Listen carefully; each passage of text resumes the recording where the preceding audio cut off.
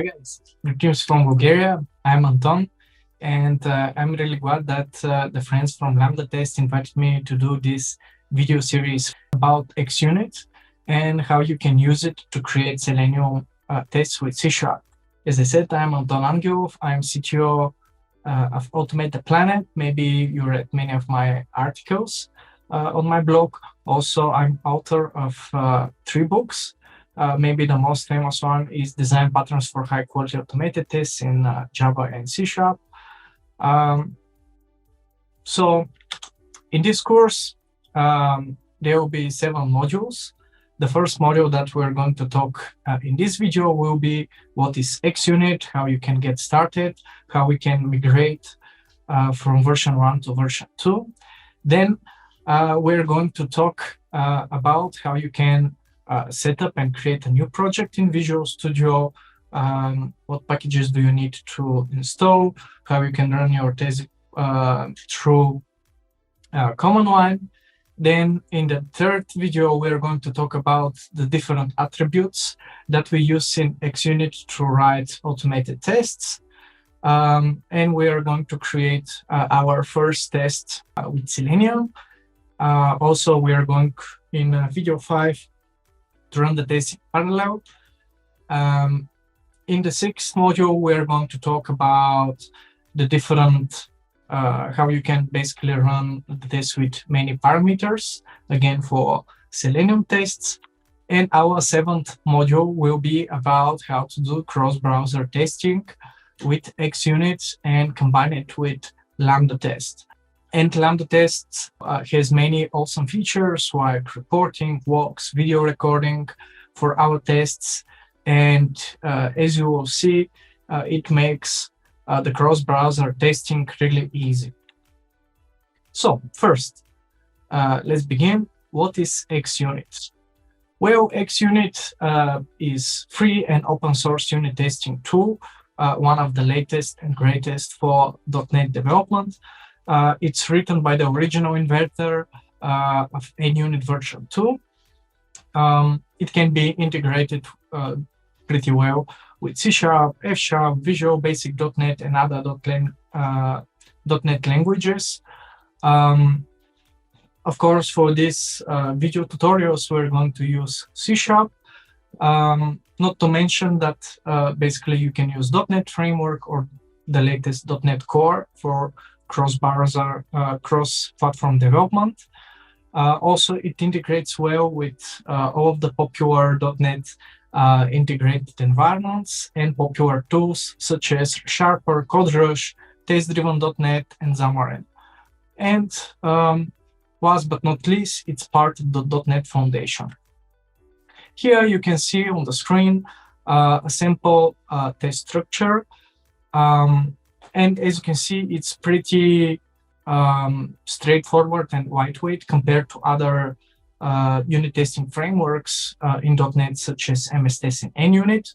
You need only a single attribute on top of a method to mark it as a test, and we don't need anything else. As we're going to talk later, the fact attribute basically marks your tests, that basically this test without any parameters. And later we use the special assert class to make some verifications.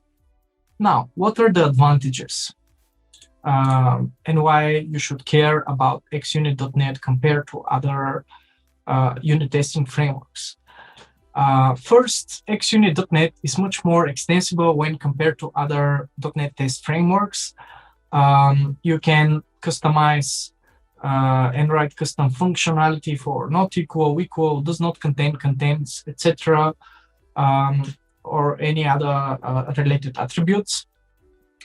Also, they basically change the annotations. Instead of the test method or test attribute, as you saw in the example, we use the fact annotation, or in case when you need to use many parameters, we use the theory attribute, but in later videos, we're going to talk much more about it.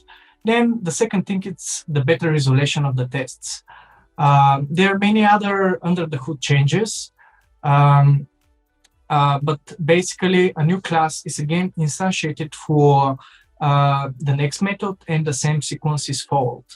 And beta isolation, they can be, as the tests are more isolated, they can be executed in any order without the need to be worried about the effect of one test on the another tests.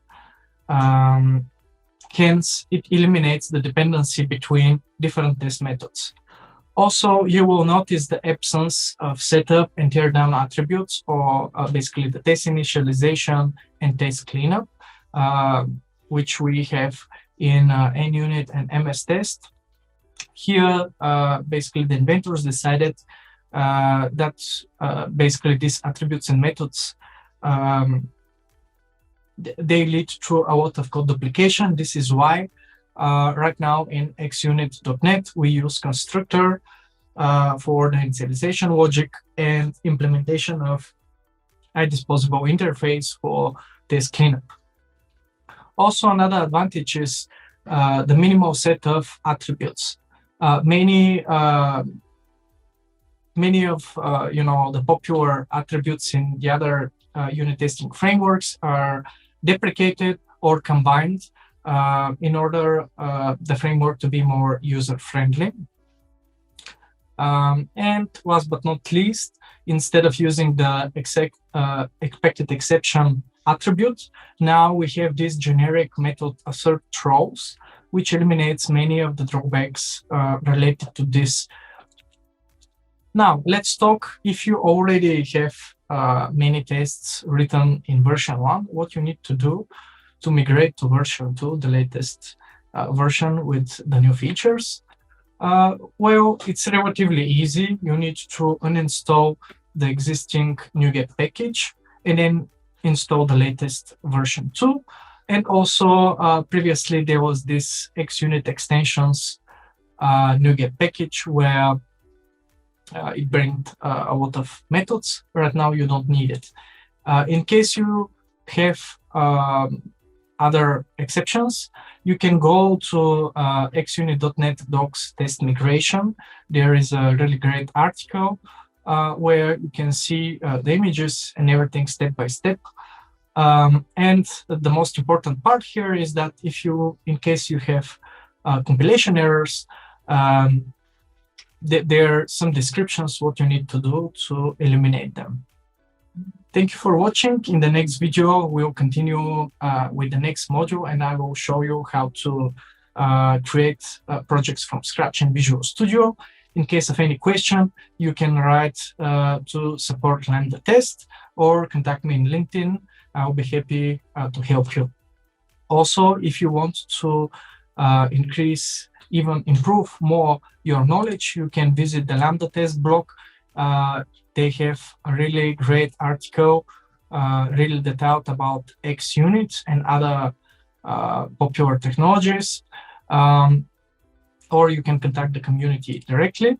And also, if you want to earn a certification, you can visit this link. And you can get recognized. Thank you. See you in the next video.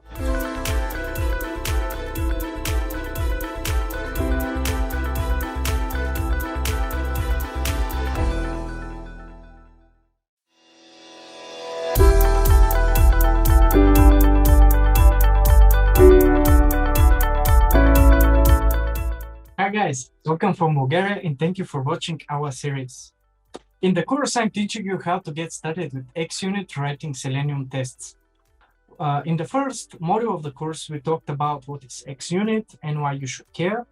Now, in this module, I'm going to share with you how you can set up xUnit project in Visual Studio Code, and how you can run your tests in command line. So, in this video, first, I'm going to show you what prerequisites you need, what you need to install, etc. So let's get started. As a prerequisite, you need to install the latest version of Visual Studio. Right now, the latest stable release is Visual Studio 2019, so I suggest you to use the Community Edition. Right now, I have opened the Visual Studio. I open the installer. You need to make sure to select this .NET desktop development that it's pre-selected. You need to make sure that it's installed. And also by default, the Visual Studio installer will install the latest version of .NET Core, which right now is .NET 5. And we're going to use this cross-platform version of the framework. Basically, you can run and develop the tests on any operating system, such as Windows, Mac, and Linux. And then, how to create a new xUnit project. First, you need to click on File, then New Project. And in the search for template, you need to search for xUnit test. Then you need to make sure that you select the C# template for xUnit. Then I'm going to click Next, and I'm going to give a proper name, sample xUnit test project. I'll use the default location and default solution name. I'm going to click Next. Here you can choose a proper version of the .NET Core. Here again, I'm going to use the latest .NET 5, and I'm going to click Next to click Create. And then Visual Studio will create a project for me with sample files, and all of the dependencies will be pre-installed for me. As probably know, the dependencies in the .NET are managed through NuGet packages. And I'm going to, again, how we open this, right-click, Manage NuGet packages. Here, a new window will pop up. And on the Install tab, you can see that we already have everything that we need. First, for all unit testing frameworks in .NET, no matter whether it's xUnit, MS Test, or NUnit, we need this Microsoft .NET Test SDK, which again is pre-installed for us. And in order the test project to use xUnit, we need this xUnit and xUnit Runner Visual Studio, which are again installed for us. As a part of this empty template, there is one sample test. Again, if you recall the first video, I showed you that in order to mark a method as a test in xUnit, we only need to mark it with this fact attribute. And let's create two tests. First test, I will just make it pass, assert true. And I will create one more, right? I will name it second test. And I will name this file first test suite.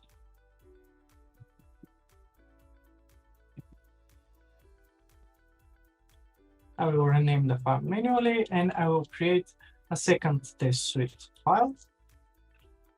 In total, we'll have 4 tests.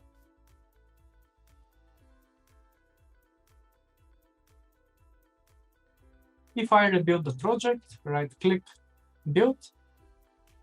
How you can run the tests in Visual Studio?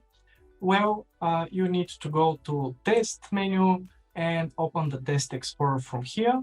I already have it here, and here you will see all of your tests that we created. When you select the whole project, you can click Run, and all of them will be run. And you can see the results here. If they are failures, you'll be able to see them here. Now, if we don't want to use Visual Studio, you can use the other popular tool that I mentioned called Visual Studio Code. It's open source, it's completely free.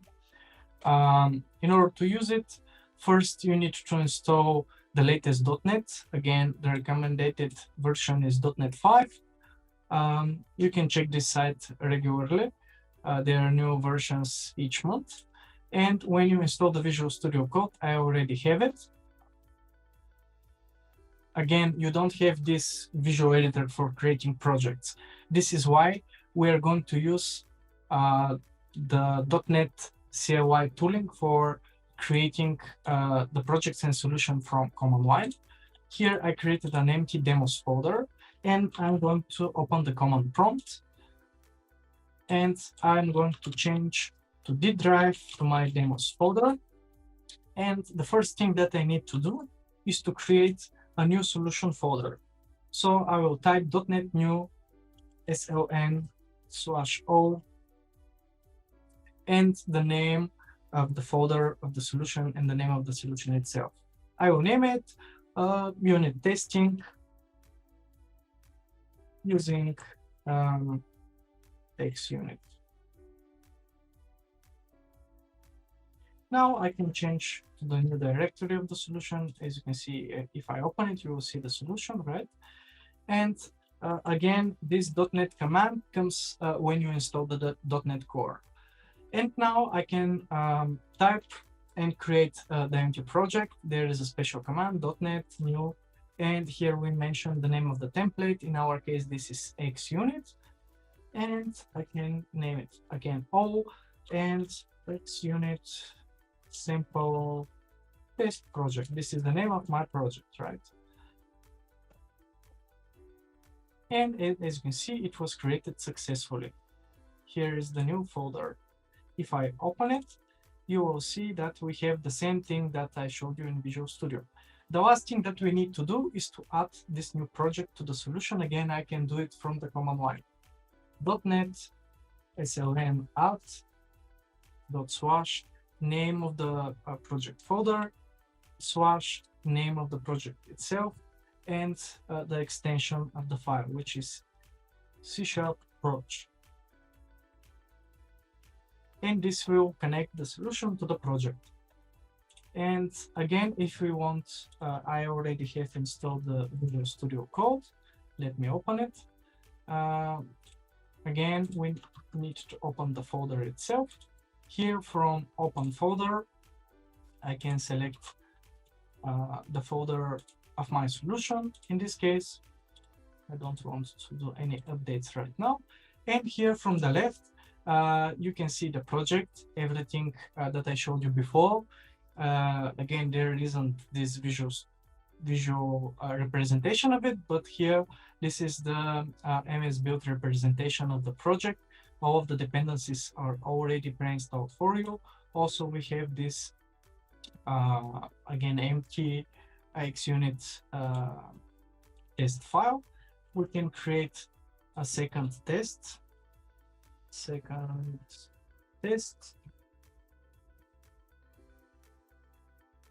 And here first test. And I will again make a pass.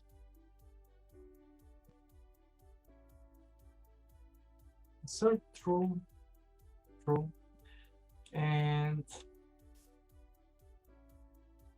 now we are almost ready. Also, as you can see here, we have highlighting and also autocomplete in C#.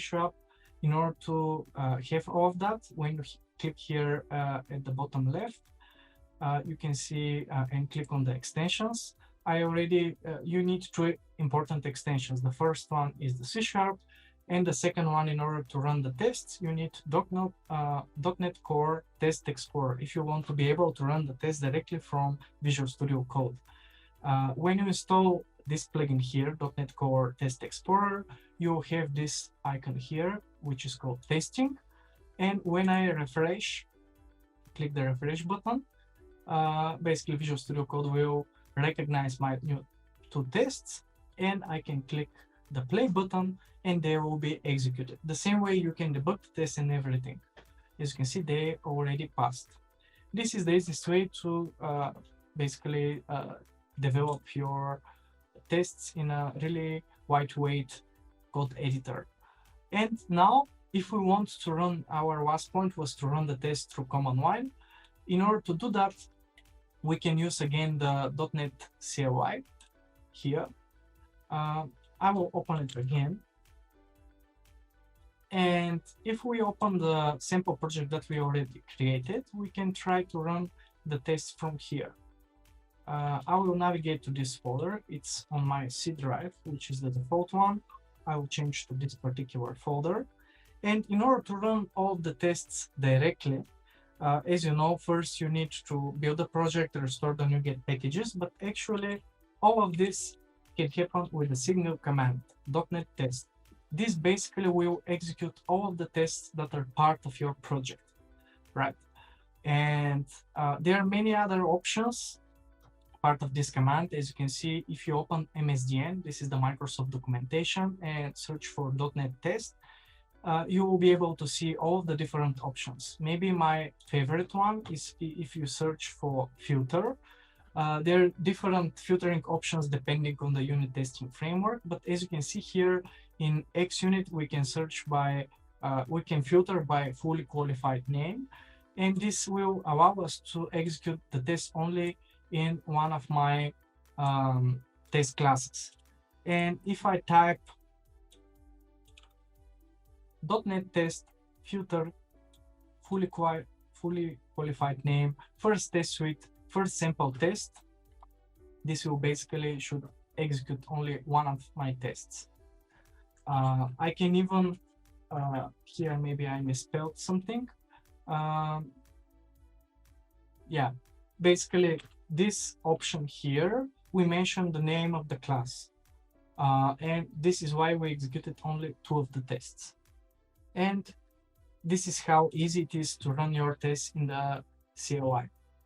Thank you for watching. If you have any questions, feel free to write to the support of Lambda Test. Also, you can check their awesome blog. There is a special article about how you can get started with xUnit, writing Selenium tests, maybe all of the stuff that we're going to talk about in the video series. And also, don't miss the opportunity to get certified using their awesome program here. Thank you for watching, and see you in the next video.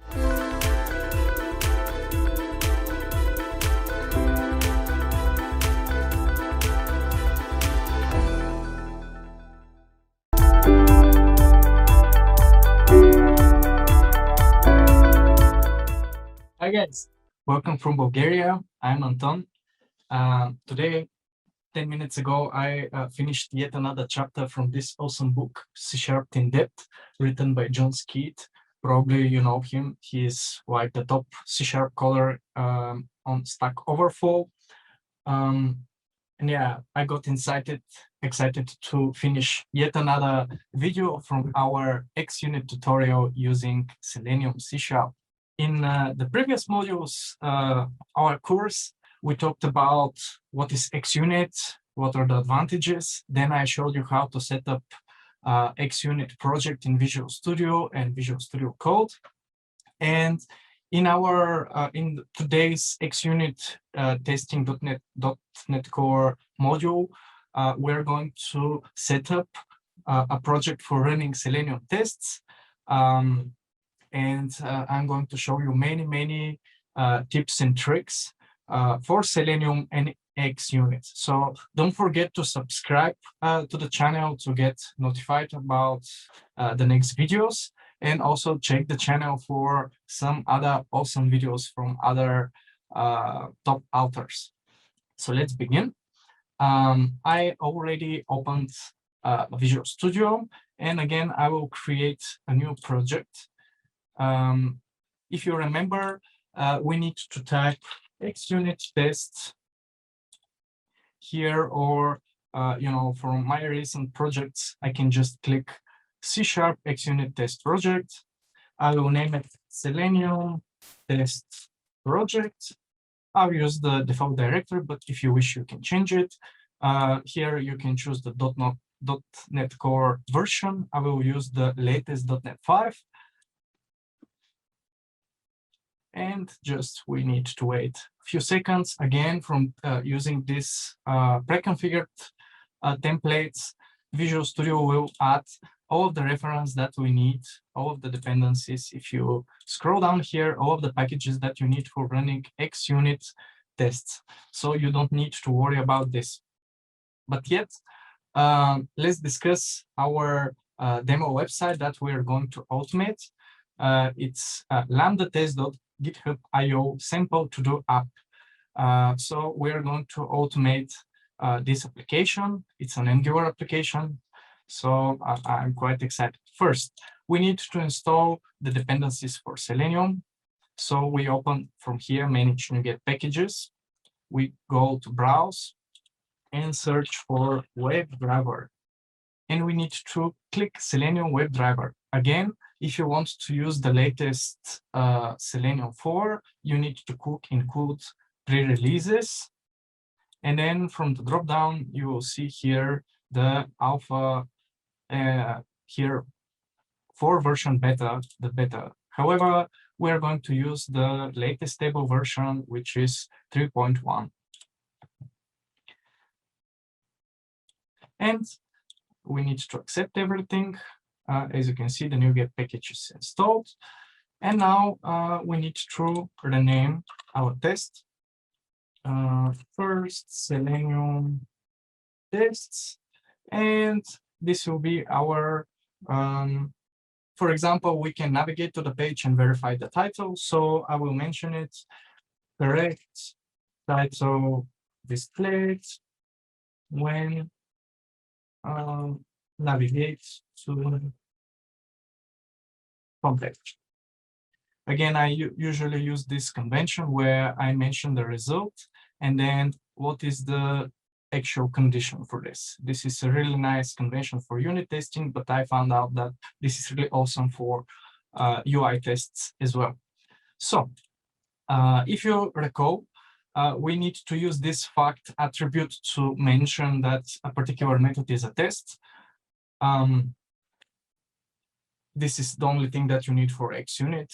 In other frameworks like MSTest and NUnit, you need much more attributes, but this is one of the advantages for xUnit. And now we need to declare the driver. The driver is, the class that basically controls the browser. So this package that we installed, the WebDriver, we need to add this using OpenQA Selenium. This is the general interface for controlling for the driver and for controlling the browsers.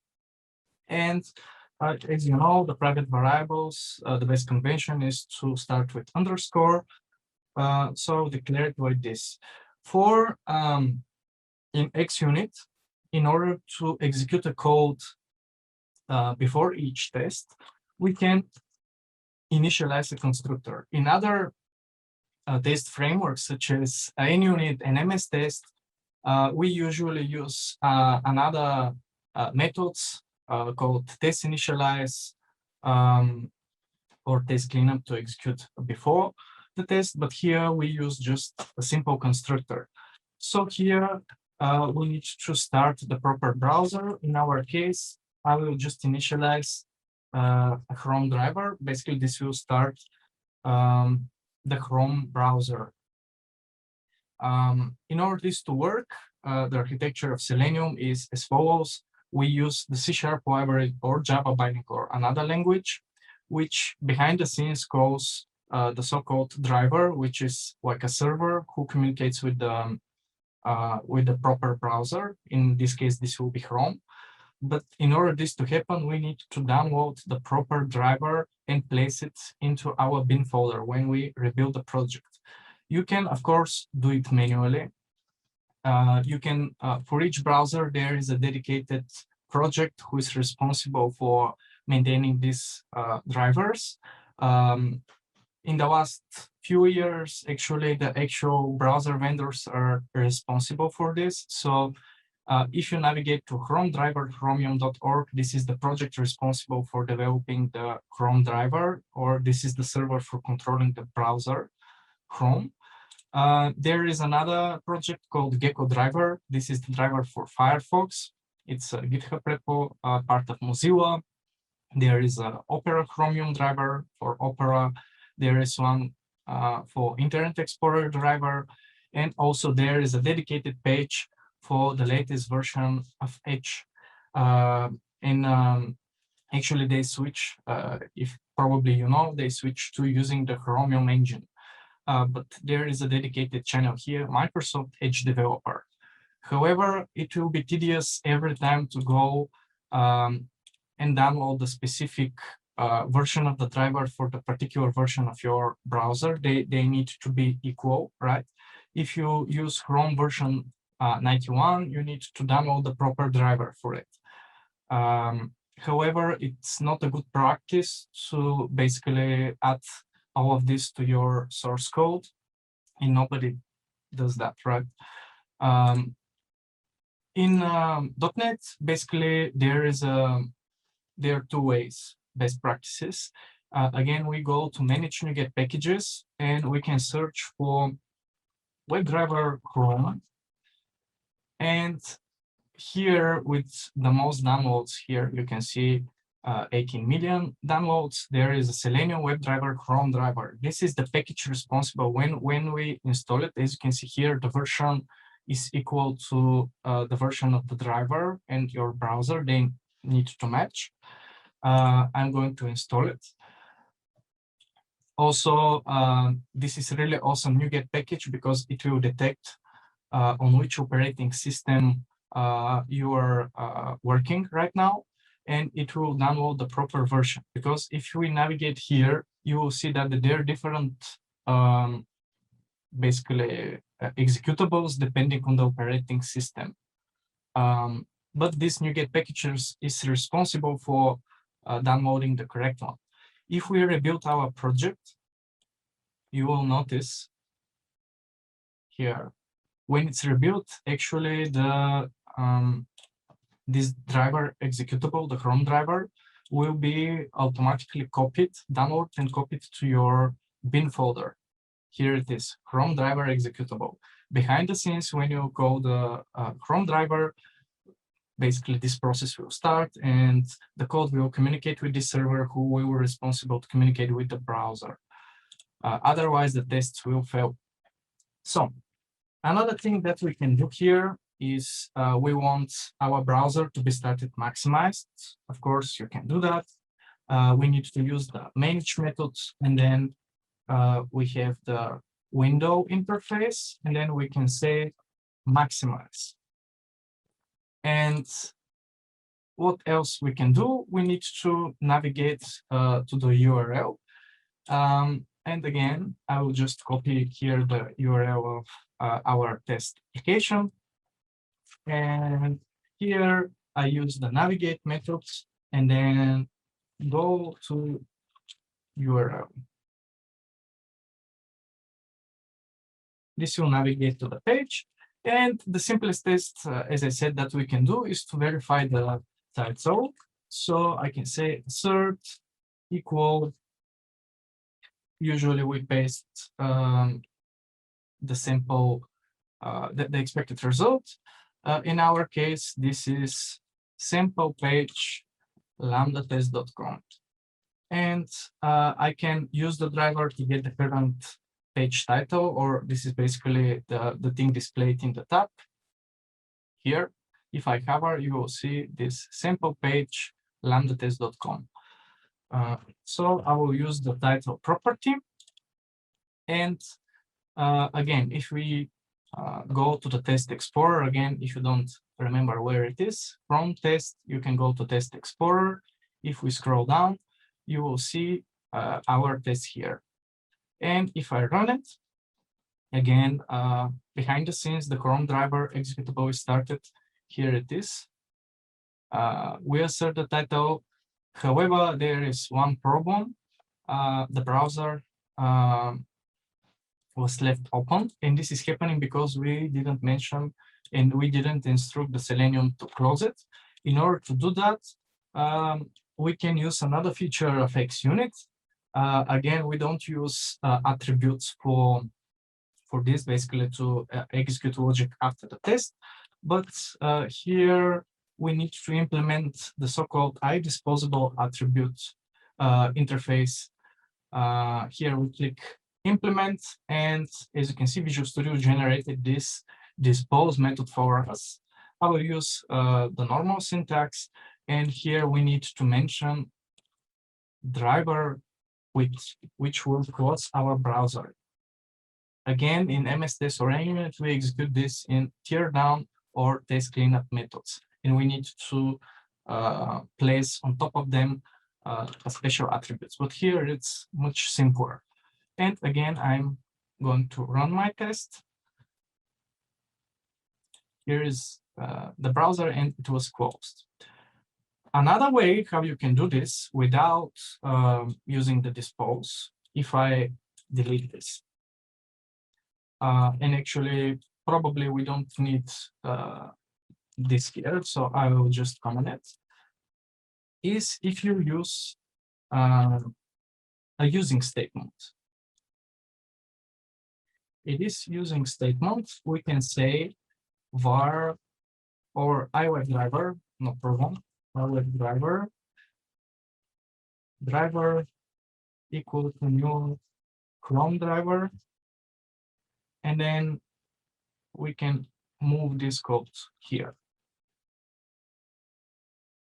We need just to, since this is not a private variable, but local variable for the method, it's not written with underscore, and this will work as well.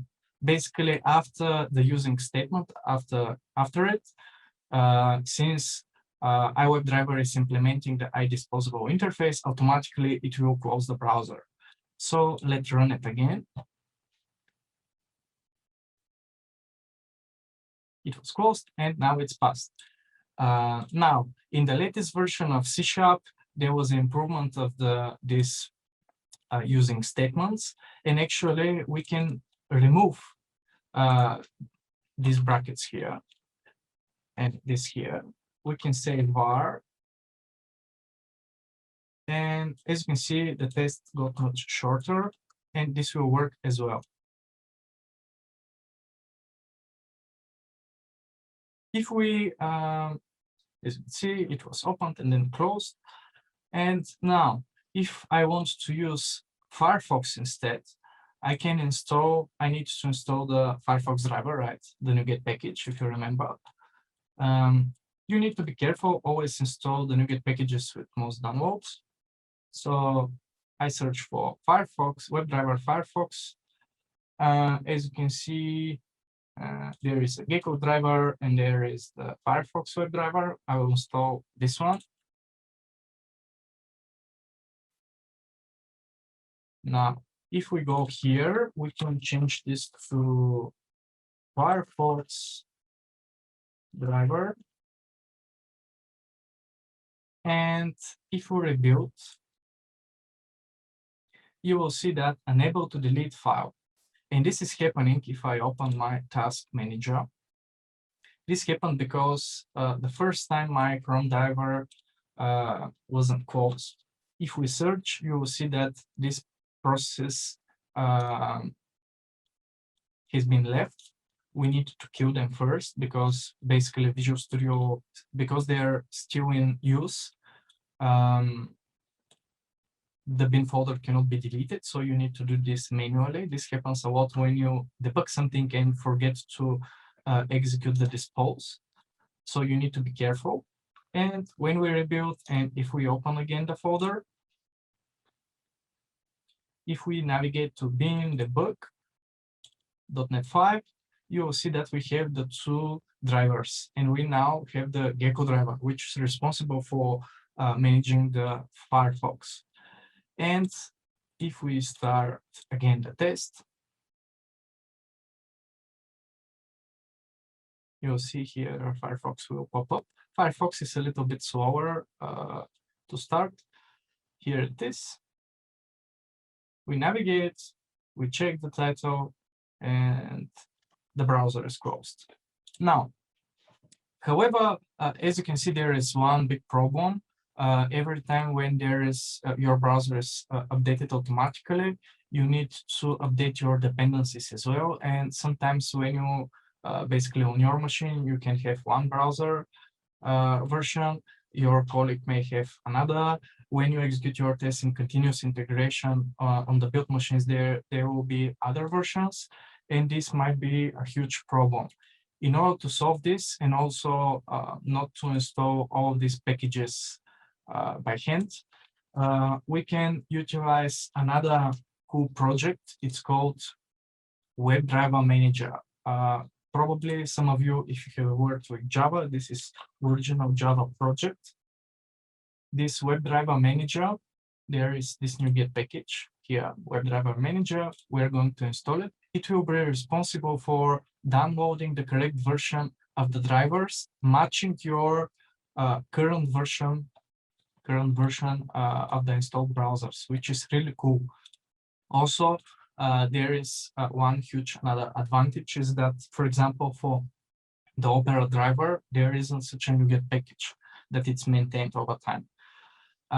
In order to use it, we need driver manager. Here it is. We need to add this using WebDriver Manager, right? And then there is this setup driver method. And inside of it, we can use the following thing.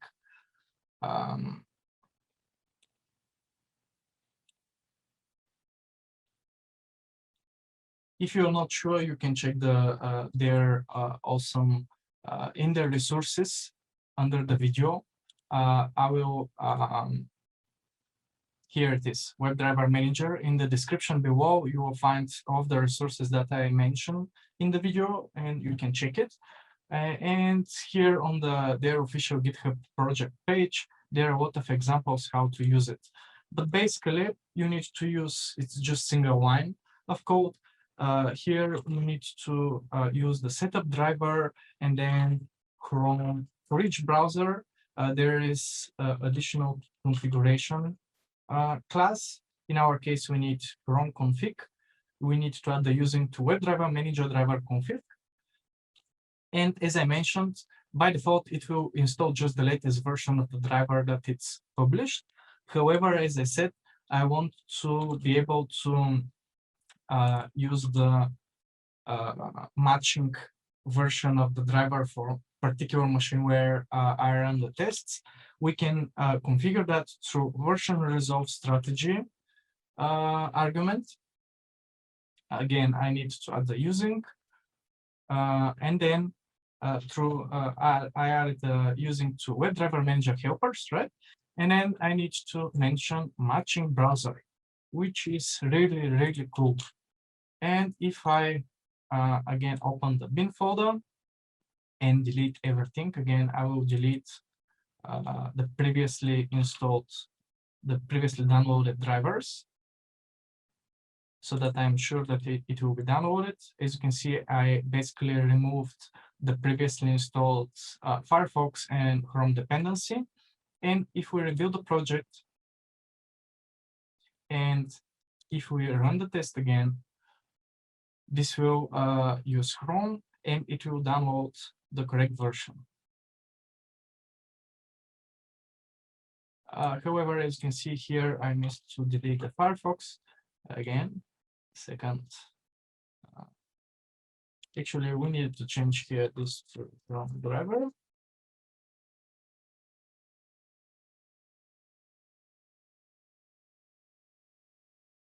And the correct version of the Chrome was used, and the test is green. Another cool thing that I wanted to show you is actually how we can run our tests in headless mode. What is the headless?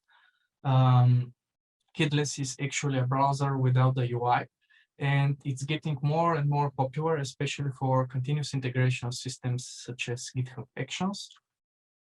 In order to configure your Chrome to be run in headless mode, we need Chrome options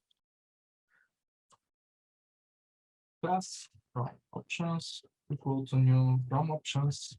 Again, you can use var, and there is a special method called add arguments. You can add many other options that are specific to the current browser, in this case, Chrome, and you can say headless. This will run this in headless mode. We need just to provide these Chrome options here to the constructor of the Chrome driver. If we run it, as you can see here, there will be no browser because it's running in the background, which is really, really awesome. Now, let's create another more, I want to show you some attributes in xUnit. So I will just copy this test class.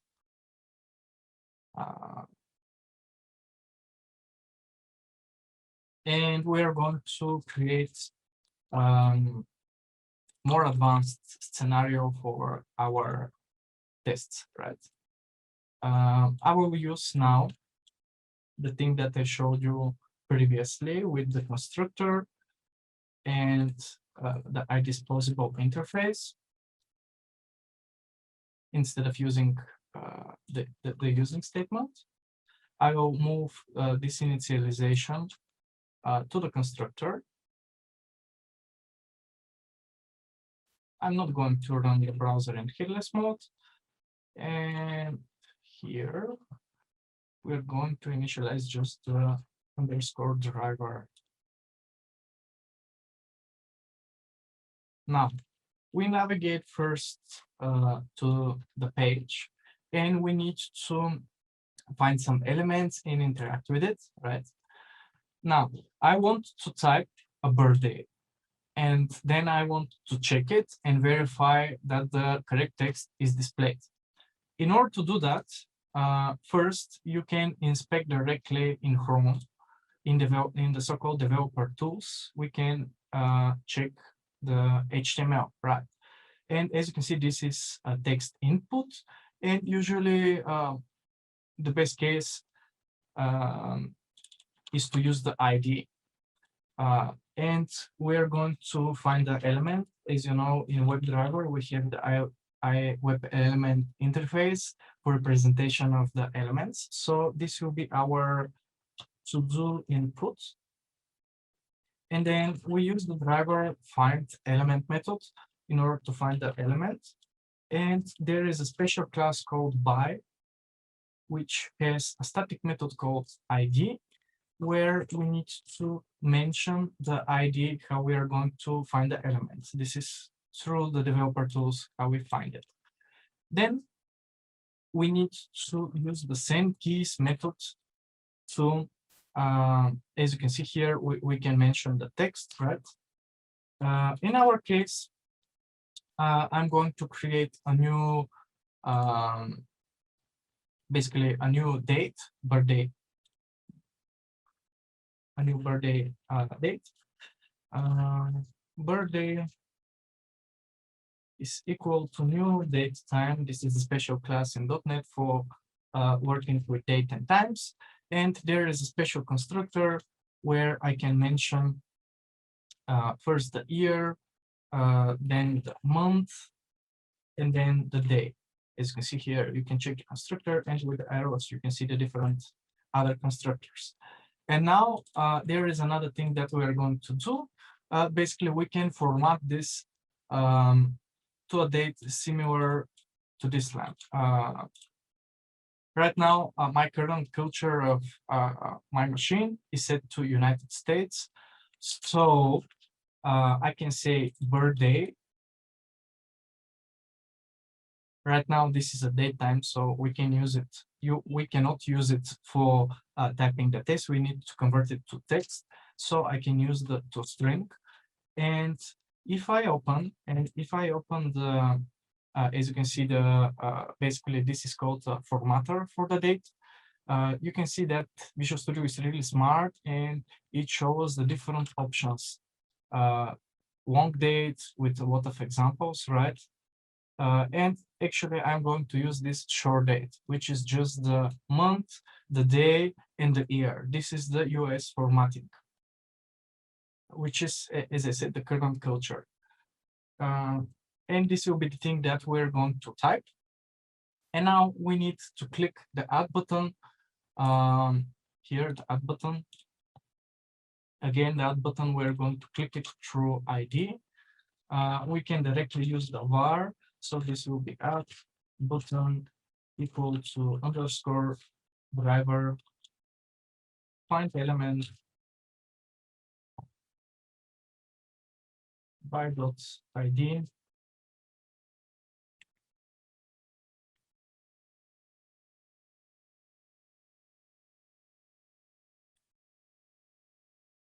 add button, click. This is how we click on a particular element. And we need to make some kind of an assertion, right? For example, if I add this one, this is just a random year. We need to find first this checkbox. So I will inspect it. As you can see, this is Angular. So we have this attribute ng repeat. And if I click Control F, I can search directly here into the HTML, but I also can test XPath locators. And I'm going to write my own XPath. We start always with these 2 slashes, and then I want to find li, and I want to find it by when we use the X, we can mention the name of the attribute. In this case, this will be ng repeat. And as you can see, Chrome found 6 items. And I can say we want the input, right? So I can just say input. Here it is. And how we are going to approach this, actually, we're going to say var, and here we are going to say to do checkboxes. We're going to find all of them, because the driver exposes this find elements method, and we can search here by the special XPath that we already created. This will find 6 elements, and we need to get the last one of them. Because as you can see, if we hover, this returns a collection, read-only collection of iWeb elements. In C#, we can get the latest, the last element if we use part of the .NET. It has a special library called link, which has a really nice method called last. I just need to add a using to this system link. This will return the last element from the collection. And there I can just say click. This will click the checkbox. And if we want to, as I said, in order this to be a proper test, we want to verify the text here, which is actually the span beneath the input.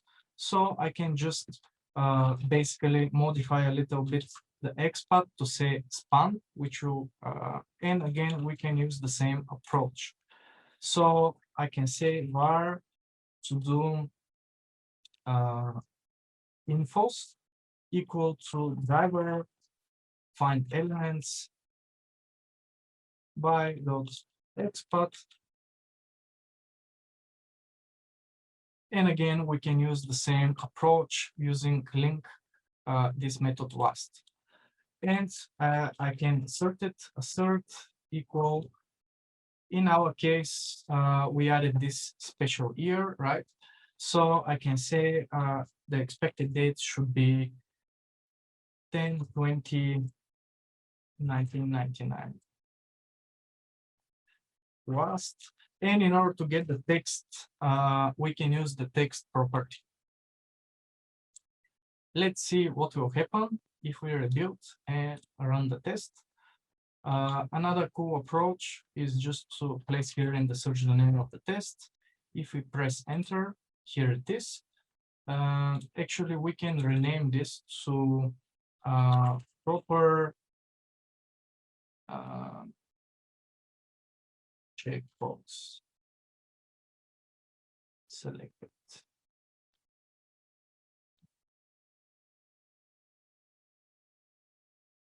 Here it is. And let's see what will happen when we run the test. Again, we are going to use Chrome. Here it is. And as you can see, we basically added it, we checked it, and for some reason, the test failed.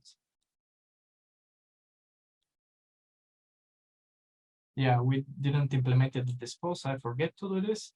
And here we just need to mention driver put.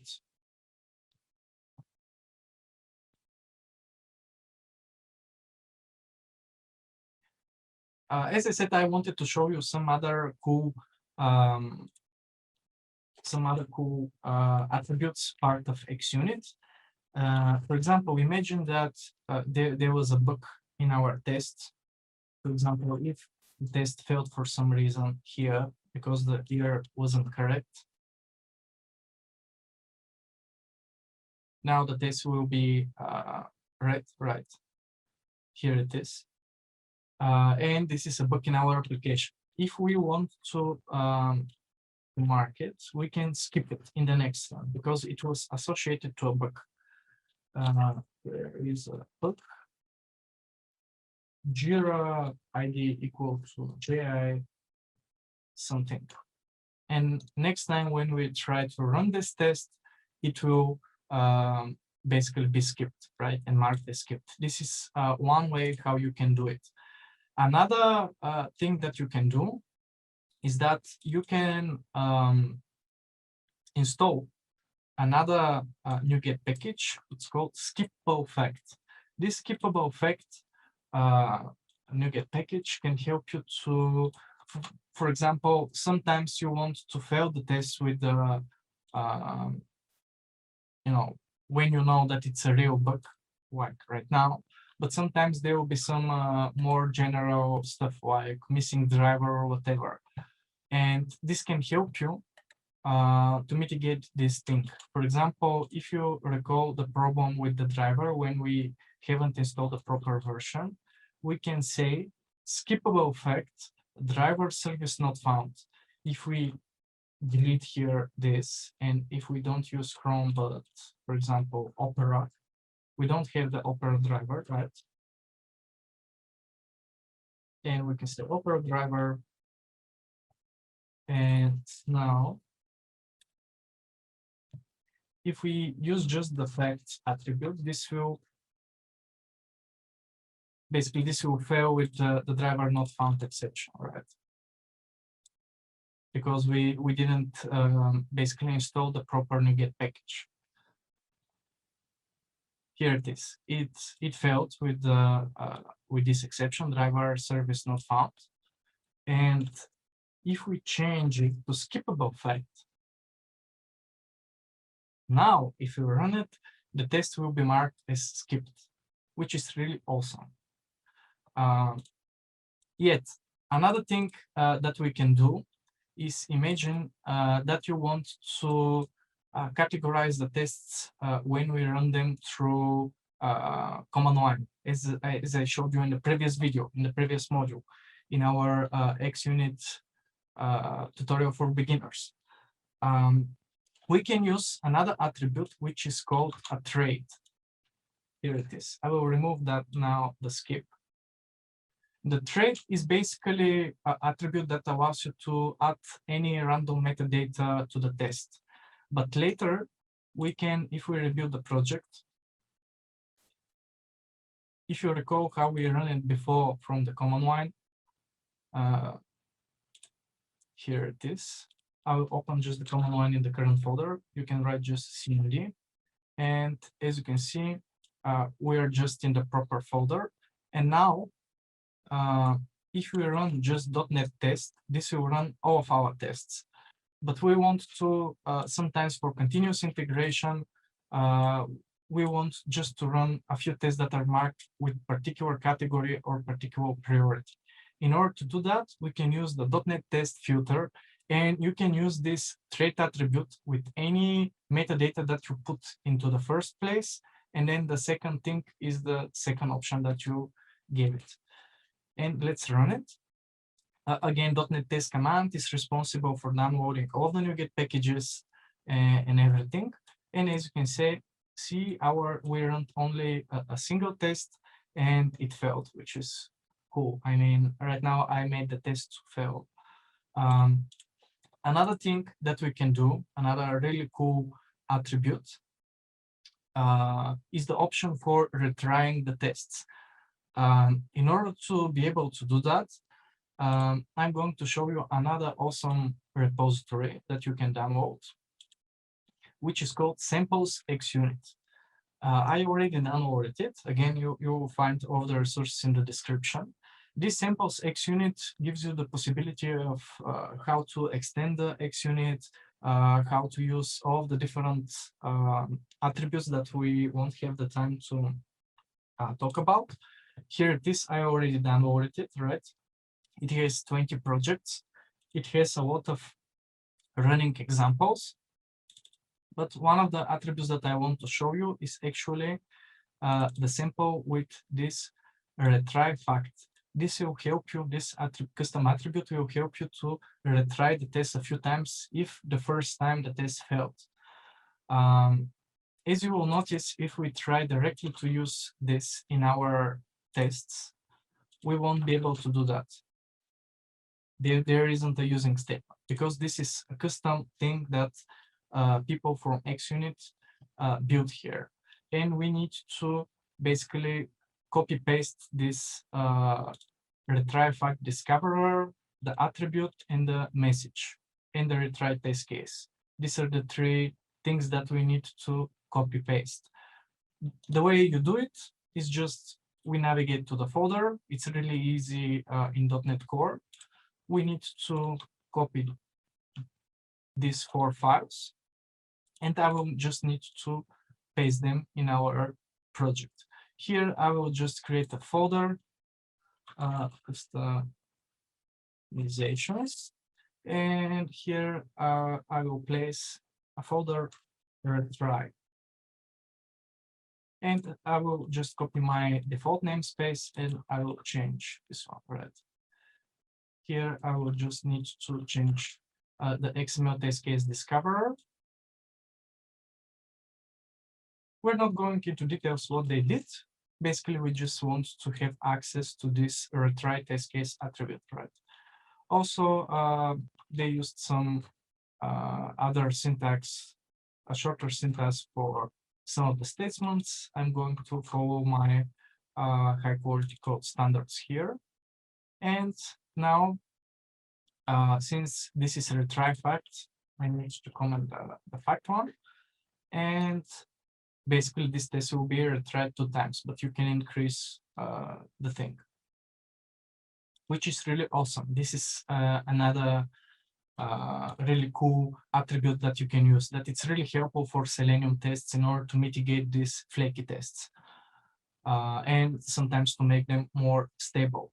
And another cool feature, again, that it's really a problem for Selenium testing is when we need to handle dates in web testing, and not only in mobile testing and whatever.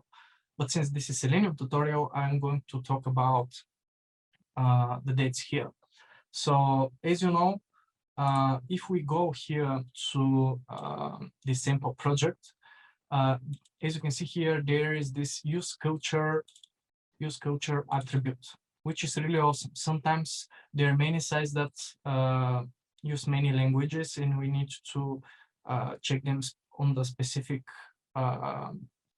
language change.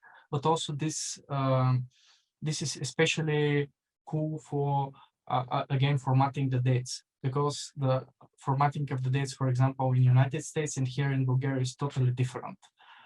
And again, in order to use this, I just need to copy this attribute here and place it in my customization folder. And I will mention this culture. Again, I'm just going to change the default namespace. Oh, actually, it doesn't have one. So here we can use the use culture, and I can place it here. And now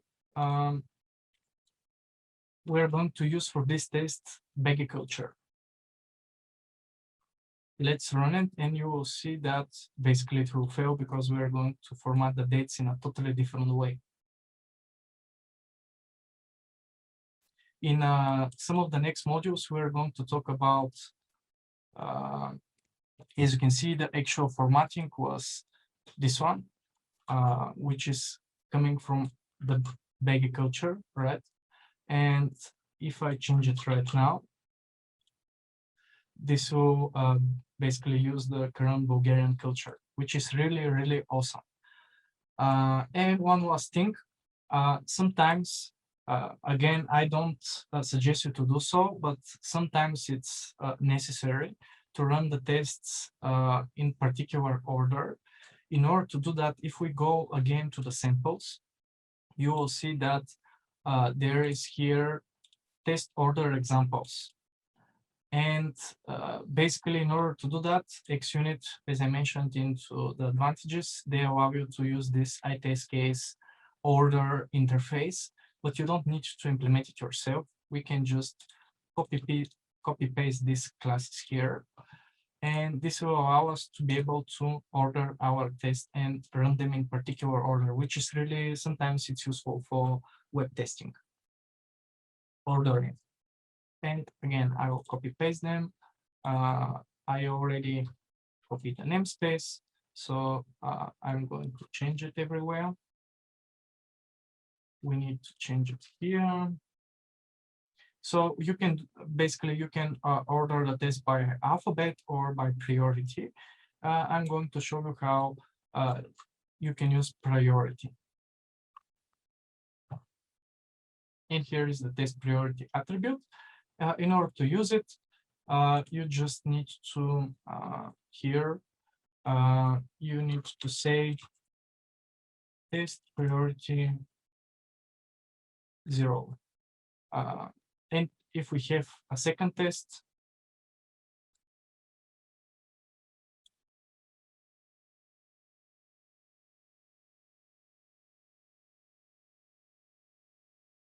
we can mention a bigger number, and basically the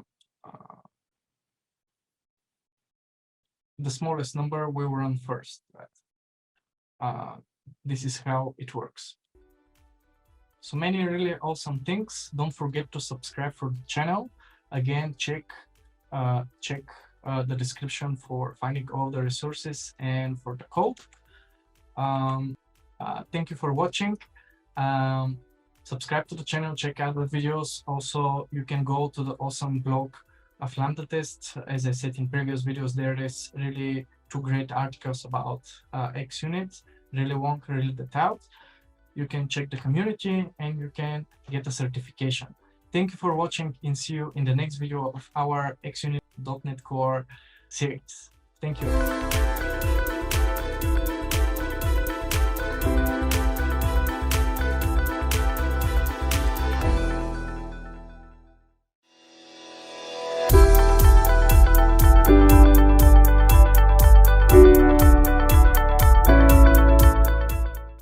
Greetings from Bulgaria. I'm quite excited to shoot the new video from our xUnit Selenium test series.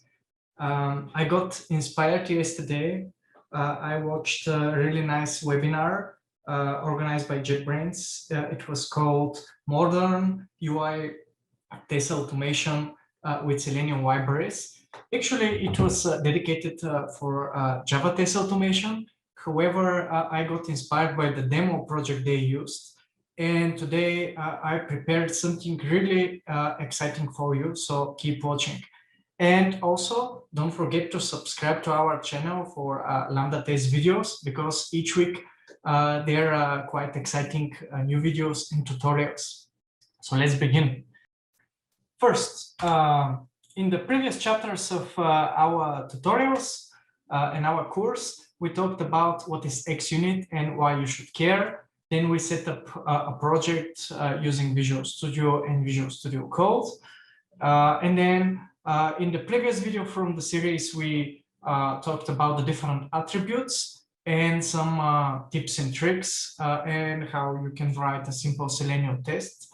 It was a long video, but I hope that it was quite useful to you. So if you haven't watched it, check it out. And today, using the example that I'm going to show you in a minute, we are going to talk about test-driven tests using xUnit and how you can use these features for writing really stable Selenium tests. The test application that I was talking about, it's called To-Do MVC. And probably if you watch the QA space, you know that the Selenium is the most popular test automation tool. However, there are new other popular right now test automation solutions such as Playwright, Cypress, etc. And they used to market themselves that they're better than Selenium, especially for new technologies such as React, Angular, and others. But as you can see on my screen, really, this is not the case. This is like a demo application, demo website that it's similar to the to-do application that we already wrote a test about. However, it's actually implemented in every single one of these popular technologies. And we're going in this demo, in this chapter, in our xUnit tutorial for beginners. So I'm going to show you how to write a test for each one of them in a single test using test-driven xUnit tests. I already opened 3 of them. As you can see, it's the same application written in Angular, React, and not Knockout.js.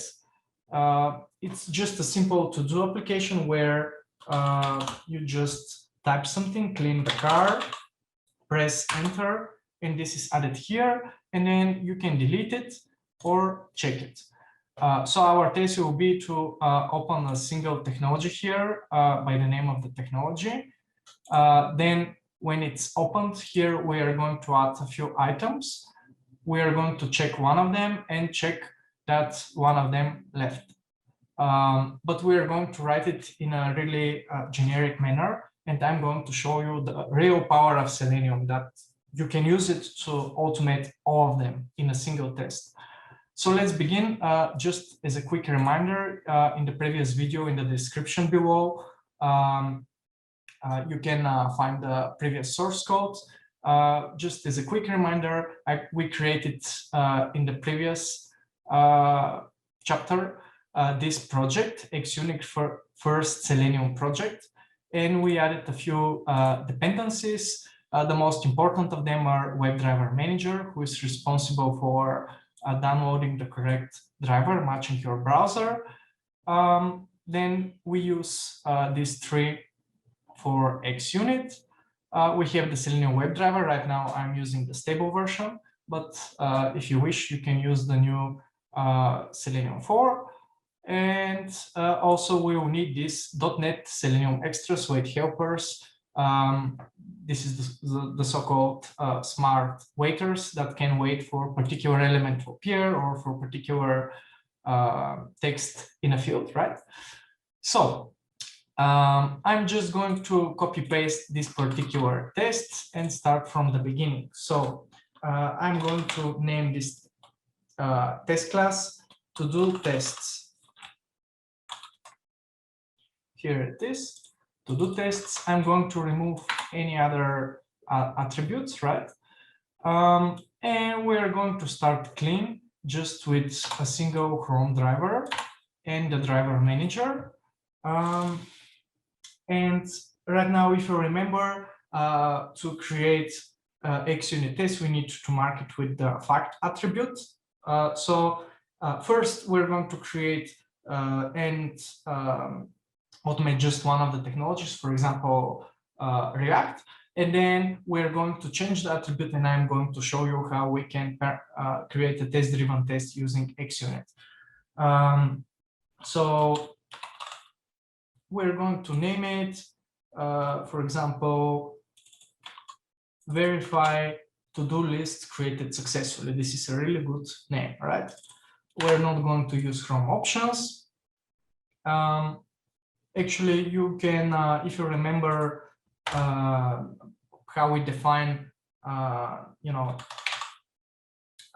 test initialize method in xUnit, you can use the constructor. Basically, the constructor will be executed before each test. So it's much better to move the WebDriver driver manager here, and also like private read-only fields. We are going to move the WebDriver. In C#, the best practice to name private variables is to use underscore. And then I'm going to move this here. New from driver. And also, as I said, we're going to need WebDriver weight. So I'm going to create one more private field, and I'm going to initialize the WebDriver weight. We need to add the using. There is a shortcut if you press Control dot to add the usings that you saw above. Again, WebDriver weight, again with the underscore. And then here I'm going to initialize it, and we need in the constructor to provide the driver and the timeout. Usually the best practice to provide, as you know, in order to work with timeouts, we use the timespan class. And there is a really handy method from seconds where you can mention, for example, 30, which means 30 seconds. However, it's not a good practice to place directly the so-called magic numbers. So I'm going to initialize here on top a constant of integer. And as you know, one of the ways to name properly constants, it's with upper score, with upper letters for element timeout. And here I will place 30, and this is how you know what this is actually. And if you want to change it, you can change it here. And as you know, we need to implement, in order to close the browser, we need to implement the iDisposable interface. And here in this method, I'm going to close the Chrome. To call the quick methods, and this is it. Now we need to navigate here to our website. So driver, navigate, go to URL, and we need to navigate to do.mbc.com. Now we need to, as I said, we need to open by the name of the technology, the particular links. If you see when I inspect it, we see that this is actually an anchor, an A tag, and it actually contains the name of the technology. So there is a really handy locator in WebDriver, right? So I'm going to create one additional method again for making our test stable. And I will name this method. First, it will return iWeb element, and I will name the method wait and find. Maybe this is not the best name because it's doing two things, but anyway, it will help us to make our test stable. Here we are going to provide the native Selenium locator. And then here, as you know, the WebDriver wait is the class that we use for wait for particular condition to happen inside the element in order it to be visible or particular text to be there. We use this until method. And then as part of this package that I showed you before, it's called .NET Selenium Extras Wait Helpers. We have this expected conditions. As you can see, when I press Control dot, Visual Studio is suggesting to add this using. And then here you have this func, or this is called a delegate, that you don't need to define it. Basically, it accepts just a locator that we already supplied. Basically, inside it, the thing that we are going to do here, for 30 seconds, we're going to wait until the element is there, the page is fully loaded, no matter the technology. And then this until, if we hover, you will see that it returns the found iWeb element. If the element is there in the first 10 seconds, then we'll just wait 10 seconds. Also, through here, you can configure the sleep interval. So basically, you can decrease it to check every 200 milliseconds whether the element is there or not, or for the particular condition. So Here, instead of driver find element, we're going to use this wait and find elements new methods. Also, in order to make our test readable, I'm going to create different methods. Later on, you can move them to page objects to make the tests even more maintainable and readable. I will call this private method open technology application app. And here I'm going to provide as text the name of the application name. So here I'm going to return wait and find. First, actually, let's say I web element technology link. Technology link, which will we're going to use this wait and find element. And here, as I said, there is a really handy locator, native locator. It's called by link text. This will help us to find the anchor by its text. And here I'm just going to provide the name. And later we need, since this is void, we don't have actually to return anything. Here we just need to click it. Here it is. So for now, in the first test, again, we're going to later make this data-driven. Let's see which will be the one that we want to open. Let's say that we're going to open React. So here I will type React. This will open the new window, right? And now we need to inspect the React application here. We need first to type text here in the what needs to be done. Again, I'm going to inspect it.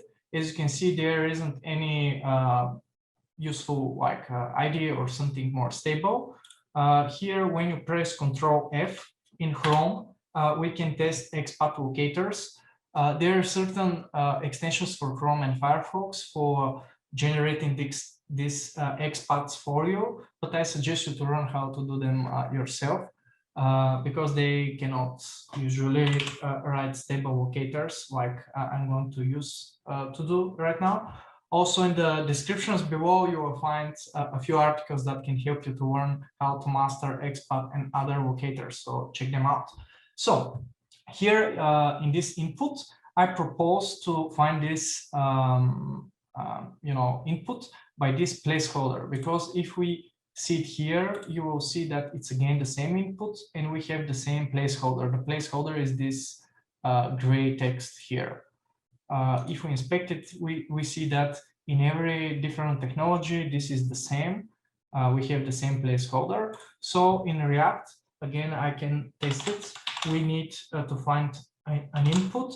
Then in this square brackets, we need to mention the attribute, actually with add, and then the name of the attribute, placeholder. Then we use equal sign and name basically what is the value for this placeholder attribute. In our case, this is what needs to be. And as you can see, we found the input, so we're going to use it. Again, I'm going to create a new method and let's name it add new to-do item. And here I'm going to say in the car. When I press Control dot, it suggests that it's creating directly for me the method with the expression body, but since we will have more item. And now in the to-do item, first we need to find this input, right? Also, you don't need every time to mention here iWeb element. Actually, we can use the keyword var, which will automatically be changed to iWeb element when you hover. So again, to make our test shorter, I'm going to use var, and then to do input. Again, we're going to use the new wait and find element. And here we need to use XPath. By XPath, we already generated it. Here it is.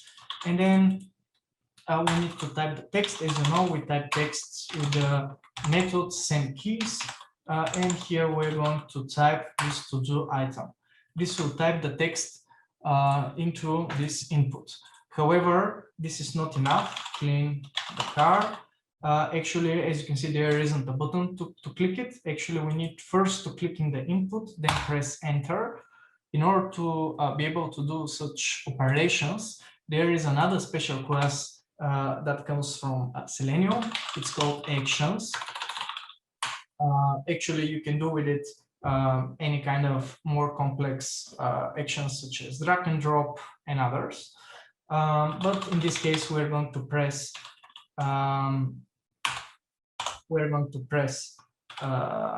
the key enter, actions, and then here again we're going to initialize it right here. Go to new actions, and we need to provide the driver. Now, how we use it? Actually, under here in this add new to-do item, we actually want, as I said, first we can, this actions class actually implements another design pattern. It's called builder design pattern, or also it provides the so-called fluent interface. The fluent interface is actually the possibility for chaining different methods with dot, as you'll see in a minute. So here first we need to click in the input, and then the second action that we need to perform is to again using the same keys. In Selenium, you can use the same keys for typing text, but also for pressing keys or uploading files. So in our case here, we need to mention the key that we want to press. In this case, this will be enter. And then in order to perform this chain of actions, we need to call at the end the perform method. And actually this will first click, then press enter, and then perform and execute all of it. And then here we can add a few other items. Clean the house, buy ketchup, right? Now, as I said, the last action that we want to do is that we want to check here this particular checkbox. But as you can see, there isn't actually any ID here. We need actually to find it. In order to make it more generic, we need to find first this label here, and then find the input on top of it. In order to do that, again, check the description below. There will be an article to explain how you can use the approach called XPath access. This is a little bit more complex XPath, but it's really, really powerful, and it's the best way for writing stable locators. So first we need to find the label, but by its text here, as you can see, this is a label, and it has inner text clean the car. In order to find a particular HTML attribute by its text, there is an XPath method called text, and we can write text equal clean the car. Here is the label. And in order to select, again, the input above, there is a special statement in XPath called preceding sibling, and then 2 dots, and mention input. And as you can see, we selected the item above. So we are going to use this generic XPath to basically get, I will name it get item checkbox, and then we're going to click it. In this case, I will click buy ketchup. And here we're going to click it. This thing will return iWeb element, and here we'll name it to item. And now we are going to return, again, we're going to use the wait and find element by XPath.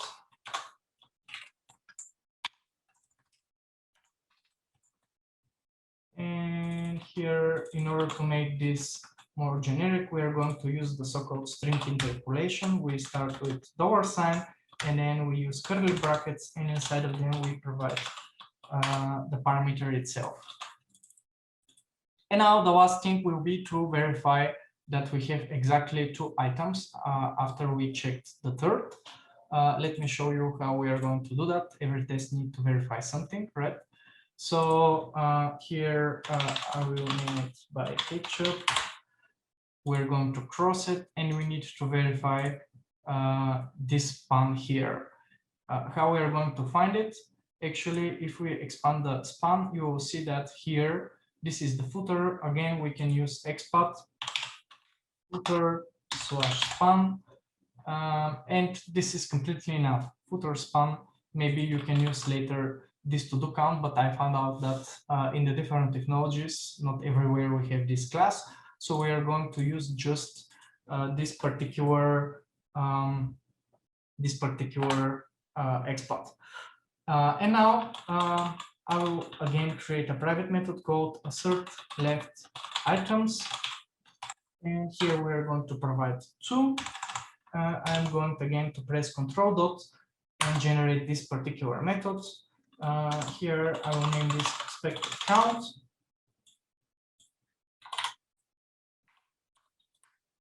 And now what we need to do first, we need to find the technology, the link, the span. Result span equal to wait and find element, again by dot expat. And after that, we need to provide an if-else condition, depending on whether the expected count is less or equal to 0 or not. Also, we're going to create one more method called validate inner text is. And here we're going to provide the actual element and the expected text. In this case here, we're going to use again string interpolation and mention expected count left. And here the same method, but here it will be item left. Actually vice versa. Items, and now we need to generate again control dot, and here we need to use our WebDriver wait until methods, again expected conditions, and there is another method called text to be present in element, and this accepts actually an element, the result span, and then the expected.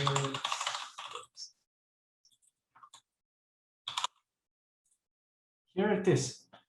And again, this will work for React. Now, how we can do it? Data-driven. In order to do it data-driven, there is another attribute. It's called theory. And when you mention something as theory, we can here add a new parameter. In this case, here I will use technology. And I already created the list of all the different technologies. And we're going to use this technology or technology name here to make this. And now, if we rebuild the project, and if we go to the test explorer, wait a bit, and now when we go to the test explorer, you will see that we already have 22 different tests verifying the same thing. You can play with it, run with it, and you will see that this really works quite well. So this was our chapter today. I showed you how this is really fast. I'm not going to execute them because it's going to spend some time. But this is really powerful, and Selenium is a really powerful library, so don't underestimate it. You can use it for everything. In the next video part of our module for teaching you how to write xUnit Selenium tests in C#, we're going to reuse our example from today to run our tests in parallel. So stay tuned. If you have questions, you can write to the support of LambdaTest or visit their website or check their blog. There are really nice tutorials there. Also, don't forget that you can check the blog here, and you can get certified about Selenium. Thank you for watching, and see you in the next chapter.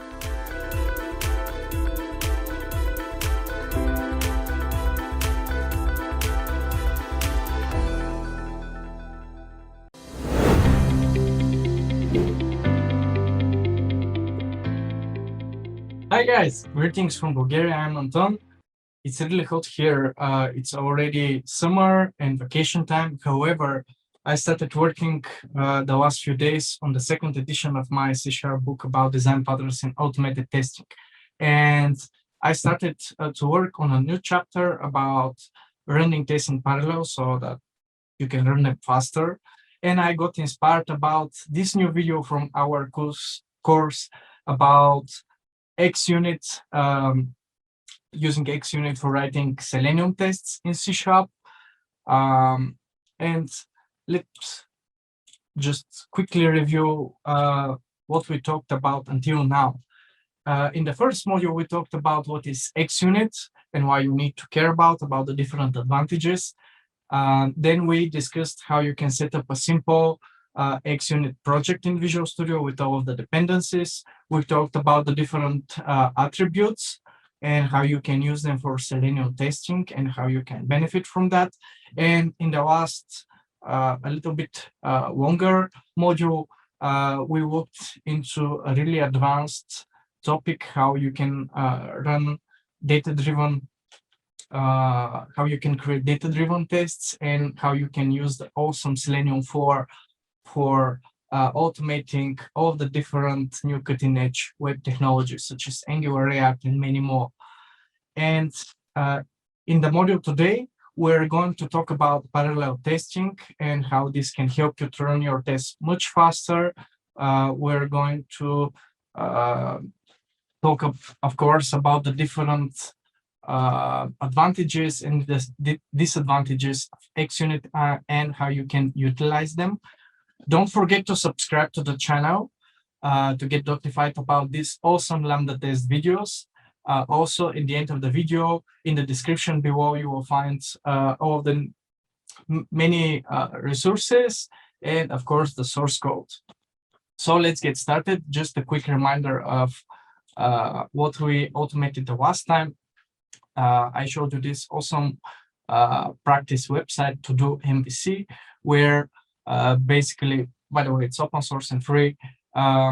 It's just the same to-do application, but implemented for different web technologies, React, Angular, Knockout.js, and many more. And here's our project until now. We have this to-do test C# class where we use this inline data attribute mentioning the different technologies. We open them, then we add different to-do items. We check one of them and assert the left count. This is until now. Now, how we can run these tests in parallel using xUnit. Actually, running unit tests in parallel is a new feature of xUnit version 2. Before that, you were able only to run tests in different assemblies. There are two modes of running tests in parallel: parallel tests with runners and parallel tests in test framework. So we're going to talk about the second one. Basically, we will be able to run tests in these different test classes. And it uses, basically xUnit uses the concept called collections. one test class here is a collection by default. However, you can create a custom collection on top of, if you use this collection attribute. For example, here we can create this collection Chrome. If we put it again here, it will be the same collection, and basically these two classes will be run on a single thread. But again, by default, every class can be run on a different thread.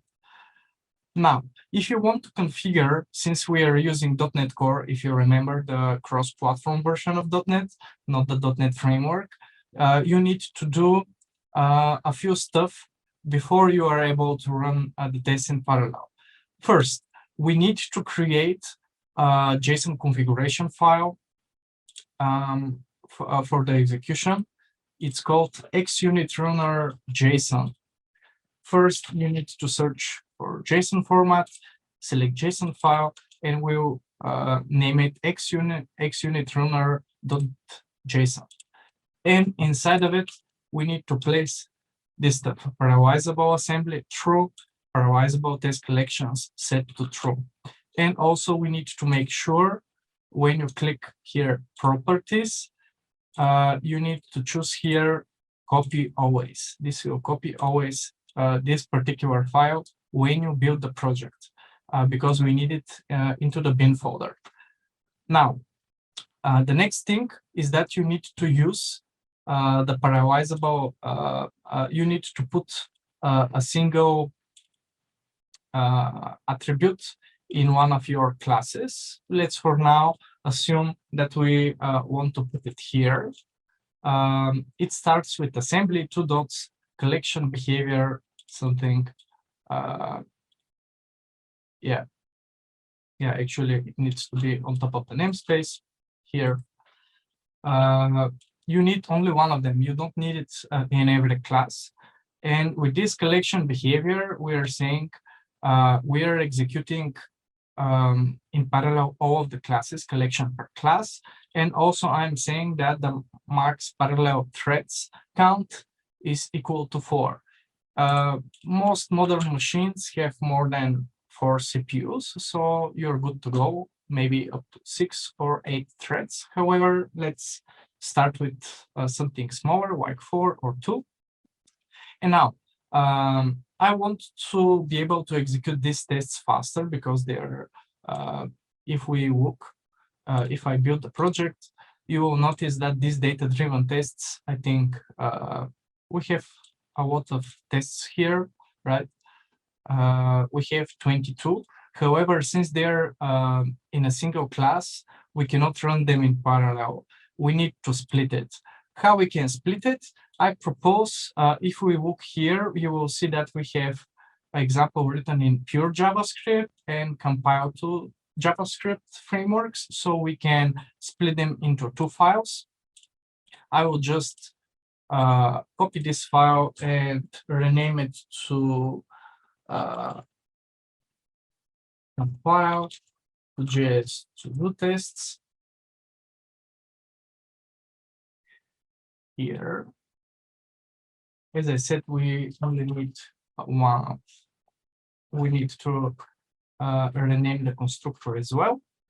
And here we're going to rename this to pure JS to do tests. We rename the constructor and the file. So we have these two. I already, in order not to lose time, the pure JS technologies are these ones here, without the backbone here. And regarding the compile to JS, I also group them so that we can spare some time. Here they are. So we have the 2 of them, right? Here it is. 2 of them.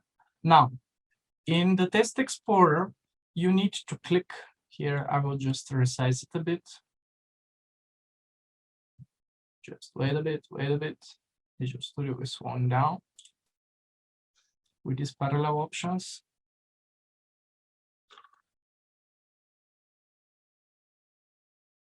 let's see what's happening.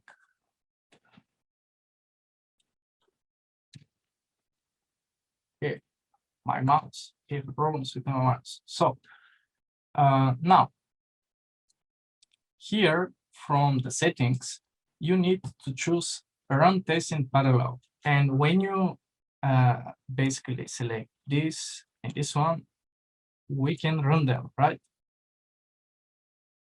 And they will run in parallel. You will notice that both of them are running. They're two browsers and they're closing and everything. I will just stop the execution for now. But yeah, they're running in parallel, which is great. However, there is one huge problem. This is enough for running them in parallel. It will be fast enough. However, you will notice that everywhere we're repeating this initialization logic, which is not good. And actually, there is a concept in xUnit. It's called shared context between tests. It's common for system and UI tests to share setup and cleanup code. It's often called test context. And there are three ways how you can do this. In xUnit. We already looked into the first one, where basically when you implement the iDisposable interface in our tests, this dispose method will be called after each separate test, and the constructor will be called before. Actually, the dispose will be called after the test, which is the test cleanup, and the constructor will be called before the test, which is the test initialize, where we basically for every test we're restarting the browser. However, as you can imagine, especially this is relatively fast for Chrome, but for example, if you try it with Firefox, it's extremely slow. And sometimes, especially in enterprise projects where we have thousands of tests, we want to, and this initialization logic here is much bigger, so we want to reuse it. And in order to reuse this setup logic between classes, and also in order to reuse the browser between the different tests, but clean it once we're done with the tests in the class, there is a concept called fixture. And now we're going to create our first fixture. Let me show you what this is. I will just name this first version because later on we're going to improve it. And I will create a new class called driver fixture, where we're going to reuse how we initialize the browsers. I will make it public. I will implement a disposable interface, and what else? We're going to create two properties. One of them will expose the driver, my WebDriver. I will call this just the driver, and we'll need one more for WebDriver wait. And directly, I will call this WebDriver wait. And when you select them and press Ctrl dot, we can generate a constructor. Here it is. Actually, we don't need to accept any parameters, but instead we need to go to compile.js, and I will just copy this logic here. But here we are going to initialize the driver. We need to add usings for the driver manager, Chrome config, and the versioning, where actually we can always install the latest version of the browsers. Here we are initializing the Chrome, and here we need to initialize WebDriver wait, where we're going to paste that. And also I'm going to bring this constant for waiting for element timeout. And in the dispose, here we need to dispose, basically close the driver. Here I'm going to call the quit method. Now, how we use this driver fixture? Basically, the driver fixture again is something that it's going to be used and initialized only once for our tests in the class. In order to use them instead of all of this, what we need to do is to create basically here an instance of it. I will call it fixture. Also, instead of iDisposable, here we need to implement another interface coming from xUnit version 2, a class fixture. And here I need to provide the driver class fixture. And basically, I don't need this one anymore. But instead, we need to create the proper constructor. I will just generate it like this. Or we can use a body. And now everywhere, instead of the driver here, I'm going to use the fixture and use our new property called driver, right? Now, and here the driver weight, right?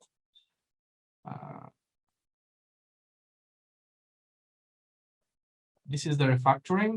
We need to do the same thing basically for the second test class, the pure JS. Here I will delete this code and the driver fixture class fixture driver fixture. I just need to add a using to it. Here it is, and change the constructor name. And everywhere we need to use driver. Now we need to use the driver weight.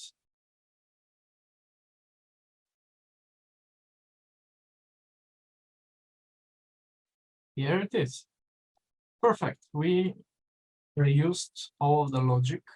Let me rebuild it. Let's see what happens. Again, I will rerun these tests. You will see that two browsers will appear. Here they are. And as you can see, the browser is not closing. And we're repeating all of the tests, which is great. I'm stopping them again. However, there is one huge problem right now. And the problem is that everywhere we're using only Chrome, we cannot change it, right? And sometimes, you need to be able to choose different browser. Everything right now is hard-coded in this driver fixture. And I will create a folder for our second version, and I will show you how we can improve this. I will copy the driver fixture here. I will just change the namespace, second. And now we want to abstract this logic here in the fixture and create a class responsible for initializing properly, depending on some kind of a setting, how to initialize the driver. And I will show you another pattern, actually two patterns. We'll talk about the pattern adapter. And this is why I'm going to call this class driver adapter. Basically,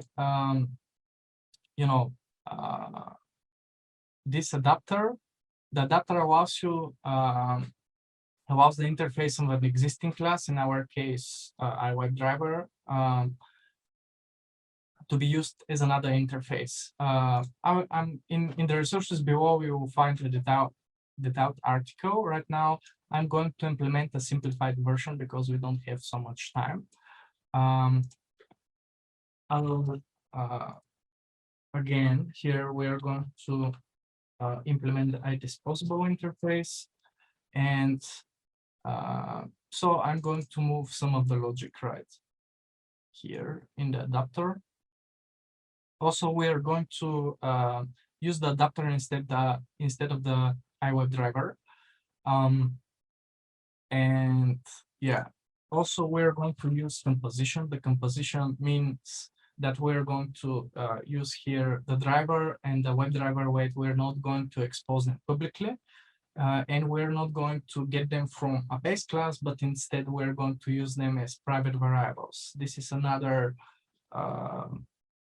object-oriented programming technique for writing maintainable code. WebDriver. So I'm going to create here a private variable called the driver, the same for WebDriver weight. And instead of here, I will comment that for a while. Also, all private variables will begin with underscore. Again, as I said, here we're not going to have that. Now, a second design pattern here. In order to easily be able to initialize the driver, we're going to use the design pattern called factory method.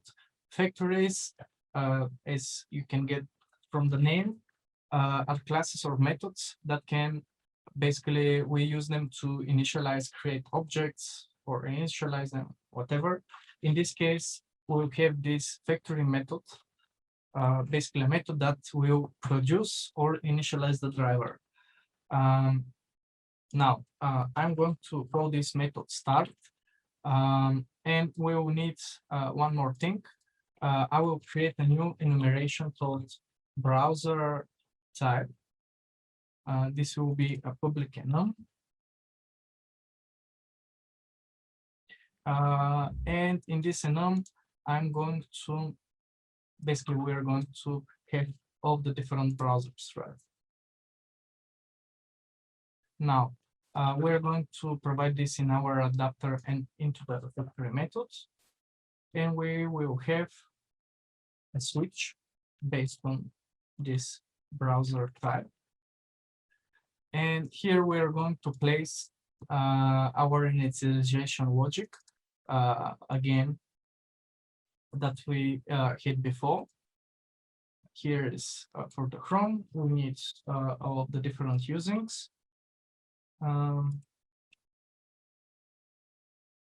In order to spare some time, I'm just going to copy the rest of the initializations. As you can see, we're just initializing the different drivers and we're getting the latest version of them, right? Now, we'll go to the test. And again, since we're not going to expose the driver and everything, we don't need this constructor anymore. Also, one more thing, in this start method, we need to initialize the WebDriver weight. And also, we can, here when we start the driver, we can maximize the browser, the window, right? In order to easily see what's happening or not. What else? Now, we go here, we need to expose the go-to URL, and I'm going to copy this method, expose it publicly, and maybe this one with the WebDriver weight in our driver adapter. This one. Instead of wait and find, I will just name it find element. Instead of the driver fixture, here we need to use underscore driver. I need to add the using to expected conditions. And here again, underscore WebDriver. Now, they need to be public. And as I said, we need one more method called public void go to URL. It will accept a string. This will be our URL, right? URL, driver, navigate, go to URL, our URL. This is part one. Now, we need to refactor a little bit our driver fixture right now. We're going to make it abstract. And also in the driver fixture, here, instead of returning WebDriver, here I will return driver adapter. And we don't need anymore this one here. Here we, instead of quit, we're going to call expose. since the driver adapter is implemented as well, the iDisposable interface. Also, we're going to create one virtual property, which we can override for the different fixtures. I will call it wait for element timeout, which by default will be equal to our constant, but we'll be able to change the timeout depending on the different, depending on the browser type, right? And here we need to create the adapter, but still it's not initialized, right? We need to call our special logic, right?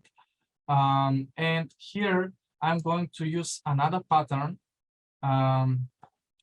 Here I will call it initialize driver method, which I'm going to declare as protected abstract void initialize driver. Actually, this is called a template method design pattern. And how you use this template design pattern? Actually, we're going to have one child class for each browser. So here I'm going to create another class called Chrome driver fixture. It won't be abstract, but it will derive from our driver fixture. And it needs two things.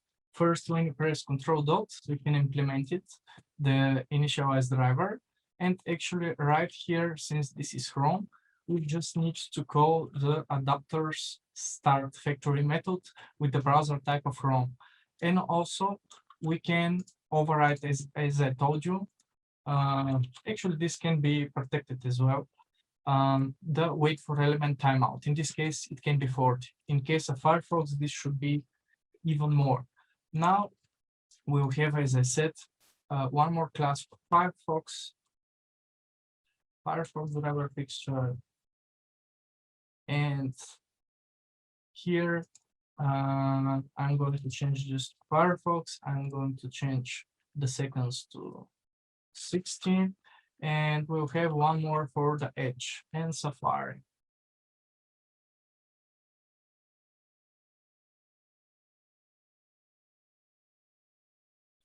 Now this is Edge driver, and you can take it as a homework, one more for the Safari. Now, how we use this? Here I will create a subfolder with the tests. I will name this folder tests. And here I'm just going to copy these two files. Here I'll just change the namespace. And I'm going to show you actually how we can run the same tests for based on different browsers, right? Now, here I'm going to rename this to run tests. I'm just going to rename it, right? And we're going to create one more of this class. And here I'm going to use Edge. We can do the same for pure.js to do tests. The difference now is that instead of driver fixture, here I'm going to use Chrome driver fixture, and I'm going to paste it here. As you can see, of course, since we are using the adapter, right now we don't have this. And right now, we can delete this validate because we moved it. Also the wait and find. And everywhere we need to change this with fixture.driver.find element. We need to change that, this as well.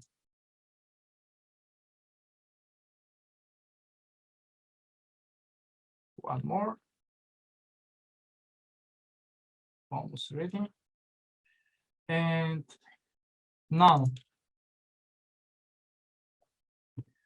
we need to do the same for the Edge. As I said, we need to use the Edge driver fixture. we need to clean here a bit. We don't need wait for elements. Let me just reuse some of the code and copy it. I already did the same refactoring for you. Here it is. We can, for homework, you can do the same for the pure JS to do tests. Now I'm going to rebuild. Yeah, okay, I missed that one. Yeah, no more with this one. And this one as well. Yeah, you can do the same for the pure JS to do. Now I'm just going to delete it to spare some time. For the sake of the demo, you got it. Now we're good to go. Right now, as you can see, we have this compile to JS, Chrome, and Edge. I'm going to start them. And as you can see here, the tests are. Maybe there is a problem with the initialization of the Edge, but anyway, yeah, there is a problem with my installation, but this is not important. It's just a problem on my machine with the Edge. But anyway, the problem here right now is that, as you can see, we just duplicated the tests, right? Still, we have copied these private methods. Maybe one way to do it is just to create a base test and reuse these private methods, marking them as protected. This is fine, but we won't be able to reuse this logic here. And actually, the next thing that I want to show you is that basically you can have as many class features as you want. Let me show you. We are going to create two more. We're going to use a few other design patterns. So I'm going to create one more folder with the third version. And here I'm just going to copy all of the files, but of course we'll need to change the namespace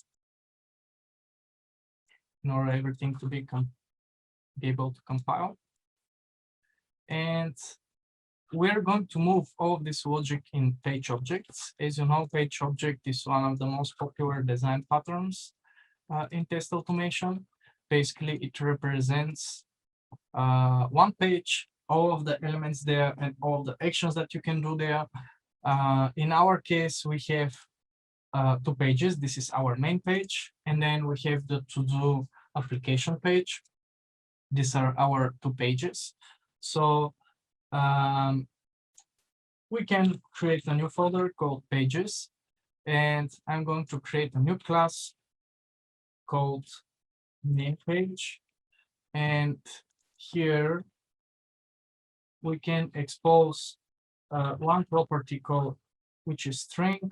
It can be URL, and here we can provide the URL of the page. This is just a getter. And if I go to the tests, you will notice that actually we need only these 2.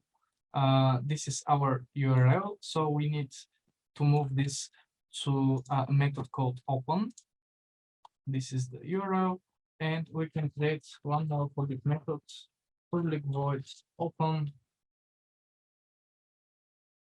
But here, of course, as you see, we don't have the driver, so we need to have, again, we are going to use composition. We can use the driver adapter, of course, if you want. Yeah, so we're going to have a private variable to the driver adapter, like this. Of course, we can generate the constructor again. Just can do that for us. Here we use expression body syntax for that. And here we just need to provide driver.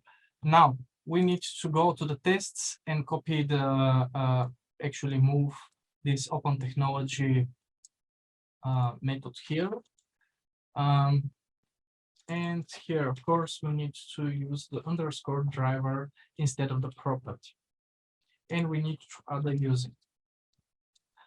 Here it is. And of course, this needs to be public. This is our first page. Now I can copy it and reuse some of it. Let's name the second to-do app page. I'll just copy the name, change the constructor name. So this is the logic. And what else? We need to get here the rest of the private methods and expose them publicly, right? So we don't have URLs or whatever. Here it is. I just need to make them public. And of course, instead of picture, we have the underscore driver everywhere.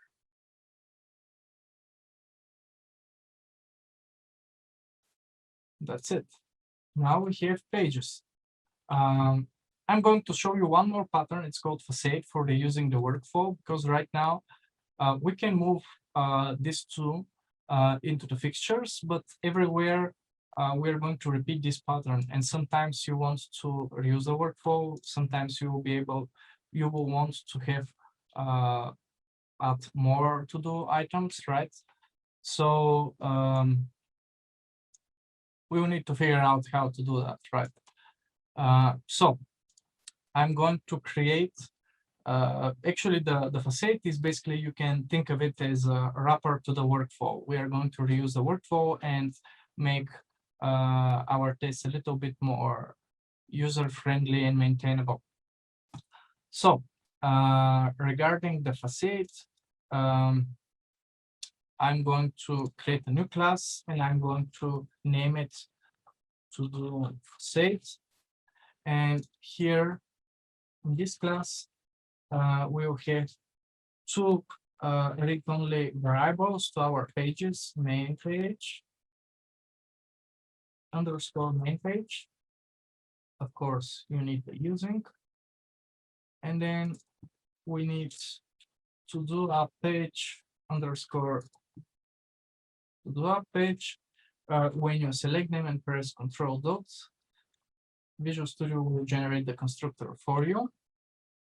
And we can create a new public method, public voids verify to-do list created successfully. And we can move the whole workflow here. I can get the workflow from here. So here is our to-do facade.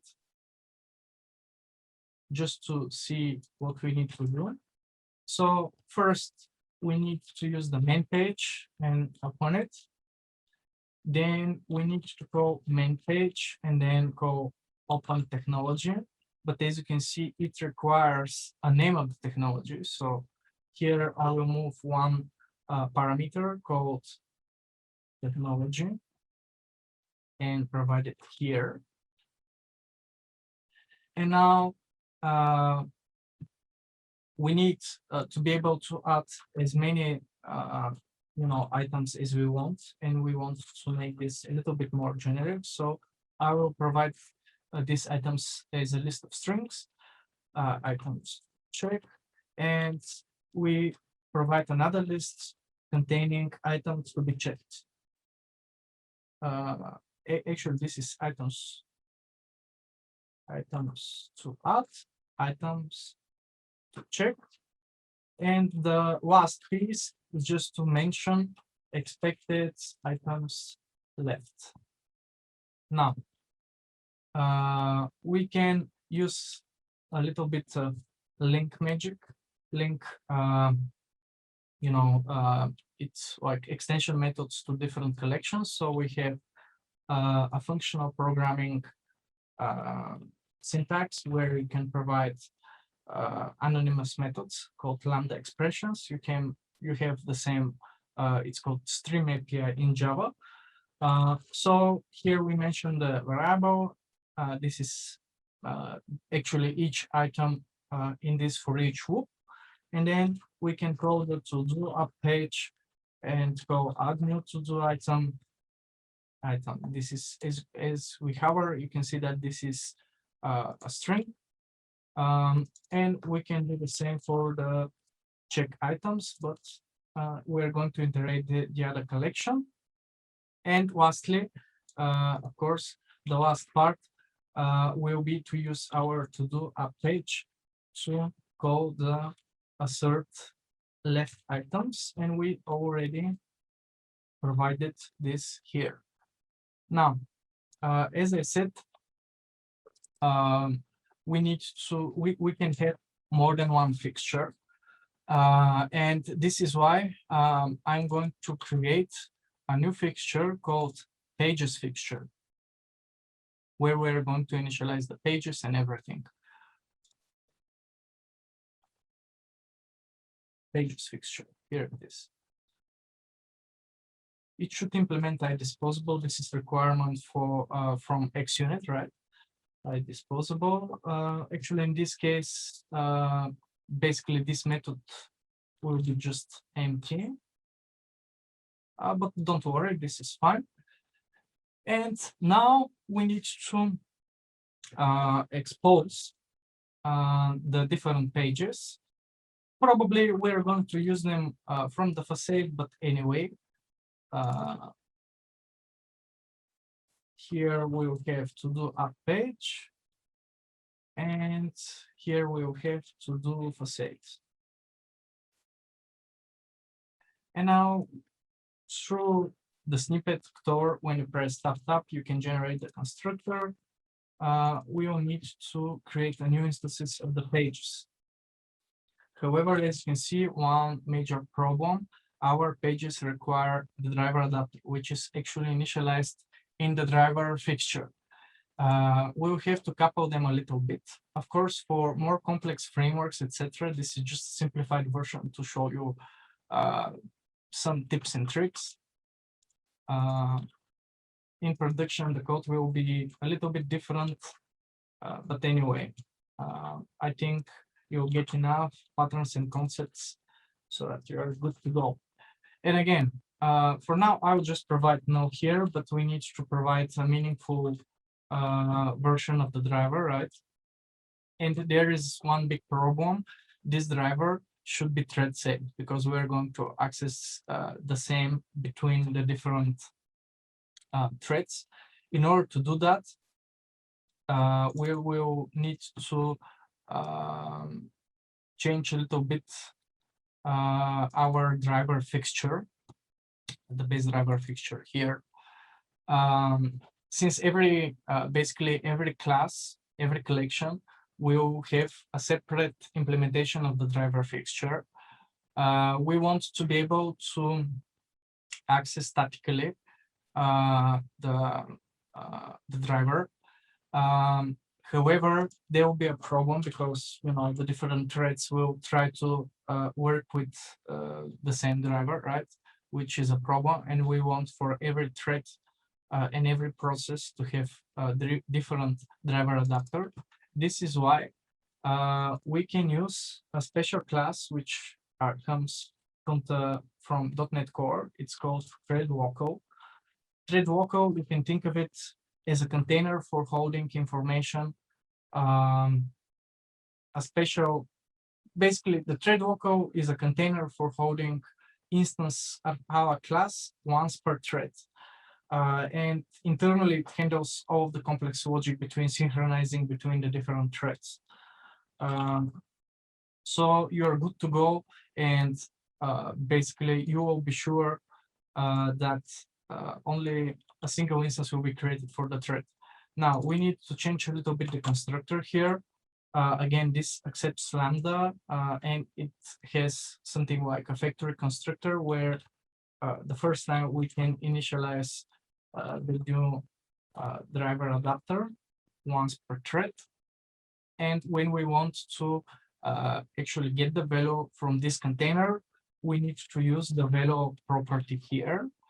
And of course, everywhere in the driver adapter, it's fine, but here you will see that we cannot build it. We need to use the value, right? In the edge driver as well. and into the Firefox one as well. And now when we go back to our pages fixture, we can use the driver fixture dot driver dot value.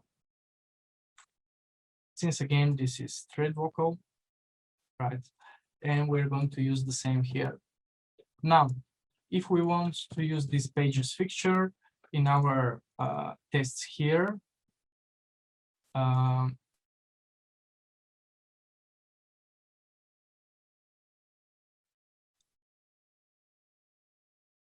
yeah, everywhere we will have to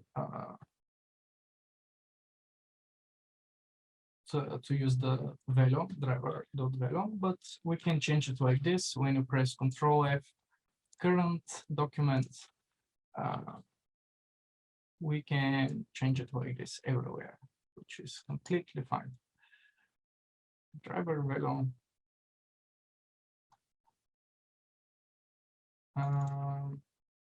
Now, what is it complaining?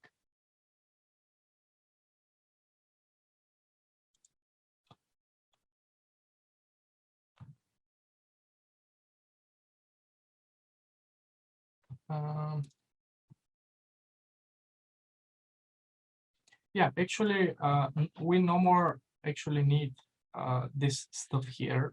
We're going to use our pages. This was the whole refactoring about, right? So we are going to delete this. Actually, I will just leave the data.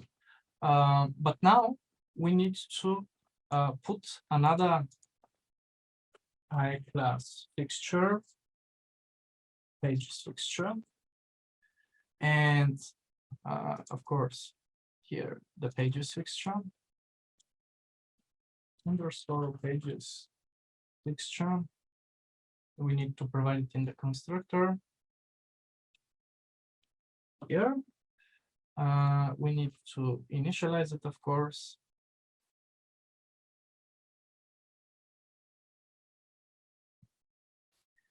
Now, of course, not like this, but we need to provide it, and we need to initialize this with the following thing.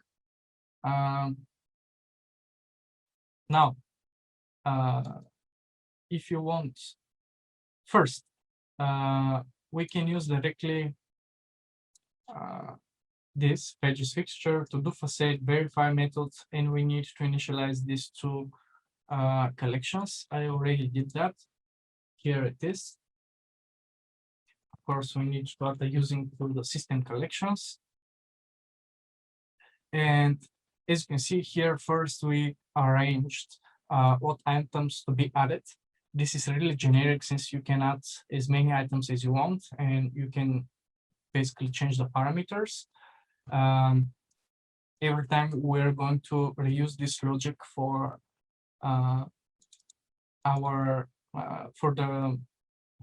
the tests, right? Here, the only difference is that in this test here, we're going to, of course, this is the different name, and we have the implementation of as-class fixture pages. And here we need to use edge. That's the only difference, and we need the collections like here. We no more use the fixture directly because we basically the pages are triggering it.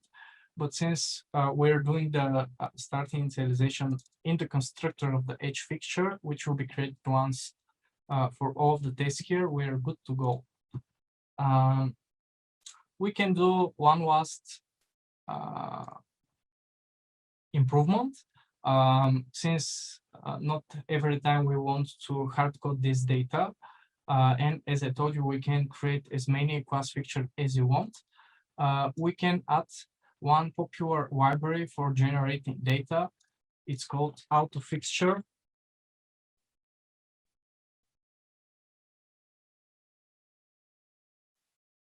In this auto fixture class, basically we can use it again for generating data. In a second, I'm going to show you. I'm going to create here another fixture, and I'm going to call it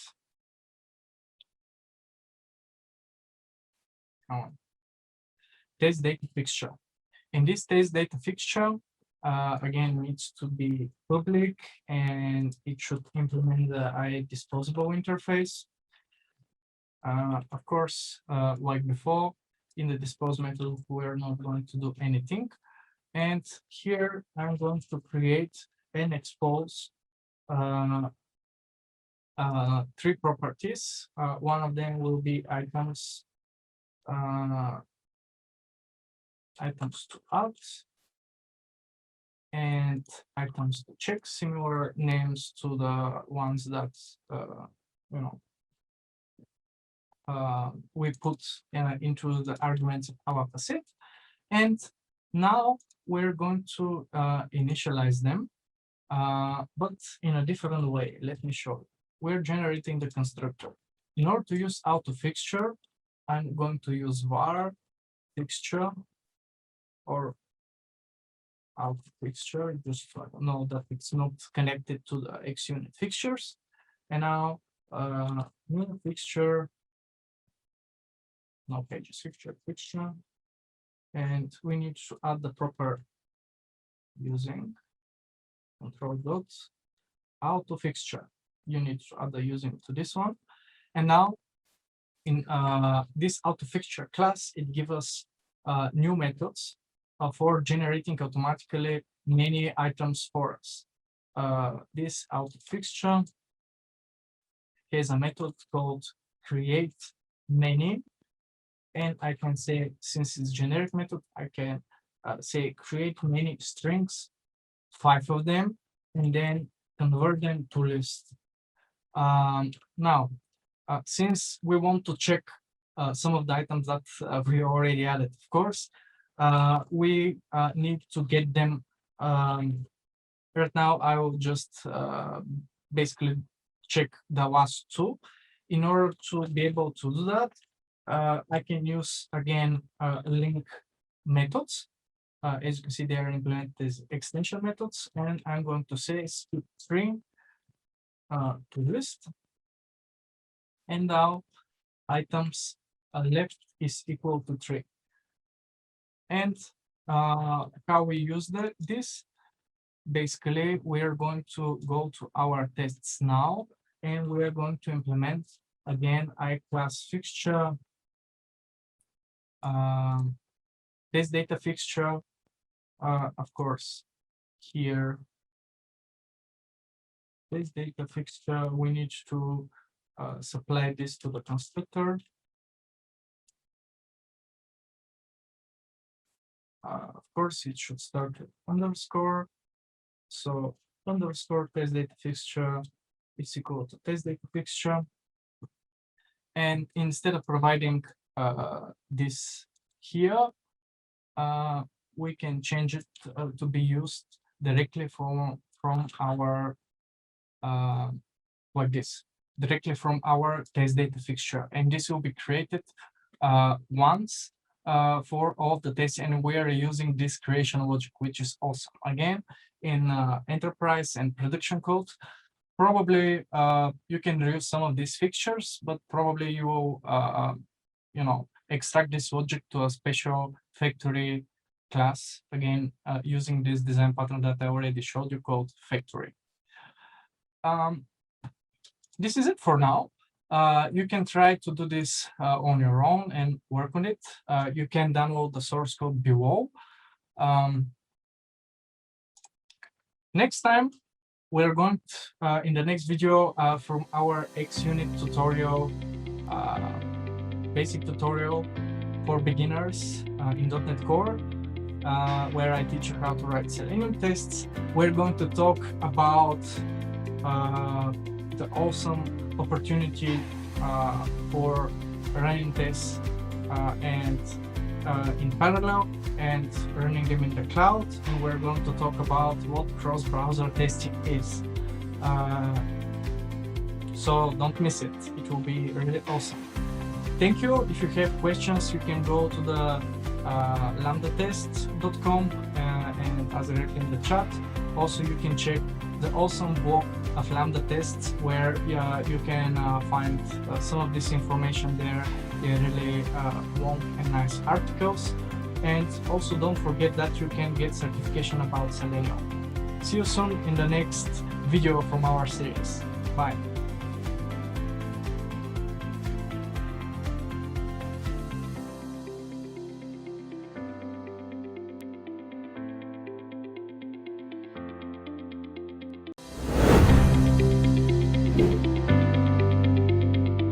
Hi guys, greetings from Bulgaria. I'm Anton. I just wanted to say a few stuff. As you know, I'm very active on LinkedIn, and recently there was discussion whether in order to be a really good QA, you need to finish university or not. For me personally, I have a degree, and as you can see behind me, I read a lot, and I try to read at least one technical book per month, at least one. However, why I'm mentioning that? Because really, in order to improve in our profession, the best thing to do is to keep track of these video tutorials and blog posts. This is the real deal, right? How to get even better and better. So thank you for joining us today again from our next video of our tutorial. And don't forget to subscribe for the channel. They're really awesome videos each week on the channel.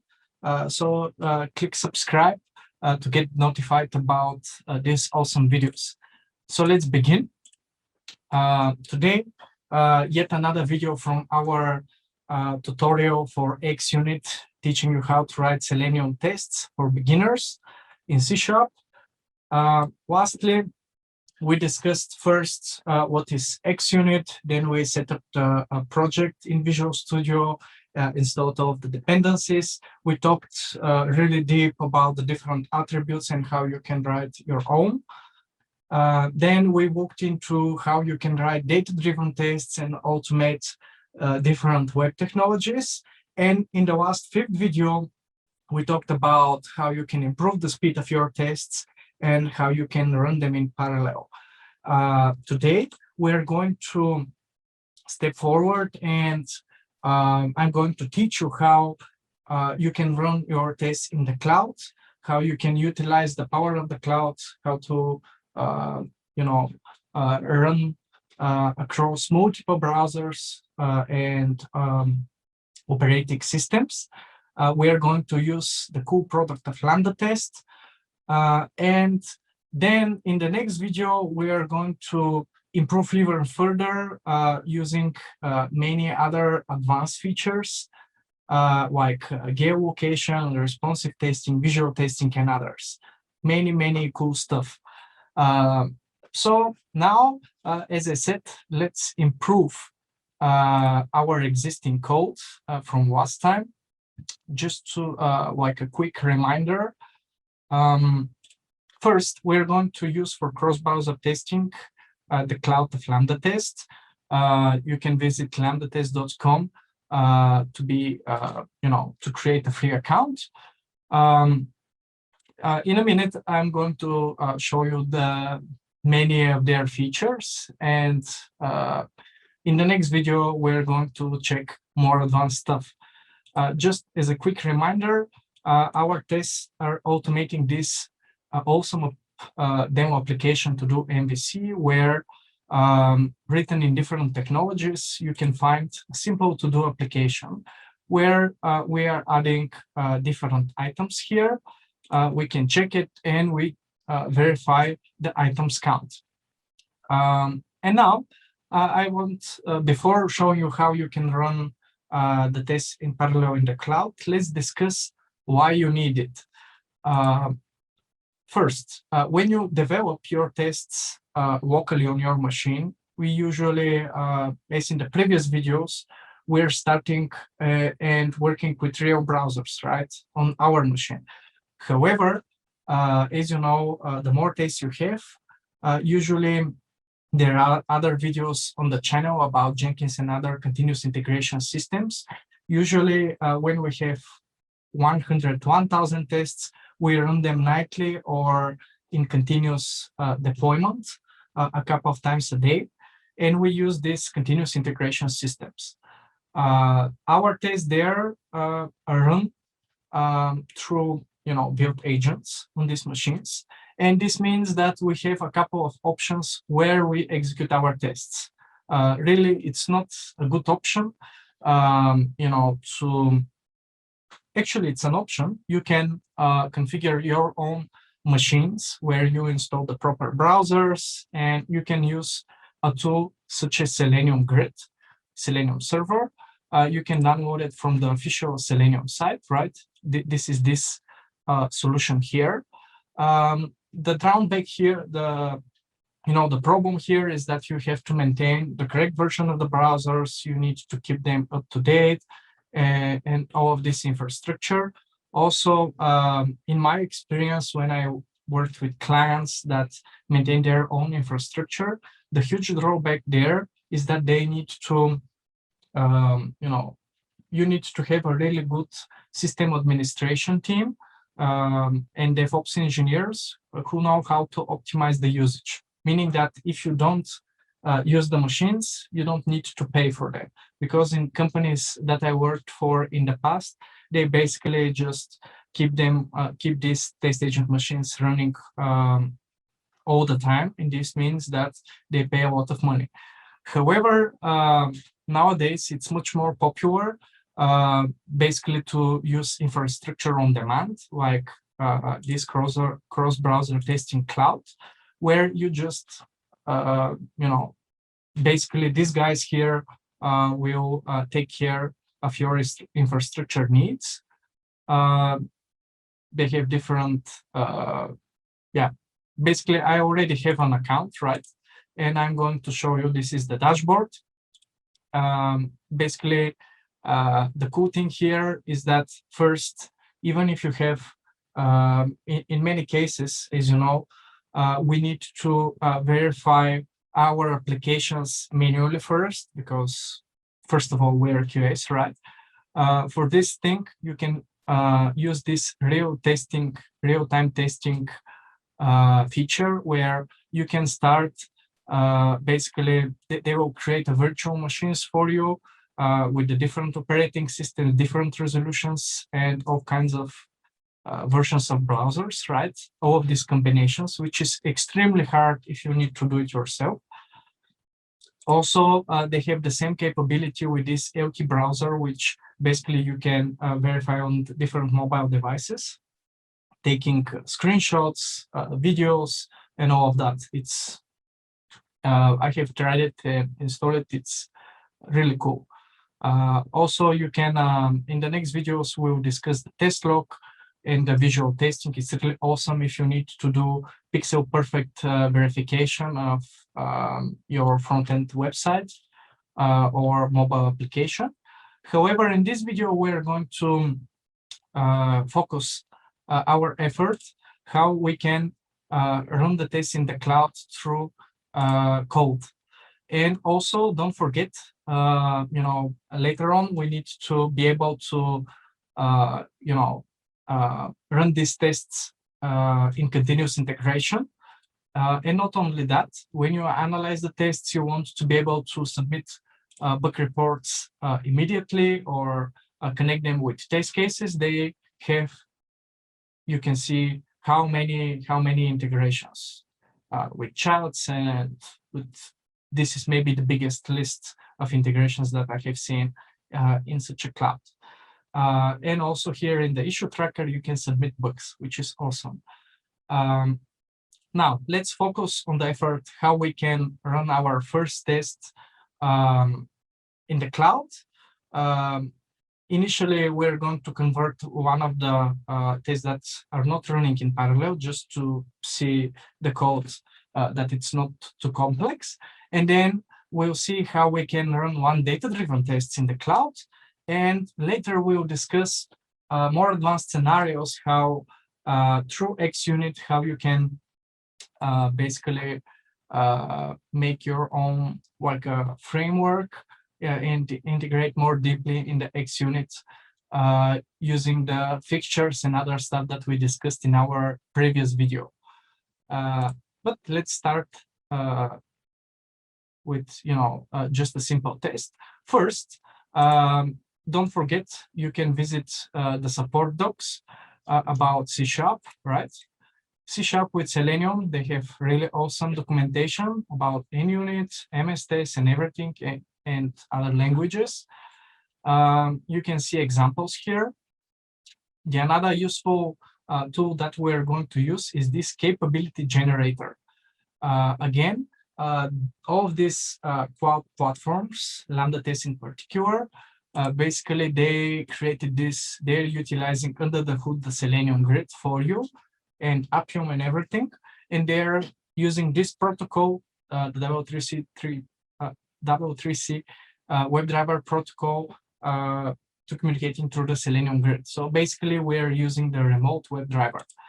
And in order to generate everything that we need, we can use this capabilities generator. As you can see, there are a few options here: Selenium, Appium, and Selenium 4. Let me show you, like right now, when we select Selenium, we can choose the right platform. Right now, since I use Windows 10, I will keep using Windows 10. You can change the resolution. As you can see, when I change it, here the capabilities are generated for me, but this is Java, so I need to click C#. Then I need to configure a browser, and I can choose a different version. As you can see, the version here was changed. So we need all of these capabilities, or basically settings for the grid, so that it knows how to connect to the cloud. Also, one more thing, you can copy it to the clipboard. And we have some special capabilities, like whether we want to run in headless browser, we can choose a particular Selenium version or driver. And in the next video, we're going to talk about geolocation. And here, it's fully okay if your website or application is behind a firewall. You can configure a tunnel. You can enable console logs, network logs, even a time zone, and we can start screenshots on every action and the video recording. Now, since these capabilities are actually for the Selenium 3 version, which is the stable version right now, Selenium 4 is still in beta at the time of recording.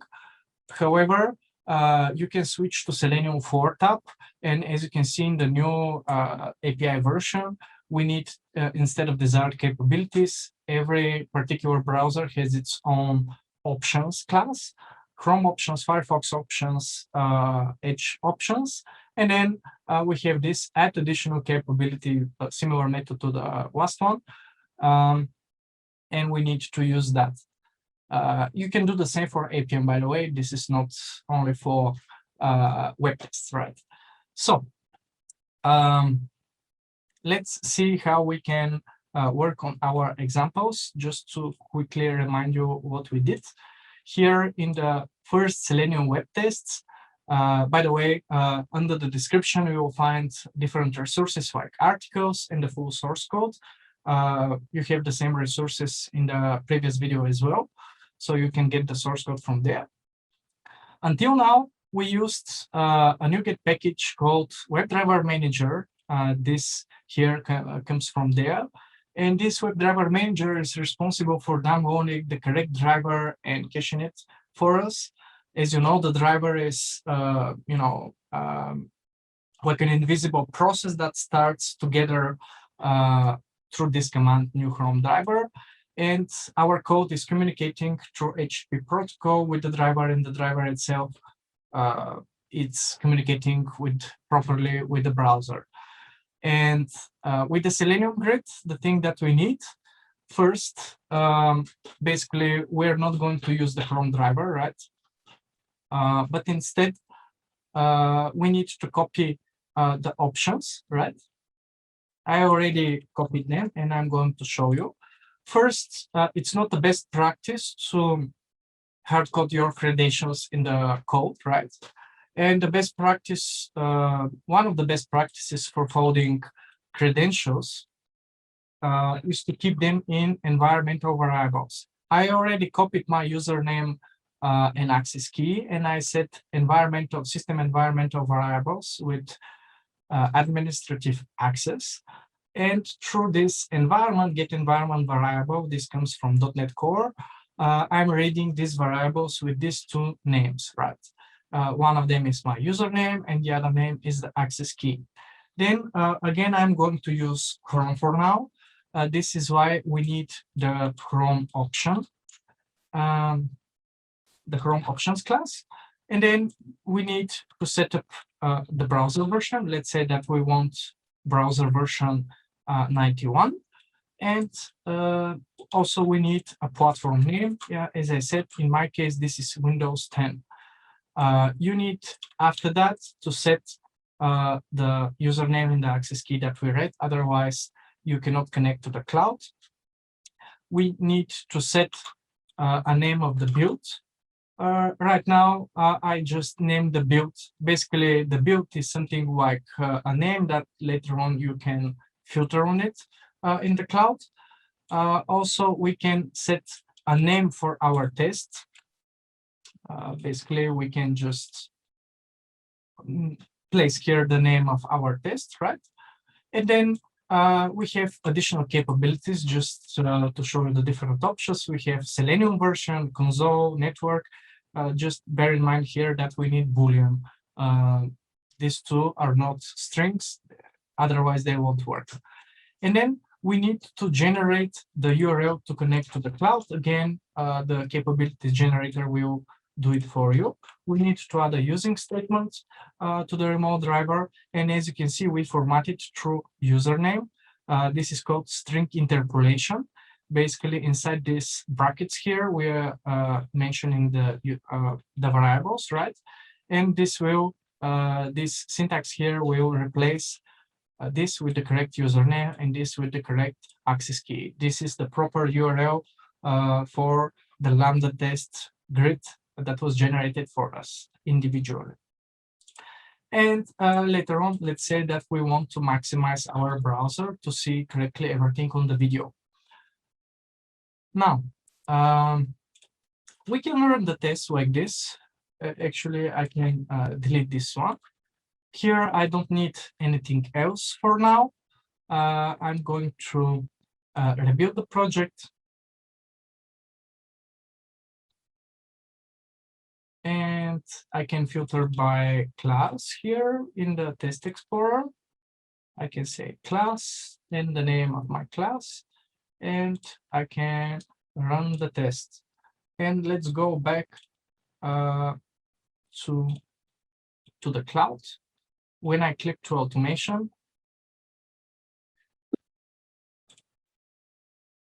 let's see, is it working? It's running. Let's refresh. As you can see here, the test is running. If we click on it, we can even connect to the machine and visualize what is happening there. As you can see, the test is already working. It has completed for 3 seconds. It's really awesome here because you can filter, you can view previous executions. As you can see, I run a few so that I can test the demo. You can, since we enabled the networking, since similarly to if you press F12, you can see the developer tools and all of the requests that were made. You can filter by the type of the requests. You have complete Selenium walks here if you need to troubleshoot something. And later on, I'm going to show you here the exceptions. If the test fails, you're going to see the problems here. And also, if there is a problem in your test, and if you have enabled some of the bug tracking integrations, you can create directly from here an issue. And however, if the test fails for some reason, let's now, I'm here going to make it fail.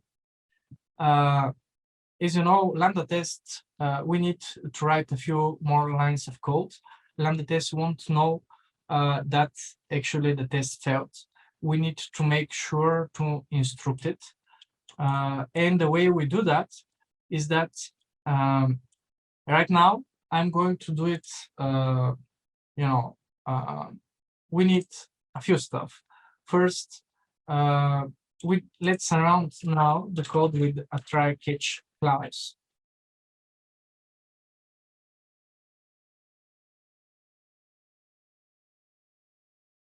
And also, I'm going to introduce a new private variable here called private bool, and I'm going to call it whether it passed or not.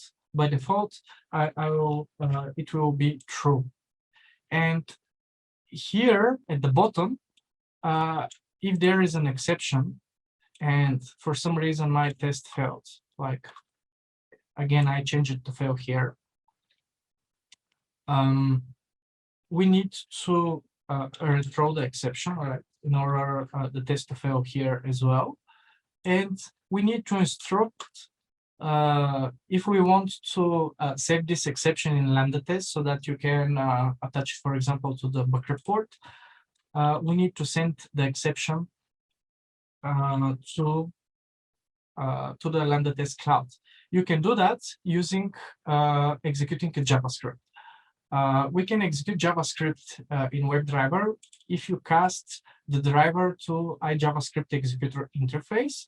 And then we need to mention here the Lambda exception, and we need to provide a list of strings or problems that occur in our test. In our case, here we have two items in the list, the exception message and the exception stack trace. I want to catch both of them.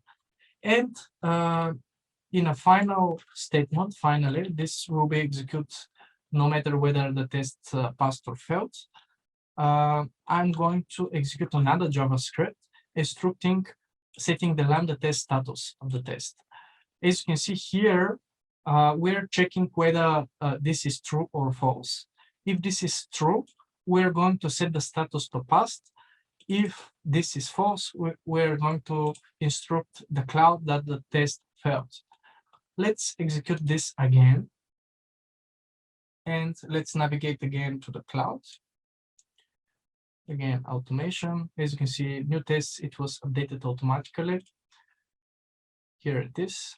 I can again fetch the live stream. By the way, the video recordings are uploaded automatically to the cloud, so you can rewatch them later.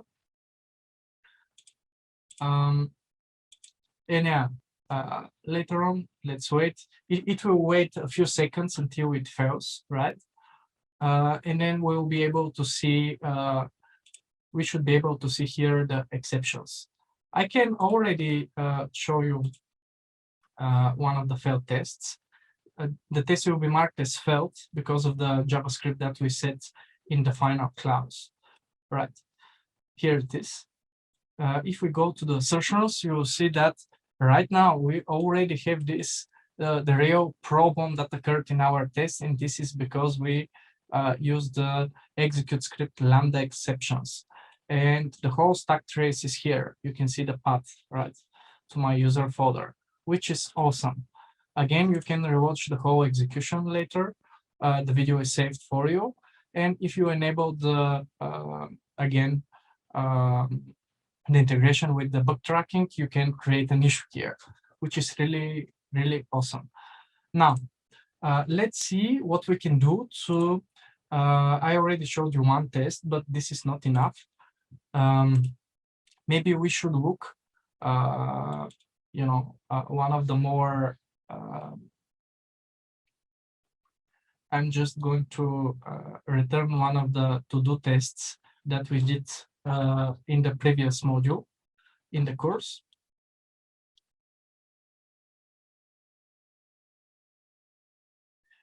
And here again, we are using the theory attributes. And for each of these inline data attributes, we're going to execute the test 20 times, right? Because we have 20 attributes. And we want here to convert these tests to be executed in the cloud. To do so, I'm going to rename this class, and I'm going to say to do tests in cloud. Again, through the process is similar, right?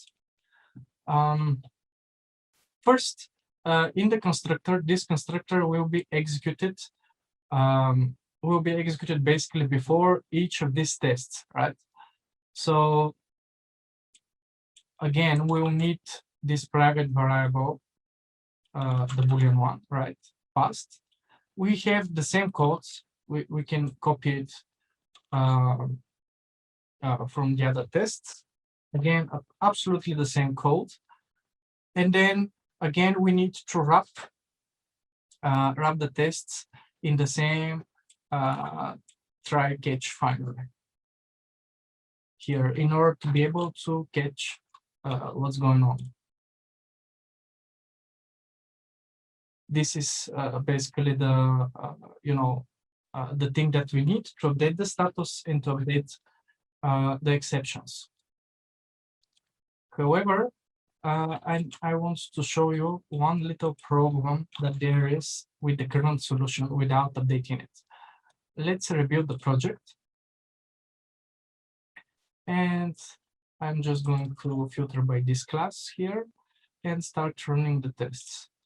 I'm going to delete the filter and create a new filter like this. As you can see, 22 tests, which is awesome. Now, let's start executing. Each test will start a new session, which is apparently okay. As you can see here, it was updated automatically for us, displaying that there is a new test. And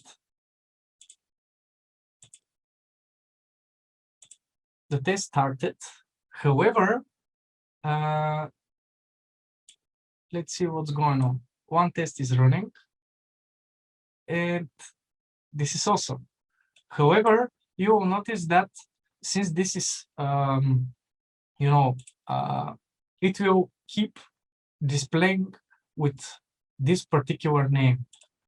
Because right now, here for the name, I just provided this verified to-do list created successfully. And every time it will be displayed with the same test's name. However, this is data-driven test, and these tests were generated for us by xUnit. But unfortunately, we don't know. Here we cannot say, at least in this particular moment, what is the name. However, I have a solution for you.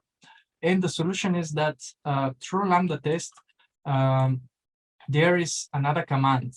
And this command will allow us to update the name of our tests, which is really awesome. And I already have the snippet for that.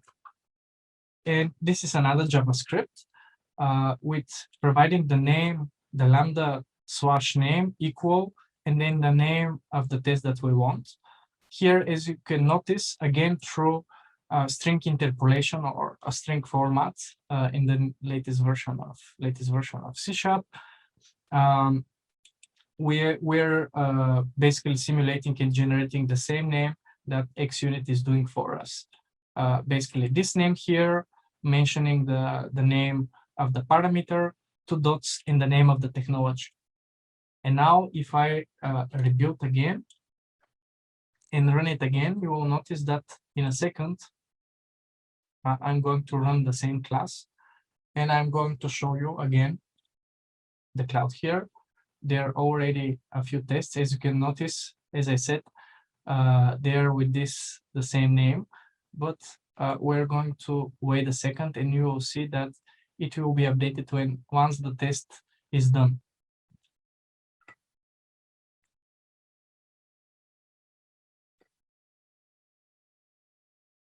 Just waiting a few seconds.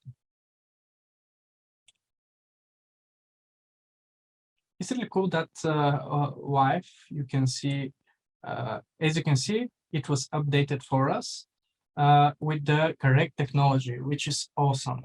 I'm not going to wait for all of the tests, of course. Now, I want to show you another thing. We already looked how we can convert simple tests, right? However, I want to show you how, because in the last video we already looked how we can run the tests in parallel, and we used these xUnit fixtures, right? To do so, in this third namespace folder, we developed this driver fixture. We basically use this base class here and created children classes for the different edge drivers. We use the adapter design pattern for creating a factory method for directly initializing the proper browser and the driver for us.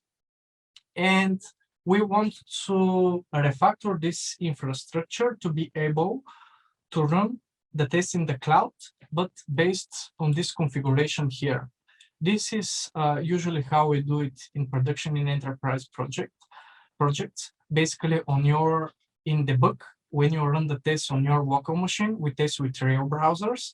But when you basically run them in production, so to say, or in continuous integration, you can create another configuration with a proper test environment name like QA or staging, or you can just use a release if you had just one test environment. For now, for simplicity, we're going to use debug for local environment and release for continuous integration or for your test environment. And when we run them in release, we want to run them in the Lambda Test cloud. To do so, we're going to refactor the driver fixtures and the driver adapter to mitigate this. To be able to do that, we'll have to change this code here, right? But instead, I'm going to create a second version of driver adapter that basically will provide us the possibility to run them in the cloud, so that I can just show you the two versions. Later on, you can play as a homework to create a base class for them to reuse some of the logic. But for now, just to keep it simple, I'll create two separate implementations of the driver adapter. Now, I want, when I press Alt, I'm going to extract an interface for it. I will call it iDriver adapter. In C#, all the interfaces start with I, and I'm going to use all of the methods here. Also, we are going to add one additional method to the iDriver adapter for executing here, iDriver adapter, here it is. First, this will implement the iDisposable interface of its own. So I need to delete here the dispose. And then I'm going to add one more method to be able to wrap up these commands for extracting the cloud to update the status, the name, and submitting the exceptions. This will be this command, execute script. And now we need to refactor a little bit the driver adapter. We need to implement the interface here. Basically, this will add the new method, execute script. And in order to do that, we need to cast a driver to iJavaScript executor and execute the script. This is it.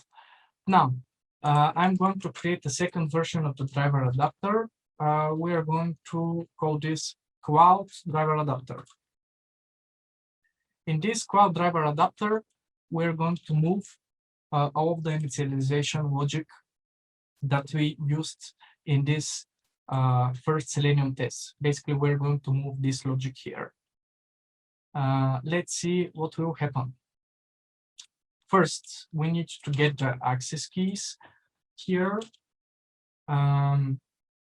Then it's a little bit tricky because I don't want to copy paste everywhere the initialization code. But as I said, if we copy directly the desired capabilities in this version, let's see what will happen.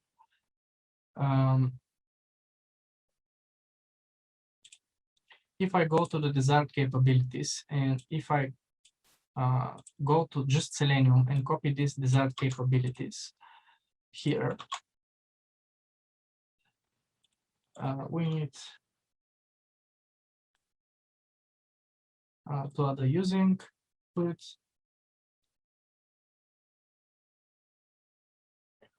However, see that it's underlined, right? And see what is saying. It says that it's deprecated, it's obsolete, and we need to use the browser options classes. Right now, I'm using the stable version. I'm not using Selenium 4, but still, it's still complaining. It's totally buildable. You can run it like this. However, we'll keep using the new options version that it's using Selenium 4, right? However, as I said, the problem there is that we have different options classes for all of the browsers. In order to solve this problem, we're going to use a small trick. And this trick is that we're going to use the keyword dynamic. And dynamic means that basically every time we can initialize whatever here. It's not var, but basically it's running another .NET engine set simplified, another virtual machine. And right now, for each browser here, I'm going to initialize the proper Chrome browser option like this. And we have others for Edge, Safari, and so on. And this is working completely fine because we're using the keyword dynamic. You can check it in the MSDN. And then another thing that I did, we're just going to copy paste the code that I already showed you in the previous versions. This is completely okay, depending, since we're using dynamic, this is working just fine. For platform name, here we need to say Windows 10. And for test name, we need to change here a little bit the interface to provide string test name. And I'm going to use a C# default parameters. By default, this will be empty. And yeah, I'm going to use it, but I need to change this in the interface. So here I'm going to use name, test name, again, default parameter, and I need to update the another version as well. The simple here, the first version. Now, in the cloud driver adapter, we use right now, of course, we need to use the driver because we are not initializing it, the remote WebDriver. And what else? We already, that's it. However, here, if the driver, I'm going to use the so-called Elvis operator, or if this is no, it's not going to throw no reference exception. And this is it. However, we need to modify a little bit, actually, our driver fixture. This is the place where we initialize the driver. And in this implementation, we're going to change our implementation because, you know, right now we are not going to use this different child classes. I'm going to delete them. In this third version, actually, we had to modify it to cloud, but anyway, you can download the code from default. And now we need a few more stuff. We will need one more thread local implementation, but for keeping the test name. Right now, we don't have a place where we initialize it. In a minute, I will show you how we can get the name. Also, I'm going to change here the property to work with the iDriver adapter. And also, we don't need anymore this protected field, and I'm not going to use this. We are going to use directly the driver fixture. And another thing that we're going to do is that right now, in order to initialize, in the second part of the video, I'm going to show you at the end of the video how we can use proper JSON configuration files, how you can control how this is set up properly. But another option is basically to use preprocessor directives in C#, like this one. We can say, if this is the bug, please compile this code, else if we're in a release, do something else, or otherwise throw argument exception that the environment is not supported. Why is this complaining? We need to change it like this. This will be our debug implementation.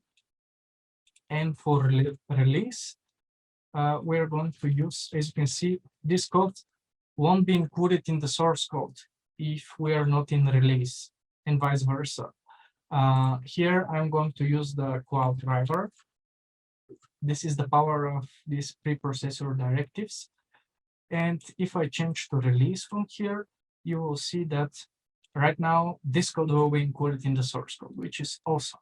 This is how we can switch the versions. However, still we don't, we somewhere need to start the driver itself, because right now, basically I deleted, how we start the driver, and also how we initialize basically the, because I don't want right now everywhere to copy paste this code. I don't want everywhere to try catch these exceptions and pass the results. We need some kind of a extension to it. However, one way you can do it, where we start the browser, is that right now with the fixtures before, in this second version, if you recall, basically we are using the browser session and the driver session for the whole class. Basically, we're using the same session, and we're not closing the browser for every one of these data-driven tests when we run them in parallel. However, in order to be updated properly the tests in the cloud, we need to, as I said, we need to submit each time the test name and submitting the exception and the status, right? In order to be able to do that, we need to create a similar customization to, for example, the retry test case, the retry fact attribute. The problem here, of course, this is not a data-driven test, right? The fact, as you remember, this is just a single test. We need to find another way how we can, multiply this. But however, let's just copy paste this logic. Right now, I'm going to paste it here, and let's say that I will call this namespace runs, because I want to create a browser called, an attribute called browser run test case. Let's rename it to browser run attribute. And here we will have to replace and change the name everywhere.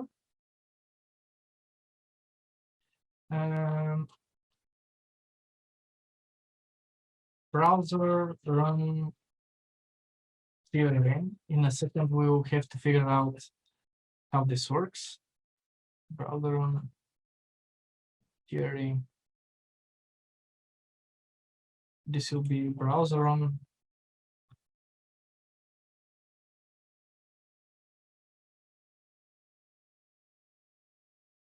test case. Again, we need to change the name here. And of course, we need to change runs. We need to change everywhere the namespaces so that they're not confused. And what else? Of course, this here we need to use the new browser run test case like this. We don't have any more of these retries, so we don't need them. in the browser run test case, we don't have this max retries. We don't need them, right? I don't need to supply them here in the constructor.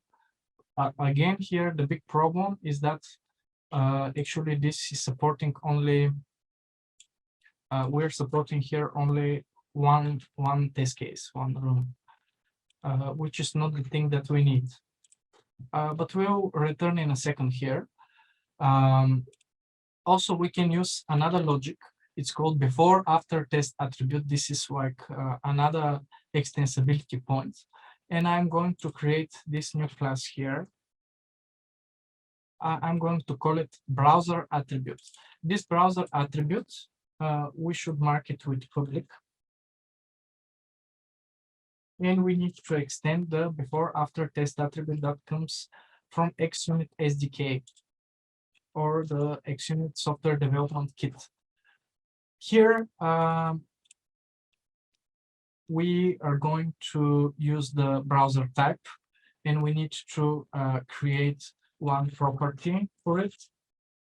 This is how we're going to control what browser we're going to use, because we're not going to use anymore the child fixtures for each specific browser.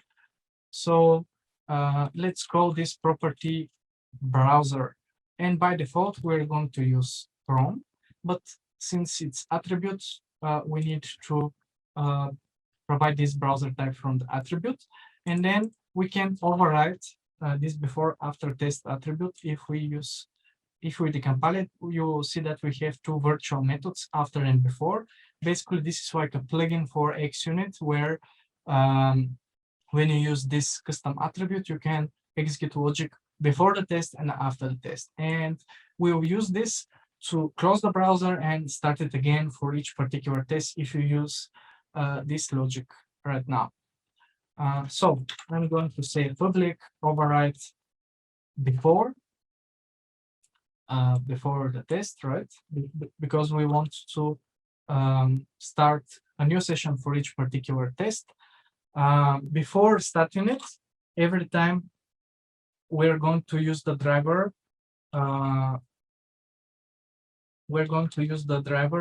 static thread local variable, which is unique for each particular parallel process of the runner. However, if it's not initialized yet, we're not going to close it. This is our safe statement. Again, remember, this question mark means that if the velo or the driver is not initialized, there won't be any exceptions if we call another method. So if we have a browser, we are going first to close it. And then we use the same driver velo. And here we're going to call our start factory methods. We're going to use the browser that we set in the browser attributes to start it, right? So I'm going to use the property browser that we set in the constructor of the attribute, and we can get the name of the test actually using this method info. This is using C# reflection. Through C# reflection, basically this gives us runtime information for the different types. And the method info is basically information about the test itself. So here we get the name of the test that we are running. And right now, we cannot use anymore the pages fixture in the current way we used to initialize them, because right now we basically, this is going to be called during the constructor of the tests, but at this point, we're not going to be able to initialize the driver because it's initialized actually after the constructor in this attribute before method. And this is why we'll have to change how our pages are working. I'm going to show you another variation of the page object pattern. And right now, I'm going to make our pages static, meaning that I don't have to create a new object for each page every time, but instead, we're going to inject the driver statically and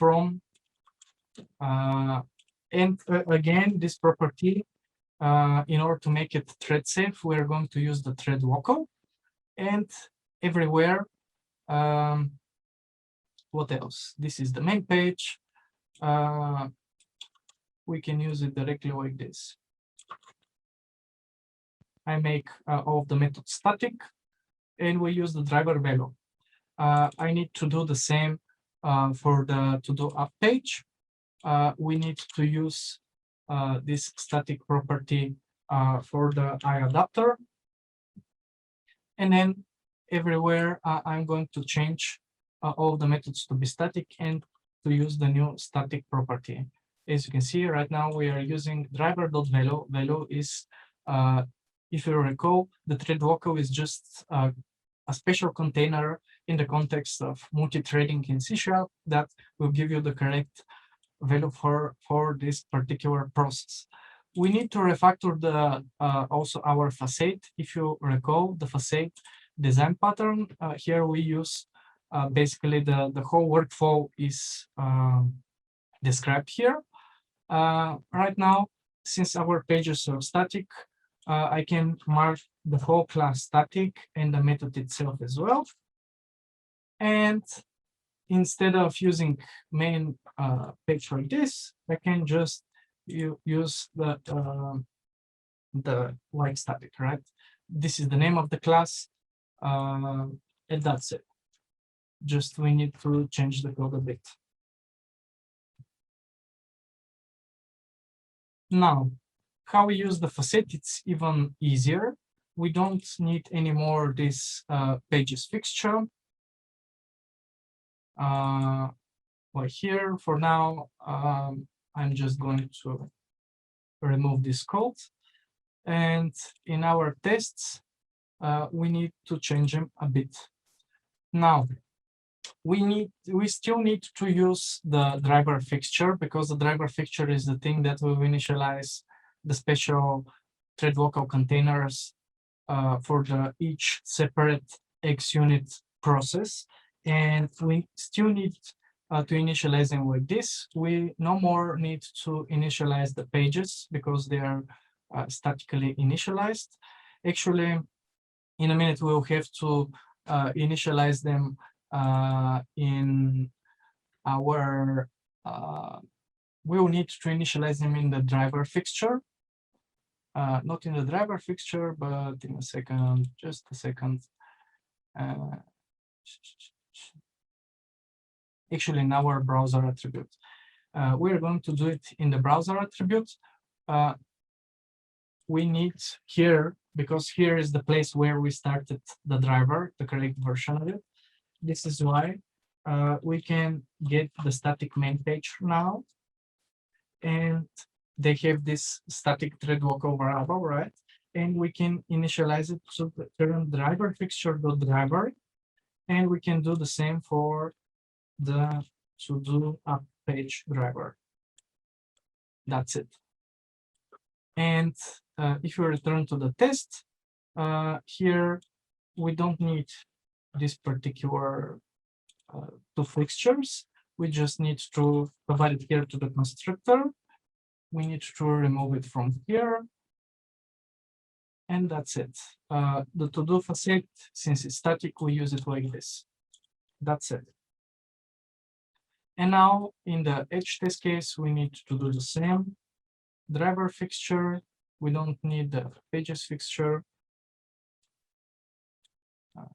Actually, in the constructor, we just need the driver fixture, and we need to remove the pages fixture from here. That's it. And again, the facade, we use it as a static. And now, one more thing in order to make everything work. First, we need to set here which browser we want. In our case, this is our new browser attribute, right? Because we are no more saying which browser we want here in parallel. So we say the browser here. We can do the same like here. You can say Edge, Firefox, whatever. And after that, again, the problem here right now is that everything will work. However, if you recall the logic from our simple tests where we don't have this logic here, setting the status and the Lambda exceptions, right? And saying which is the name of the test, like in our to-do test in the cloud. We need somehow to reuse this logic. However, our before test, it doesn't know the correct parameters, and this won't work. Even if we place it there, it will just get the particular name, and everywhere we'll have the same name. And as I said, we already copied some of the logic of the retry attribute. However, as I mentioned, if we return here to this test case, the problem here is that it's extending basically the this browser run attribute is extending the fact attribute. And let's go to the samples. Actually, I checked the whole documentation of xUnit, and actually there isn't a written documentation how you can do this. There isn't any articles or anything. Through many, debugging and everything sessions, I found only one example in their samples that it's relatively similar to what we need. And the thing that I notice here is that we have this fact attribute here, but also we have this WPF theory attribute. And this is the thing that we need. And I noticed that this fact discoverer is changing how we discover the test cases, and we are selecting more than one. And actually, this is the logic that we need. I modified it a little bit, and let's see how we can make this work. Because if we look into the test case, it's a little bit different. Here, we are providing in the constructor the iTest case, xUnit test case interface. Again, these are some internals for xUnit that you don't need so much to understand. You can download the source code and see it for yourself. I played with it a couple of hours to make it work, but finally, I managed to have a working example to show you. And let's see how we can modify it and make everything work together. Now, first, if we go to our browser theory discoverer, you will see that we don't have this select, right? Which is a problem. And here is the whole source code. I will just spare some of the details. First, I need to enable here system link, but again, through this theory discoverer, which is again a totally different class, we're initializing many of the different test cases that we have for this particular test. And also, if you recall here the attribute is a little bit different. We first need to derive from theory attributes, and also we need to change here the name of the project, the name of the class of the discoverer, and also the name of the project here is parallel testing. We don't need any parameters here, so I will delete this. And the other difference, delayed message bus, I think this is the same thing. The other difference is in the browser run test case. Again, here you see how many, the constructor is totally different. It's we are not providing the xUnit test case, right? So I provided the clean body that we'll reuse. We'll just rename it later on, and we are going to add our custom logic. Now, we need to add using to xUnit, and I'm going to change the name, and we need to implement the interface, everything. Yeah, we need to apply here, change this here as well. And now, actually, in this run async is the place where this is the place where we run the tests. And after this, we can check basically whether the test passed or failed. And this is where we can check first through this test case that we provide there in the constructor. We have display name, and this is the correct name. After debugging, I figure out that basically this is the correct name that is generated for your theory tests. So we can use this particular code. We directly use the driver fixture for the particular thread. I'm using the third version, which is the modified for the cloud. Here we'll set the correct Lambda name test. After that, we have this aggregator that we have here. It contains a method, a property that is Boolean, mentioning whether we have exceptions or not. And also in this summary result, we have this result property, and here we can check whether how many of the tests failed. So I'm going to write an if else and checking both of them, whether we have exceptions or whether in the summary result failed is different than 0. And then again, we'll have a different logic, because this code will run no matter whether you run your tests basically no matter where you run it in the cloud or not. This is why we need again these preprocessor directives, right? And if we are in a release, we're going to basically say whether the test failed. And if we're in the else, this means that our test is green, passed, so we're going to set to passed. Also, here through the aggregator, we can say to exception, get the exception message, and the stack trace as well.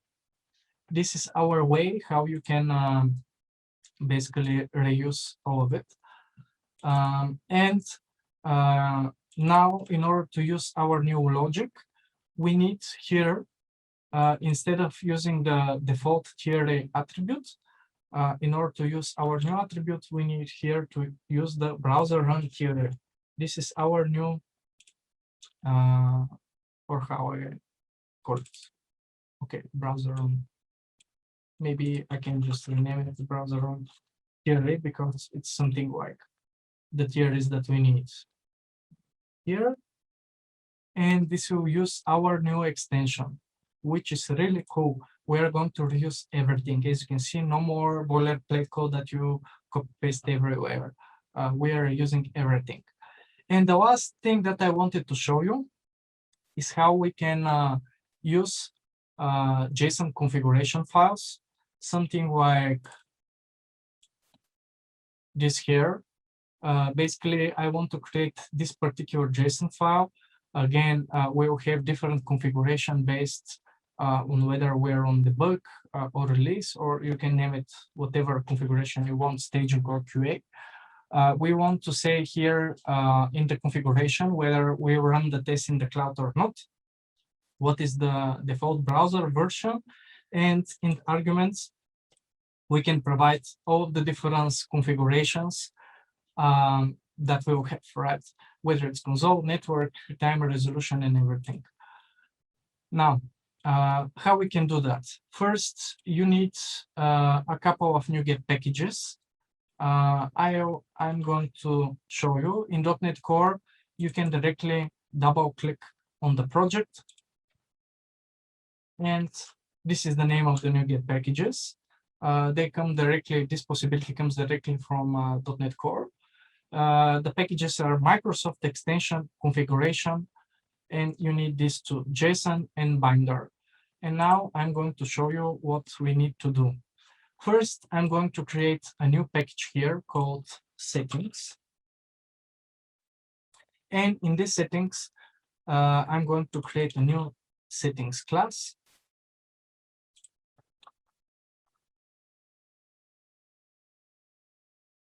And this settings class, I will mark it as public static. We will need to create a property to the root of the configuration. And we need using two Microsoft extension configurations. And this read-only private static field, we're going to generate this particular method. And I'm going to show you in a minute what we're going to do. First, we're going to get the current folder. We're going to get all of the files, and we get basically through this called get directory files, directory name, assembly, executing assembly. This is basically getting the location of our bin folder where we execute the tests. And this will return all of the files there. And we need to get the settings file, basically the settings file that if we name our file execution settings, if it contains the word execution settings and ends with JSON, we're going to return the first file. We will make sure that only file is copied in the bin folder, the correct one, whether it's debug or release. Then we use this configuration builder class that comes from .NET. And afterwards, basically, this library allows us to convert sections of JSON and map them to C# objects, which later we're going to use in our code to create this branching logic. So here I'm checking whether we have a file or not. And through this builder, I'm saying add this JSON file here and reload if there's change. And then here I can say builder build, and this will return the whole configuration. Now, we need to create the so-called POC object. The POC object is basically an object containing only properties. Again, this is something that we're going to, it's a representation of, it's a representation of the properties that I showed you in the JSON. So we'll have this run in the cloud, which is Boolean, the default browser that it's string, the browser version, the platform name, and we'll have this list of dictionary of strings. Basically, this is a list of all of the options that have key and value. And how this works, basically, we'll expose a static method like this here, of this static utility class settings. And this root here, that it's read-only, it provides directly from .NET Core a method called getSection, that it's getting the section execution settings, and it's mapping all the properties. Will map them, initialize this class execution settings, and return it. This is how we will use it. And now it's time to build these JSON files. Let's add them to the project. Now, new item, JSON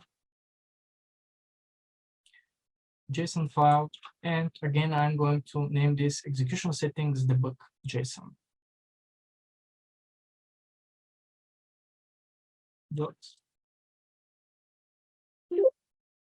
.json. I'm going to copy paste it. Of course, in debug, this option will be false. And we will have one more for the release. .release.json. Both of them, we need to copy them always to output, but I will show you a little bit of MS Build, how we are going to copy only one of them. When I open the project, you will notice here that these two statements were added. Right now, we're copying both of them. But as I said, we want to copy only the one that it's corresponding to the chosen configuration, all right? So I will delete one of them. And in MS Build, we have a variable called configuration that it's equal to the one that we set. And we get the variables through this $sign. In this way, we'll just copy the right one. And as I said, in our settings file, we're getting only the first one, which will be debug or release. And now, everywhere where we basically use in our cloud driver, I will create one more just to show you how we can utilize this settings file. I will name it settings adapter and settings cloud driver adapter. Here it is. And now in this settings cloud driver adapter, we'll create two methods for initializing. First, we can get from the settings the execution platform name, all right, because we're setting it there. Also, we have the browser version. This is the way we use it. Again, we need to add a user to our settings. Browser version. And again, browser version. Which is really cool, right?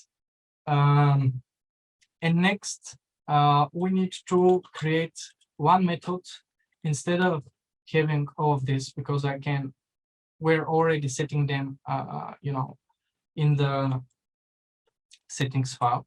The way we can do it is to create this method. Let me show you. I'll just copy paste them to make it faster, and I'm going to explain. First, we're calling the initialize grid options from configuration. As you can see, again, we're providing dynamic because our settings are dynamic based on the switch. Then we're checking that we have any arguments in the list. If we have any arguments, we are iterating through this dictionary collection, and we're checking if we have a key and a value. We are adding this add additional capability to the option. The key is basically the key that we are initializing like this because it's a string. However, if you recall from the first cloud driver adapter, if it's a Boolean or a number, it needs to be integer, it needs to be Boolean, right? Otherwise, it won't work. This is why in the settings cloud provider, we have a second private method called format grid options, where we provide the string representation of the value. And then we have this simple branching logic where we check whether we can parse it or not. If we can parse it to Boolean, we just return the results, whether it's integer, double, or we return it as a string. We use this private method here. In this way, we don't need any more these options here, but we can configure them from our configuration. We can add as many capabilities as we want. We can change the resolution, the time zone, the networking, the console, the log name, and everything. You can configure it through the settings file, which is really awesome. As I said, to get started with running tests in the cloud is really simple. With xUnit, we had a little bit of work, but as you can see, just in a couple of minutes, we managed to do a really complex logic to be able to run the tests in parallel and everything. If we rebuild the project, also one more thing. Actually, we don't need this anymore. We don't need this anymore. Right now, you are fully capable to run the tests in parallel, these two, right? The compile to Chrome tests and all of that. Also, we can use our new settings logic into the driver fixture instead of into the driver fixture and into our custom theory extension. In the driver fixture, instead of using preprocessor directives, basically you can use a logic like this. A similar logic will be this one, right? You can use the same branching running the cloud in the theory attribute. You no more need this. You can use both approaches. The preprocessor directives are also good, but if you need something more, it's really easier. To spare time, I'm not going to run everything, but yeah, you are fully capable to run everything in parallel right now, which is really, really awesome in the cloud. Basically, you can, in the premium accounts, you can run in more than 2 threads, which is really awesome, especially if you have thousands of tests, right? So in next time, as I said, we're going to look into other Lambda test features, more advanced, like geolocation, responsive testing. We're going to talk about Selenium 4 and its different capabilities, how you can create different performance reports. It will be really awesome. Don't miss it. Subscribe to the channel. Also, if you have any questions, feel free to write to the support. Don't forget to check the awesome blog every week. They are really awesome and detailed articles. And also, don't forget to get your Selenium certificate and test your skills. Thank you, and see you in the next video from our course. See you soon.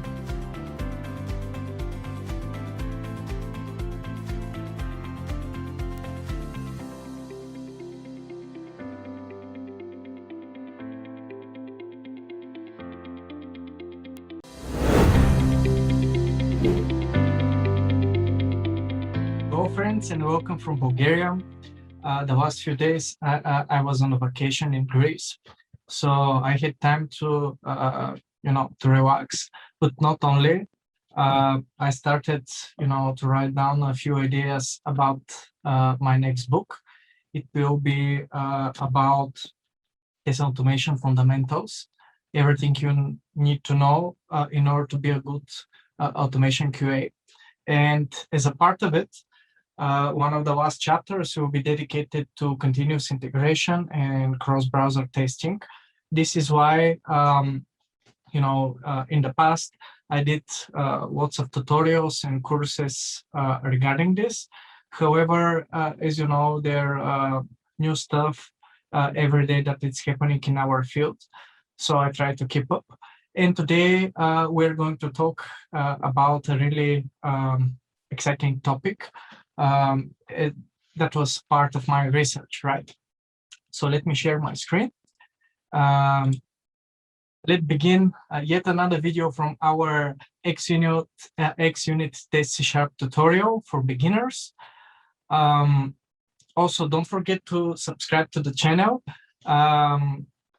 because there are lots of really awesome videos by other top speakers as well. Till now, in our xUnit tutorial in C#, we talked about what is xUnit, how to set it up, how to write and use many of its attributes. We talked about test-driven testing, and we're going to create yet another test-driven test today. Also, we looked into more advanced stuff like running tests in parallel and how you can integrate well the cross-browser testing in the xUnit pipeline. But today, as I said, as part of my research, I'm going to talk about a really new exciting stuff, geolocation testing.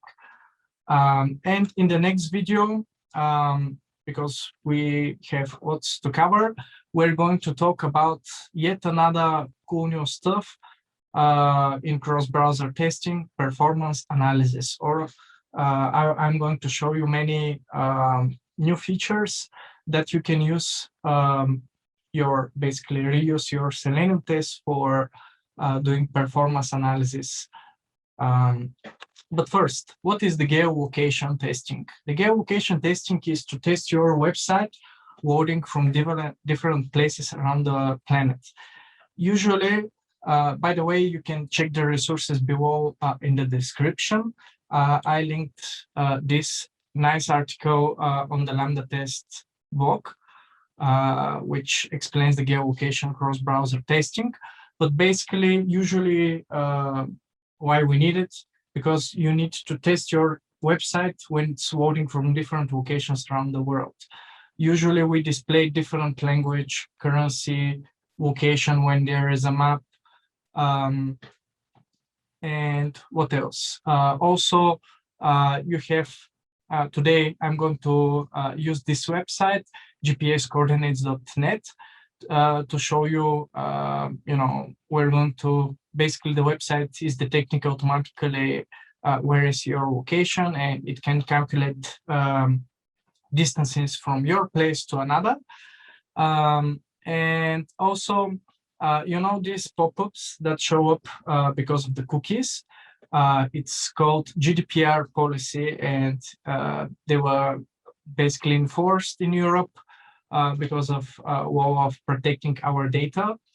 And this is like using the geolocation testing unit, especially when you are in Europe and you're browsing in different countries, your website, you need to make sure that these pop-ups show up. Otherwise, your company can be, will need to pay a lot of money to the European Union. But anyway, let's see how we can use the power of the cloud to do geolocation testing. We're going to use the Lambda Test platform. First, I want to show you what will be our test case, and in a minute, I will create this automated test in Selenium. First, I will go to real testing. As you can see, I already placed my URL, and when you press start, Lambda Test platform will create a virtual machine for us with the proper browser version and operating system. And as I said, this is our website. When we scroll down, depending on your location, this is really important about the geolocation testing. The next time we'll talk much more about performance testing, but geolocation testing is really important because if your website, for example, is hosted in the United States, like this website, this means that if you loaded from Europe or Asia, this means that probably if it's not using SDN or some other service like that, it may load much slower, and this is why we need to test it. So as you can see right now, when we use the browser experience in Lambda Test, it shows that this virtual machine is hosted in the Netherlands. So part of my test that I will write in a minute will basically, we'll need to scroll down because if we go here, if we reload the page, if I copy it, and if I reload it, you will see that the website is saying geolocation on scroll page to load the map. If you don't scroll down, basically the page won't, detect your location. After the location is detected, I want to get this particular here title and get the country. When I get the country, I want to go to distance, to the distance tab. Right now, I will just turn it off, and I will show you here. When I go to distance and I write my location, we're going to get the country, write the capital of this country, for example, Berlin, Germany. And I'm going to click the calculate distance button. So I'm going to create a test-driven test where I'm calculating, for example, from 10 different points, the distance to the capital of Bulgaria, which is Sofia. When I click calculate distance, as you can see, it's measuring the distance. And basically in the test, I want to get this particular label here. and verify that the distance is right. But how we can do that? First, again, the Lambda Test platform supports. There is a really nice, again, you will find this in the description below in the resources. There is a really nice doc about Selenium automation capabilities, geolocation testing. If you go, if you scroll down a bit, you will find Selenium automation testing from different geolocations. Basically, you need the capability, geolocation, and you need to place here the code of the country. Here you can find a full list of country codes. You don't need to remember them or find them. Basically, when you go to the capabilities generator, there is a tab here called geolocations. You will find here all of the countries that you saw in the list. And when you change them, basically you can copy the code from here. This is what I did. So let's, I will open the project from last time. I just renamed basically the project to geolocation testing. If you remember, I will make a step back. And today we won't discuss so much about the internals of xUnit, but rather I will create a little bit simpler test. And as a challenge to you, you will have the homework to integrate the current new solution and try to integrate it with the stuff that I showed you the last time. So I will copy, basically, if you remember, we tested this to-do app, and we basically, used different web technologies. If you recall, the theory attribute is the attribute in xUnit to create test-driven tests. I will just make a copy of this file here, because we are going, as I said, to do data-driven tests for testing different countries. So I will name it calculate distances tests. Now, for now, I will cut some of the stuff that probably we won't need. I will leave just some of the stuff. Again, as you recall from the last time, we put this into a specialized attribute. For now, we'll just keep it like this. We won't need this cert item. I will leave the validate inner text. We won't need this and this and this. The rest, I will leave it. Now, since we want to be able to open and execute the test for different geolocations and codes, this means that I will rename this test to verify distance. And here, the first thing that I will set will be like this, the name of the country. Let's say that we want first to test for Germany. Then we will need the code.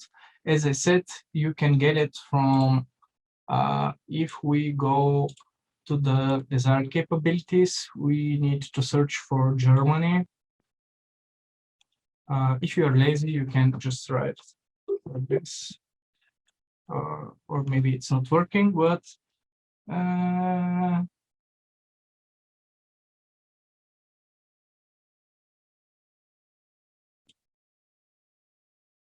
where it is.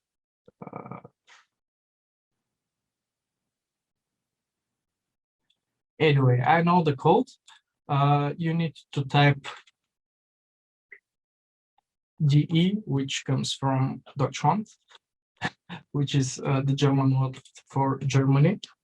Then the capital of Germany is Berlin. And then I here as a fourth parameter, I will provide the distance between the expected distance between Sofia and Germany. I already checked it. This is the proper, the expected distance. And here, of course, we need to provide country codes, the proper parameters, right?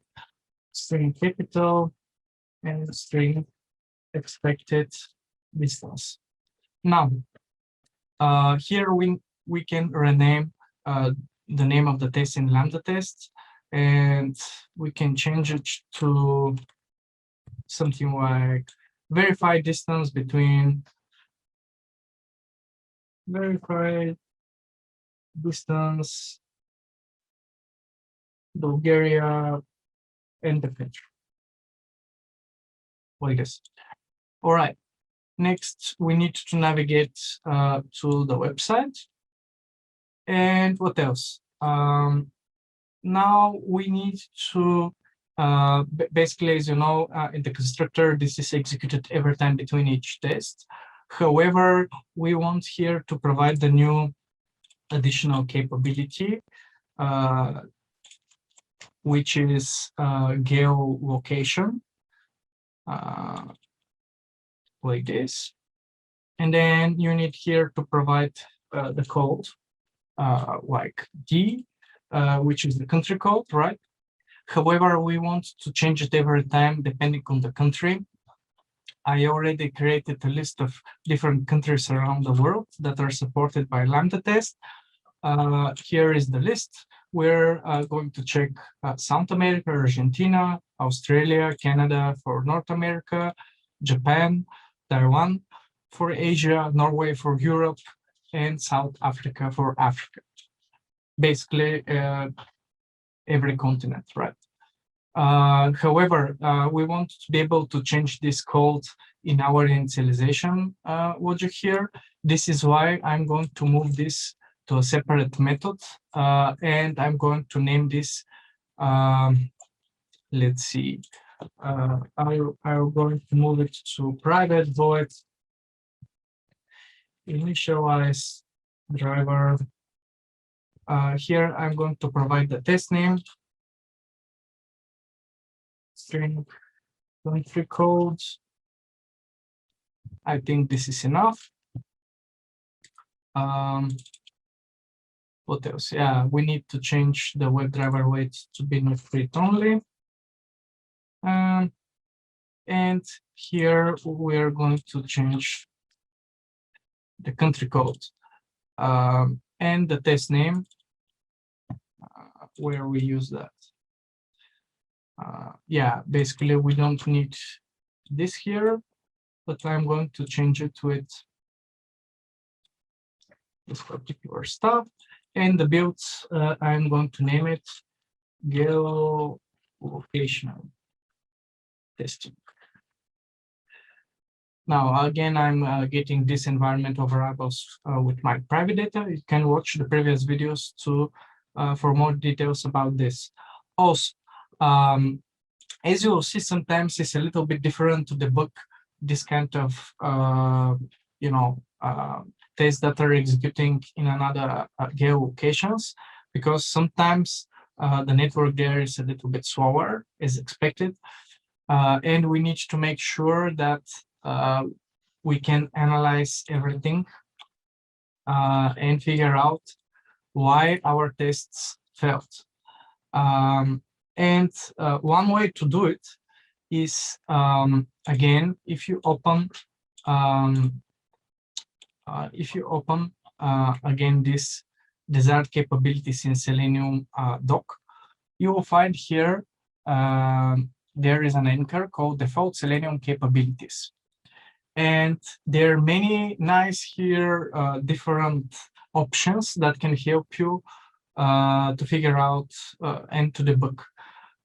For example, one essential when you not test in production, but against your particular environment, sometimes you don't have HTTPS certificates.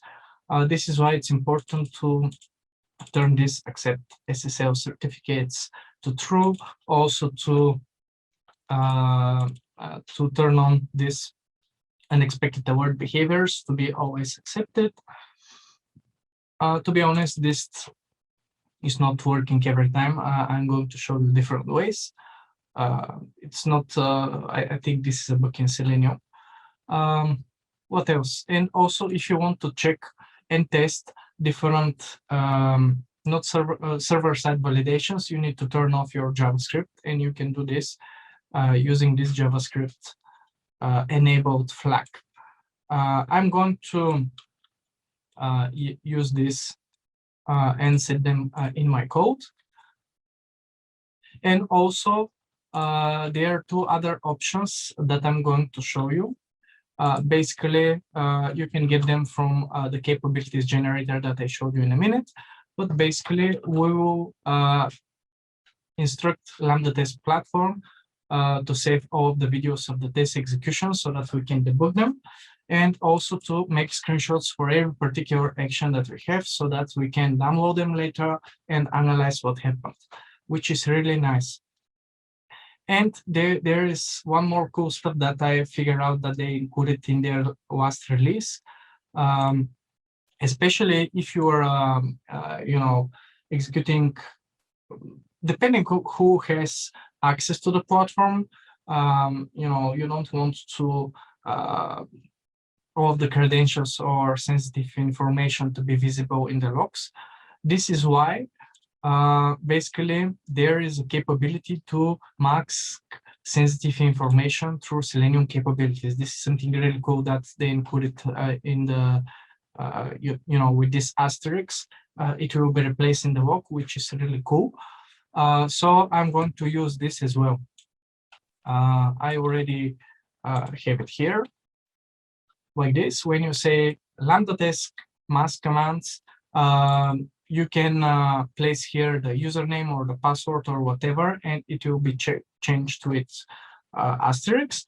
But also, every time with this special keyword, set cookies, get cookies, set values, basically when you use the send keys command in Selenium, or when we initialize cookies, all this information will be masked, which is really great. I love it. I didn't know that there is such an option, but during my research, I figured this out. So I think we are ready. We need to call this initialize driver. Actually, before here, before this code here, and I need to provide the test name, and yeah, basically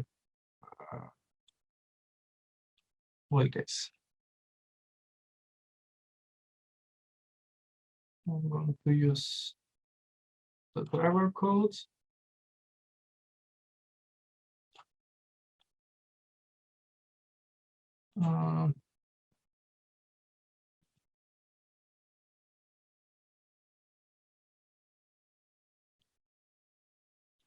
Yep, initialize driver. And now when we navigate, yeah, basically I can move, we can move maybe the command for changing the name, or I will leave it there, no matter what it is. Now, we need to write our code. In order to do that, I'm going to debug it here. I need to show you how we can scroll down. If you write and search in Google, I will extend this method here that I showed you before. So I will create a method that it's called private void scroll to visible. One of the solutions that is suggested on the internet of Stack Overflow or similar websites is to first we will try catch it, because sometimes basically Selenium may fail with element not interactable exception. For now, we'll just ignore this. And there are basically two versions. Usually, the first version is working most of the times. So I suggest you to try first in your particular case to use it. In our case here, it won't work. So I'm going to show you a workaround that it's working all of the times. The first version, which is the default in WebDriver, is to use the actions, the special actions class we need to add a using to Selenium interactable. Here we need to apply the driver, and then we can use this actions class to move to the elements that we already found before. And basically this will scroll down, and at the end we need to call the perform method. As I said, I tested this on this particular website, and it wasn't working very well every time. So I suggest another approach is to use JavaScript. How we can execute JavaScript in Selenium? Basically, you need to cast the driver directly. You don't have the method. You need to cast it to iJavaScript executor class, and then you will have the execute script method. And as you can see, it accepts the script and then the arguments. Usually when we want to execute a script against a particular iWeb element, basically this is we provide the element as an argument. So the script for this is the following. This is the JavaScript argument, or basically our element scroll to view. And here, as a second parameter, we need to provide the element. This will scroll down every time to our methods. I will refactor this method here, which we used before for basically waiting for element to appear and then to return it. And then here I will call scroll to visible every time element. And what else? Also, one more thing, I will increase the timeout because for certain locations, you need a little bit longer timeouts. We don't need no more this constructor here. We can directly call the driver quit into the finally clause here, the final statement. And next, we're ready. First, we need to scroll, to this particular map. I will inspect it, and maybe you can, if you don't know this trick, when you inspect, you have here copy XPath, and as you can see, we have this diff map canvas. So I will copy this XPath, and basically we need just to wait for this, right? So after here, I'll call this map. We can find element by XPath. When you copy the XPath from the browser, you need to change the quotes, otherwise this is not buildable. And maybe you can force it by, for example, call assert through map display. I think this is enough. This will scroll to the particular page. One more thing, sometimes the page is loading for a long time, and Selenium is directly searching for the different elements while the page is loading. In order to handle this, part of it, in the third chapter in my book for design patterns for high quality automated tests, I explained how we can use, again, JavaScript for waiting for page to load, and then to wait for all of the AJAX requests to finish. You can download the whole source code for free if you go to automate the planet, design patterns for high quality automated tests. I already copied the code, so I will just explain it to you. Basically, I'm going to create one more private method here. Private void wait.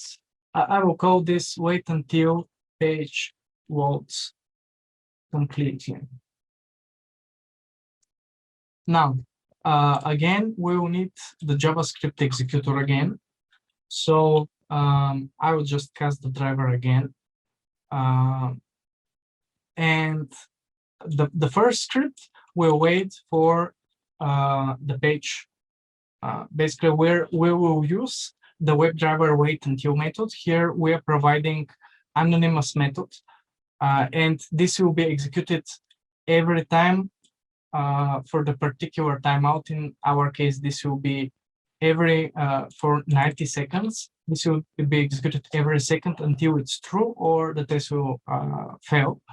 And actually, we're executing this script, returning whether the document is in ready state, and we're checking whether it's complete or not. This will wait until the page is locked. As I said, however, many modern websites are using, Ajax requests, Angular, React, whatever. Depending on the technology, the approach is different. In our case, these particular developers use Ajax. So here, in order to wait for all the Ajax requests to finish, you need to, as you know, jQuery is one JavaScript library really popular. We can execute this return jQuery active, and we need to wait until all the requests have finished. So we can use this here to wait for the page to load completely. And after that, we need to basically get the address title. In order to get the address title, let me go again to the website. We can expect it. We can get this by ID, right? So I will get this address title in my tests here. And after that, I want from this title to get only the last part here, the Bulgaria. So I need to split it by comma and get only the last part. And then concatenate it with the particular capital of this country. In our case, this will be Berlin, then Buenos Aires, whatever, right? So in order to do that, I will create a new variable, address equal to address title, address title dot text. Then I will create a new variable called current address, and then I will use string interpolation. This is the new way in C# to create strings.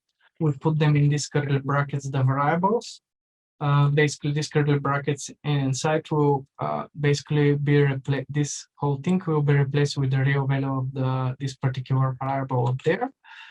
And then I will write comma, and here we need the country that we'll get from the last part of this when we split it. In order to be able to split it in C#, there is a method called split by a particular symbol or a string.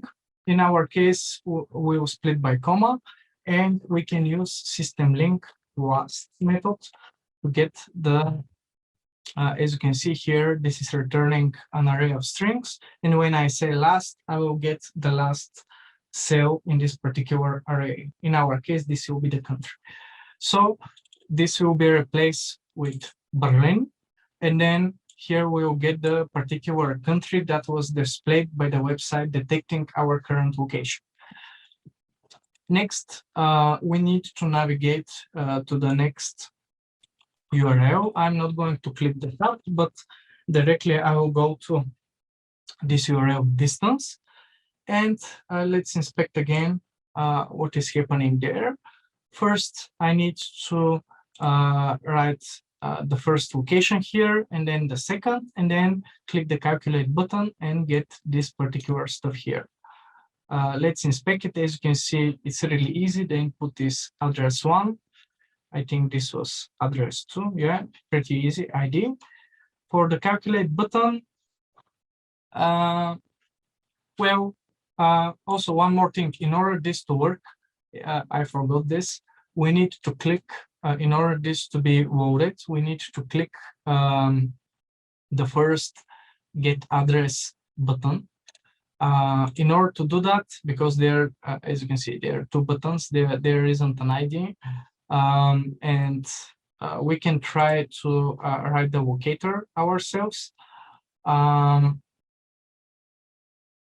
But maybe let's skip that and check whether it will work or not. In order to get this calculate button here, we can write button, then in these brackets, in order to get the text, and we can get it by text, in this case, calculate distance, equal calculate the distance. Here is the locator, right? So we'll use this particular XPath, and we're going to click the button. And then we need to get this distance here. As you can see, this is just a span with ID equal distance. I'm just going to copy the code directly so that we don't waste time to type it. Again, we're getting the first distance address input by the ID that I showed you, address 1. We write the current address that we generated in the first field. Every time afterwards, in the second field that we found by ID, we type Sofia, Bulgaria, because this is our use case. Then by XPath, we are finding the calculate distance button. We click it. Then we get the distance span. This is the result label. And afterwards, we use this validate inner text. I just modified it a little bit because right now it won't display really. If it will just say I couldn't found this particular element, which is not a really good message. This is why I'm going to change it like this. If this fails with WebDriver timeout exception, we're going to throw a new exception. Expected distance was not as expected. And then we're going to show the real distance displayed there, because sometimes there were problems, right? And this is our test, which is really cool. What else? There was some problems. I'm not going to run the test right now so that we don't waste time, but I'm going to show you some stuff. When we execute one test, actually we can do that. Let's just see what is happening. I will rebuild our geolocation tests. I wanted to show you how we can debug and check what is happening in our tests. First, in the Lambda Test platform, you need to go to Automation tab. And as you can see, I run lots of tests while I was preparing the demos. So when we go here to calculate distance tests, as you can see, they were generated for all of my cases, right? One of particular case that was failing was Taiwan and Germany. So I'm going to run these 2 tests. They were failing because there are bugs on the website. And as you can see, geolocation testing appeared because I'm running right now the tests. Really cool thing, and I use it a lot while I was debugging the tests, was that you can connect to the machine while the tests are running, place the debug points, and see what is happening inside this geolocation on this particular machine in Taiwan or in Germany, which is really cool. This is what how I saw many of the bugs, right? I can expand it and we can see what is happening right now. As you can see, the website is much slower than here in my location. Maybe we won't wait for it the whole time. I will just stop it now. I'm going to show you a few of my automation logs from before. For example, for Germany, I already downloaded from here. When you go to logs, you can find all of the Selenium logs with, also here in when you go to command, just wait a second because there are too many. When you go to command, because we provided this key here, let me show you. Because we provided visual equal to true, for each particular command, you can view the different screenshots. So you have this visual log, right? And check the different commands here. Then when the test failed, as I showed you the last time, we have particular assertions. This is the particular assertion why my test failed. It's directly logged here in the Lambda test. Also, when you go to network, because I turn it on like this here, network true, I have all of the different, as you can see, different requests and their data and for how long they took. You can analyze this log here to find out the bottlenecks in the performance of website depending on the different locations. This is quite useful. For example, JavaScript menu often, for example, I had to test this before, is that, for example, the images are not compressed. And you can see this by going to images and you can see the size. You can analyze also the different responses and requests because, this depends there. And also you can watch, because we turn on the videos, you can watch the whole execution afterwards in the video. But not only that, when you go to metadata, you can download all the screenshots. I already did that. As you can see, this is just for one test. All the different, as you can see here, for Taiwan, there was some bug on the website. For some reason, it detected that Taiwan was in New York. I don't know why, but there was a bug, right? And you can figure this out by looking into the screenshots or in the videos. I'm going to show you one more trick when you watch videos, because sometimes it's not clear what is happening in the test and where the test is actually typing, etc. This is why I'm going to link one of the articles that I wrote before, but it's really cool to be able to see like highlighting across the elements there so that you are sure what your test is doing. In order to do this highlighting, I'm going to create a new folder here. I'm going to name it utilities.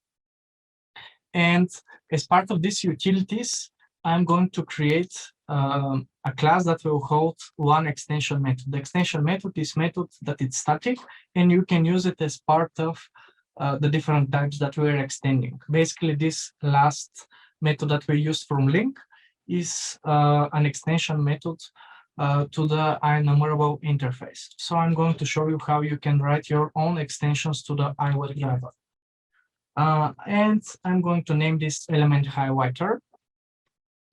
And in order to put here extension methods, you need here to mark the class static. We will need to write static method, public static void highlight. And then in order to make it extension method, you need to provide to write the keyword this, then WebDriver, then iWeb elements. Oops. Here right element. This is basically will be the element that will highlight int, and I will have two more parameters. Basically, the first will be wait before unhighlighting milliseconds. Basically, this will be the period for how long my element will be highlighted, and then the color to be highlighted. I'm just going to copy paste the code because it's a lot, and I'm going to explain it again. You can find the detailed article about it, but right now I will explain it to you. Also, we'll need a private static variable to the iJavaScript executor, and I need to add a using for this background worker and to the thread sleep. So what we are doing, again, we are casting the JavaScript, basically the driver to the JavaScript executor so that we can execute JavaScript. With the initial request, we're getting the original background of the element so that we can unhighlight it later. Then again, through this JavaScript execute script argument, the way we scroll to visible, we're setting the new color, and then we are returning. In our case, this will be yellow. And then if the weight before unhighlighting is bigger than 0, we are creating a new background worker. This is a special class. You can find it in the MSDN. This is the official Microsoft documentation for .NET, where this background worker is many times often in. It's usually used in desktop applications such as, for example, this calculator app or Word or similar desktop applications, right? It's helped to create new process and execute some code there so that it's not in the main thread.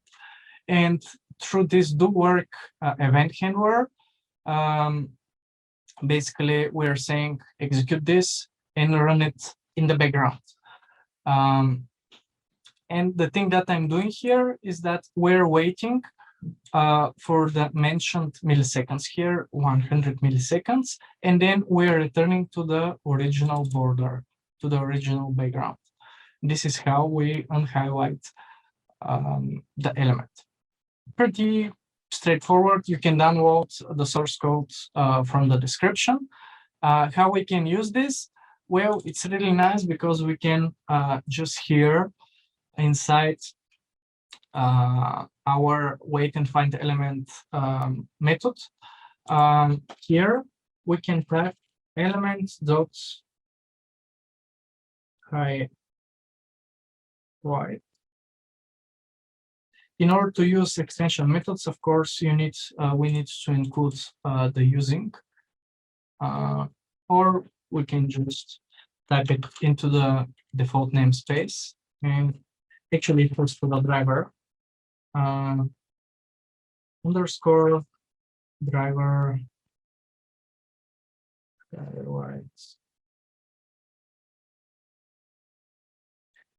and here we need to provide the element that we found. That's it. Of course, since we use default parameters, as you can see, we are not obligated anymore to provide them, but if you want, you can still change them. And now when you execute your test in Lambda Test, you'll see that when we execute the test, everything is highlighted, which is really cool. Let me show you. For example, for Canada, I think the tests were passing really fast. Yeah, here it is. Let me run the test for Canada. I can go to automation. New data is available. It's executing. Let me connect. I hope that the test isn't executed yet. Fetching data. Let's see what will happen. Anyway, it's really useful because you can see what is happening even after that in the videos, right?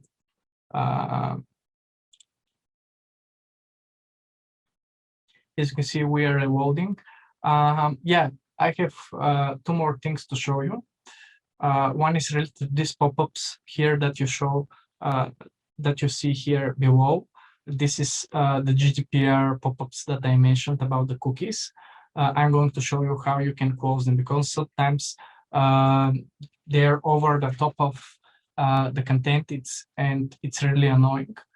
Again, for some countries, the tests are a little bit slower because of the network. So I'm going to stop this, but I'm going to show you how we can close these particular pop-ups. Let me show you. If we start the form in,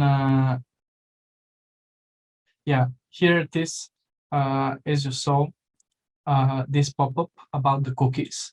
If you want to close it without clicking the OK button, the major practice in test automation testing is, if you go to application, you will see here the cookies of this website, right?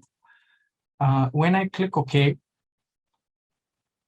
and if I refresh the website, you will see that we have this cookie consent dismissed and set to yes. The way we can handle this in our test automation scripts is that here in our test, let me show you. In our test, we can set the cookies. How you can set the cookies? Basically, here after we will the URL, I can say driver manage cookies, add cookie, and here I can create a new cookie. I need to provide the name and the value. And then you need to refresh the page in order the cookie to be applied. So you need, for this particular website, you need this cookie consent dismissed yes. And then through the driver navigate, you need to provide a refresh. This will refresh the website. And one last thing, many often, because sometimes, you know, from one test, you cannot figure out what is the actual speed of your website in the particular location. You need to repeat the test a few times, 10 times, 20 times, in order to be able to really, you know, figure out what is the actual speed. In order to do that, if you recall from our first videos, we create this retry attribute. In xUnit, we have a similar attribute for repeating the test a few times to see what will happen. It's really nice sometimes when you create a new test to set this attribute without checking the code to your source control, but just retrying it 10 times, 20 times to see whether the test is stable or not, then remove the attribute to checking the code. In our case here, you can retry the test, for example, for Germany 20 times and see the actual speed. Like you can get the average, right? If you're using the geolocation testing for performance. So, however, xUnit doesn't have anything like that, but if we look into the retry logic, if you recall these custom attributes, basically we created this retry test case, and maybe we can modify it to create such a retry fact. As you know, the fact is basically a single test, and instead of this, you know, statement condition here where we check the max retries, we can. I already created such a test, so I'm going to show you. I'm going to create this retry repeat, and I'm just going to copy it and explain it to you. So the thing that I did, again, we have this, I just changed the namespace. Here, everything is the same. Basically, I just renamed the files to repeat instead of retry. The only difference between the retry and the repeat is here that except here right now, instead of having let's see it, max retries, we have times to repeat, and we have, as I said, we change here the this if condition where we check the run counts, whether it's greater or equal to times to repeat. If yes, we are repeating. We will repeat the test in this while condition. The way you can use it is to, I already modified one test, so I'm just going to show it to you. I already modified the test for Germany. So in our distance, calculate distance tests, I'm going to use this repeat fact attribute. Initialize driver. Basically, I modified it a little bit. As you see, we are not using this data-driven approach, but we are just using the repeat fact times to repeat here, right?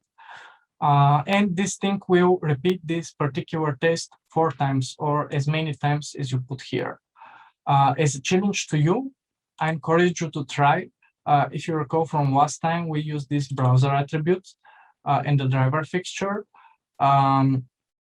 So I encourage you to try to do the same customization about here, about the theory, so that you do the same run theory test case and modify it a little bit. Just try to do the same with the repeat.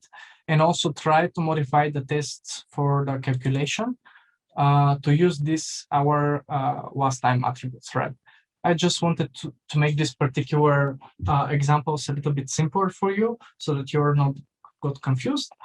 And yeah, you can download the full source code below. So we discussed this really exciting feature about geolocation testing. The next time we will talk about performance analysis, how we can use the power of different metrics that Lambda Test can generate for you using the Google Lighthouse, and also how we can modify the speed of the network in combination with this geolocation to check the speed of your websites. It will be really exciting.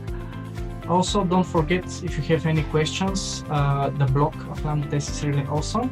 You can write always to support. I already did a few times when I had problems, and they immediately respond during the chat.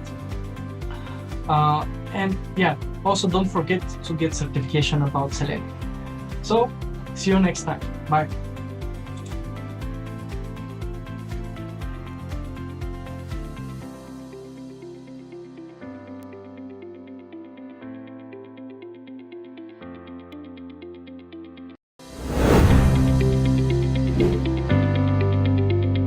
Hi guys, welcome from Bulgaria.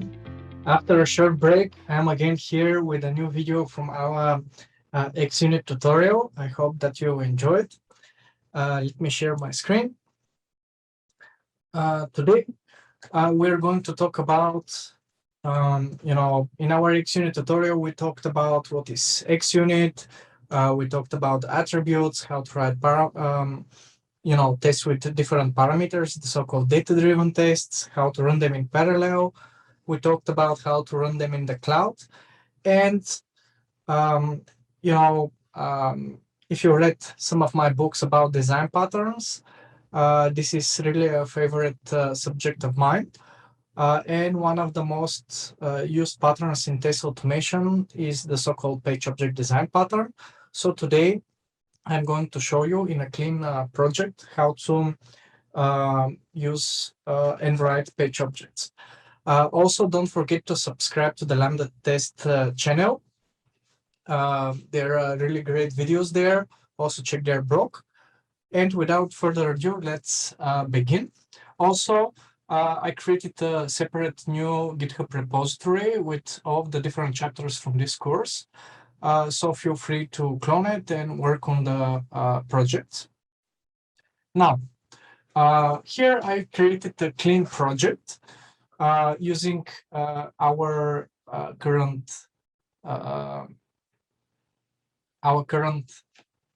solution with to-do tests, right? Probably you recall our project. Here we create the data-driven tests using the different technologies, and basically we are adding a few to-do items. Let me show you again. I'm going to show you the website. Here it is. Basically, we have two pages. This is the home page, and also here we're basically every time we're clicking on these different links. But yeah, basically the page object pattern represents the different elements on the web page, and basically you're creating different actions methods for performing the actions on this particular page. And in certain cases, you may put also assertions there. And we do that for every particular screen. So this means that in our case, we'll have the home page, and then we'll have this, let's call it to-do page, where you can add items, we can delete them, we can check the item count. That's it. Again, I created a separate clean project, only with one test. You can clone the repo, and we're working in chapter 8 folder. So just let me quickly remind you what we are doing. We have here a private variable to iWebDriver, WebDriver weight, and actions. In the constructor, since these are xUnit tests, this is executed before each test. So we're downloading the driver using the WebDriver manager, initializing Chrome. After a while, I will show you how to do the same again in the cloud when we're using page objects. And if you recall the example, we have a few private methods here to abstract some of the actions so that we don't repeat the code over and over again. But now let's rework this solution using the page object pattern. I'm not going to use the native built-in auth approach. Instead, I will show you a much simpler and cleaner version. So I created 3 folders because I'm going to create 3 different versions of the page objects. First, for each version, I will create one folder pages where I will put all the page objects. And again, I'm going to create a separate class for each particular page. As we discussed, we'll have the home page where we are going to interact with the home page, right? And what we have here, we need to make it public. We'll need to initialize the driver, the WebDriver weight. We're going to use composition for this. So right now we won't have any base class, but instead the composition is where when you have all of the dependencies as private variables, and we initialize them through the constructor. And let's see what else do we need. We have one method for opening the page, right? This is the URL for our page. So we can create here an action called, for example, go to. The page objects, by the way, they have another benefit. And the benefit is that they're making our test code shorter. We are not copy pasting code, we are reusing it. So we're going to fix everything inside of here. And also we are creating a DSL, domain specific language, meaning that our tests are going to be much more readable. But in a minute, you will see the difference. Also, let's see, we have this open technology method. Since we're working, on the home page, we need to move it here. And because it's private, we won't be able to access it in our test. So we need to make this method public. Also, as you can see, we don't have anymore this wait and find element method. So I'm going just to paste it here for now. We need structs using Selenium wait helpers. And I think we are ready with our homepage. We can clean the usings. And now I'm going to create a second class called to-do page. And this to-do page again should be marked as public. And what else? Again, we need all of the dependencies using composition. And usually there are three separate basically regions. You can use a region, but this is not a good practice. Just for your understanding, I will separate these three basically sections in our page object, groups of methods and properties. We have elements, we have actions, and probably we have assertions. Again, in version 3, we will separate them, but let's see. Now, after we have the Open Technology app, we have this add new to-do item.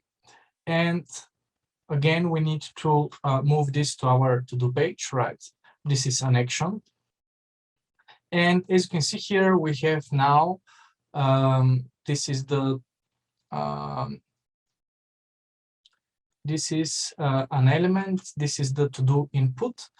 And this is why I'm going to expose this to-do input as a property. Again, we will need the private method for wait and find element, right? So here I will add private helpers. Again, you usually don't need these comments. I'm just making it more clear to you right now about the separations of the different grouping of methods. So I usually expose the different elements as public. If you come from Java, this is called a getter, get method. And every time we're searching for an element and we return it. I prefer to use this approach because nowadays, with all of these asynchronous websites using Ajax Angular, it's fast enough. So every time we wait for an element to exist, then we return it. This is one way to write this. If you're using the latest Visual Studio, you can press Alt and Enter, and Visual Studio suggests that we can use expression body for property. This is the new syntax. As you can see, it's much shorter, right? So I prefer to use this syntax. And now, instead of using this to-do item and search it here directly, I'm going to replace it here with our new property. Why we do that? Because I believe that when we separate the elements from the actions, it's much easier later on when you need to maintain your page objects and fix locators, etc. There to be in a single place. Now, let's see what else do we have here. After you add the items, we have this get item checkbox method. So let's see. As you can see here, we have this private method. Again, we can expose it. It's up to you whether here we can have properties for the elements that don't have any, don't require any parameters, but here we need the name of the item in order to format the proper XPath, right? This is why it's okay to have methods. Again, if you want to make it shorter, it's up to you whether to use this syntax or not. You can use, again, expression bodies for methods, but I usually prefer to have my methods using the old syntax. You can do this if your method is only one line of code. Otherwise, you need to use the brackets. It's up to you again, but I prefer this format. This for only getters for elements, and when it's a method with a particular input, I use the alt approach. And now let's see what else. We have the checkbox. We use it here to click it. We can expose it like this, or I can create a new method that it's called, for example,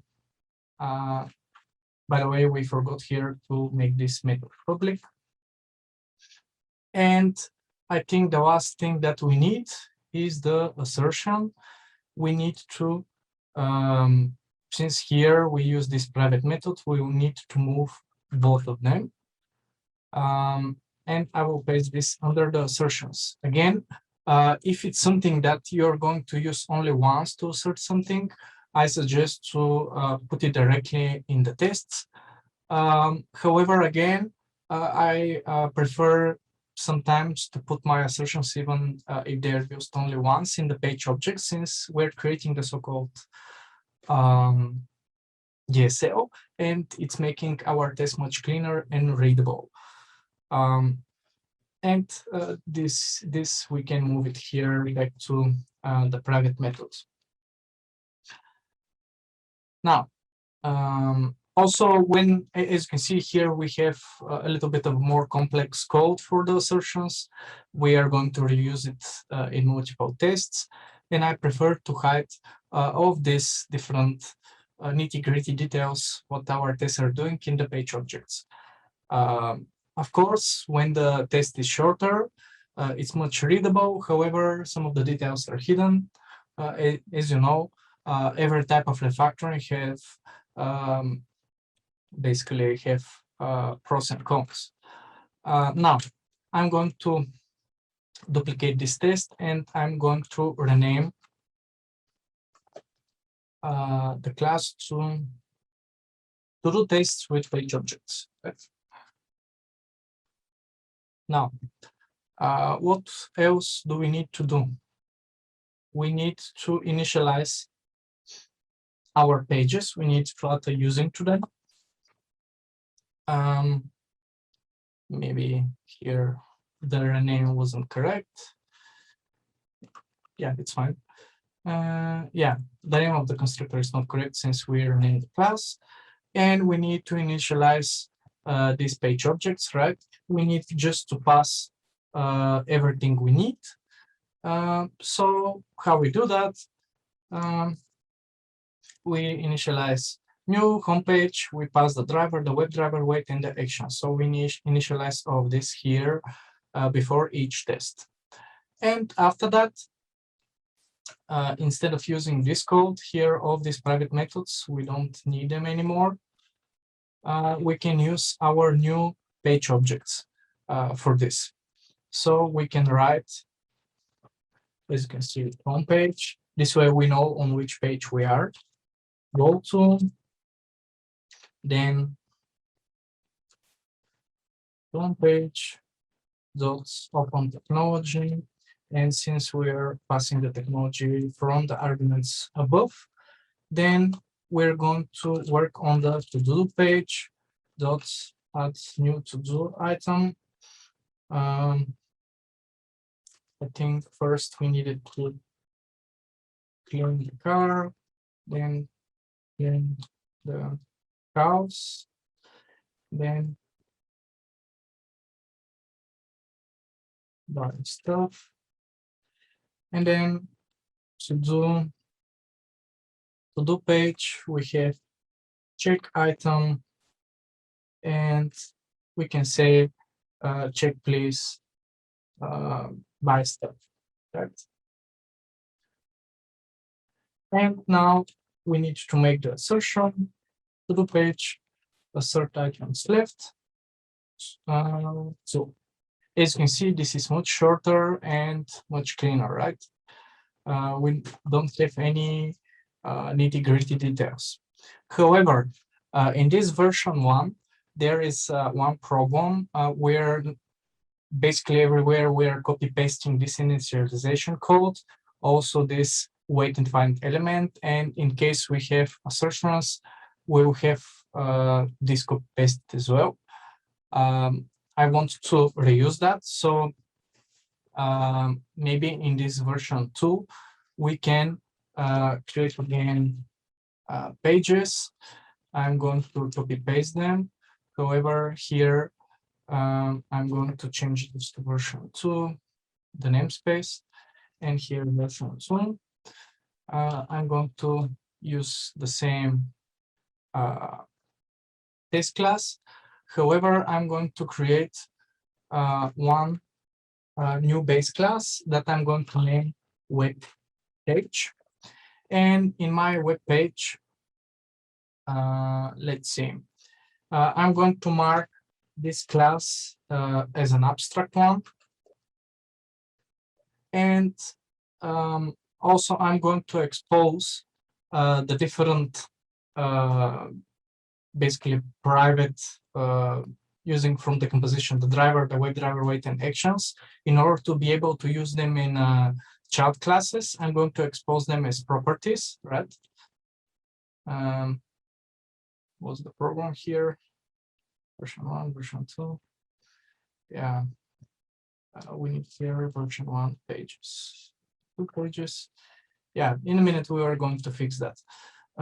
Yeah, as I said, we're going to expose them, this iWebDriver stuff, as protected properties, right? It's fine to maybe set here the getter to private. We can accept it. This means that we can initialize it only here, only once.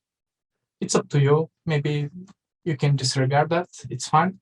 Also, we can move these two methods that we are using here.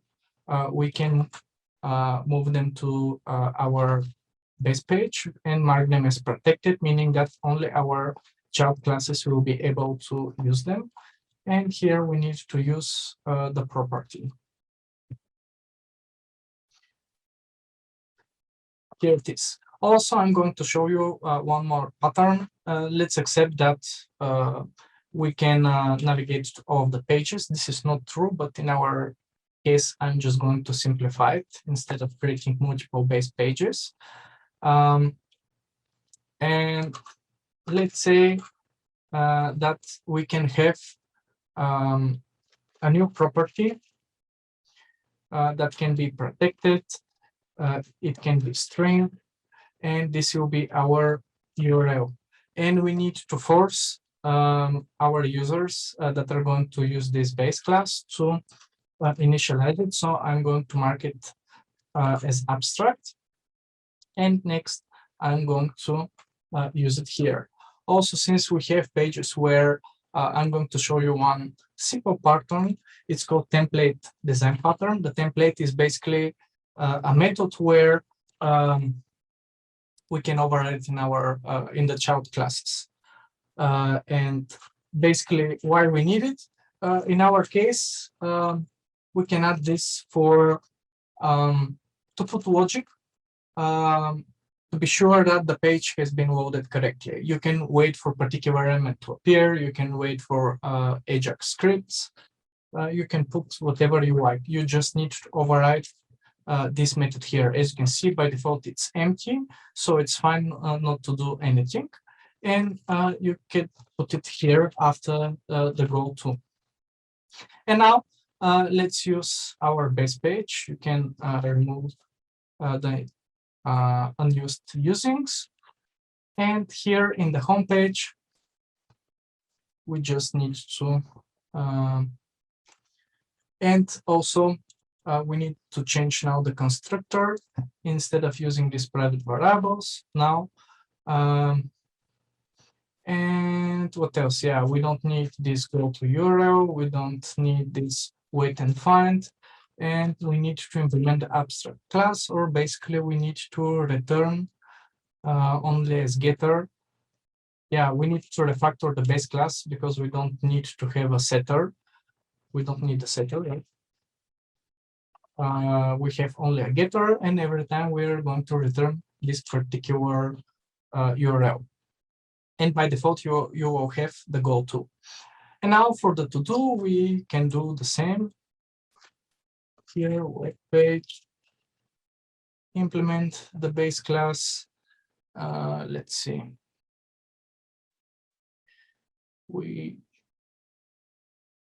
Yeah, again, I'm setting the same URL, no matter that it's a little bit different. You don't need this. Also for the actions, we're going to use the protected property from the base class, and we don't need this too. As simple as that.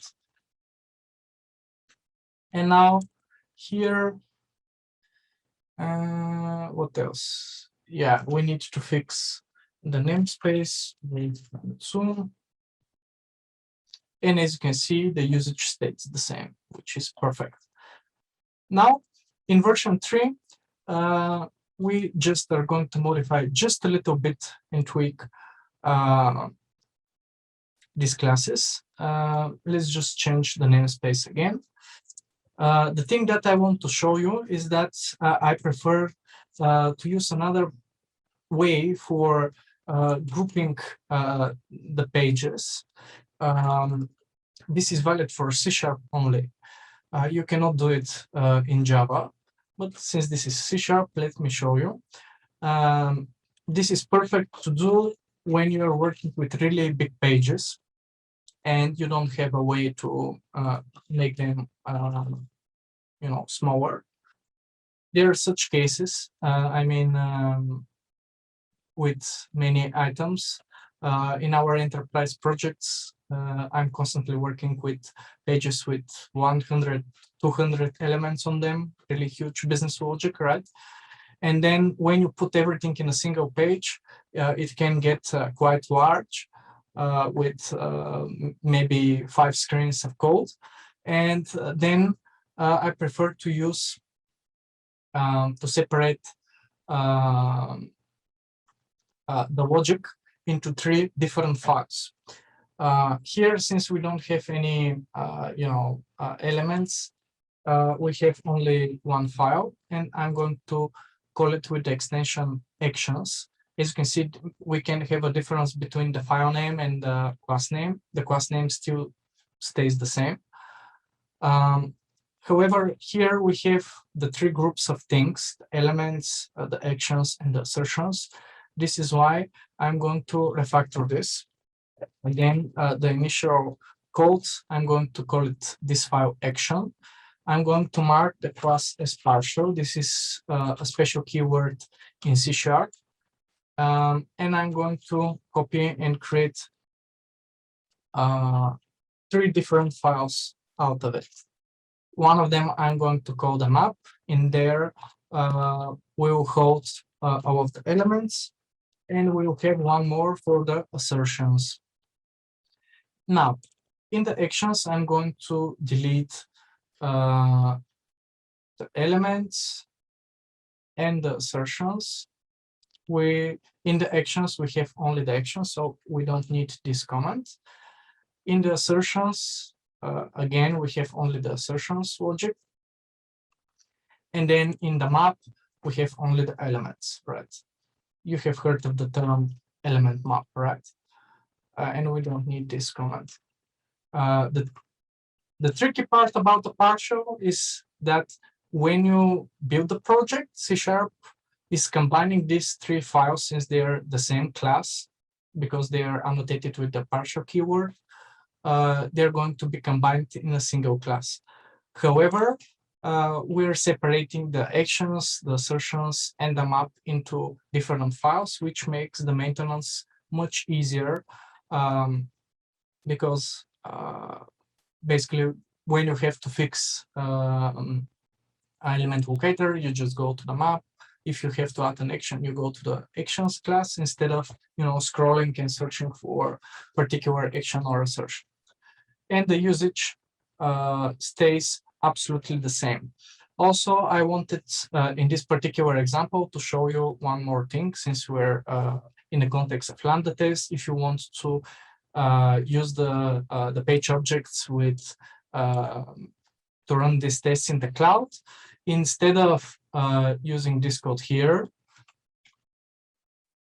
we need basically to change it with this code here. We need to use the remote WebDriver. You need to use your username and access key and set it up, the browser version, the Windows, and everything. Usually we put the username and the access key in environmental variables. You can do this for every type of browser and combination between the different operating systems.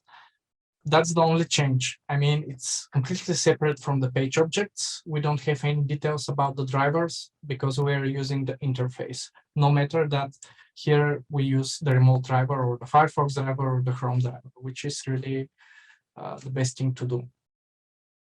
So this was all of this episode of our xUnit tutorial. Thank you for watching. If you have any questions, you can check the Lambda Test blog. They're really great articles. I think there's really one detailed article about page objects. You can check it. Also, you can check the community, and you can get your WebDriver certificate visiting this URL there. Thank you, and see you soon.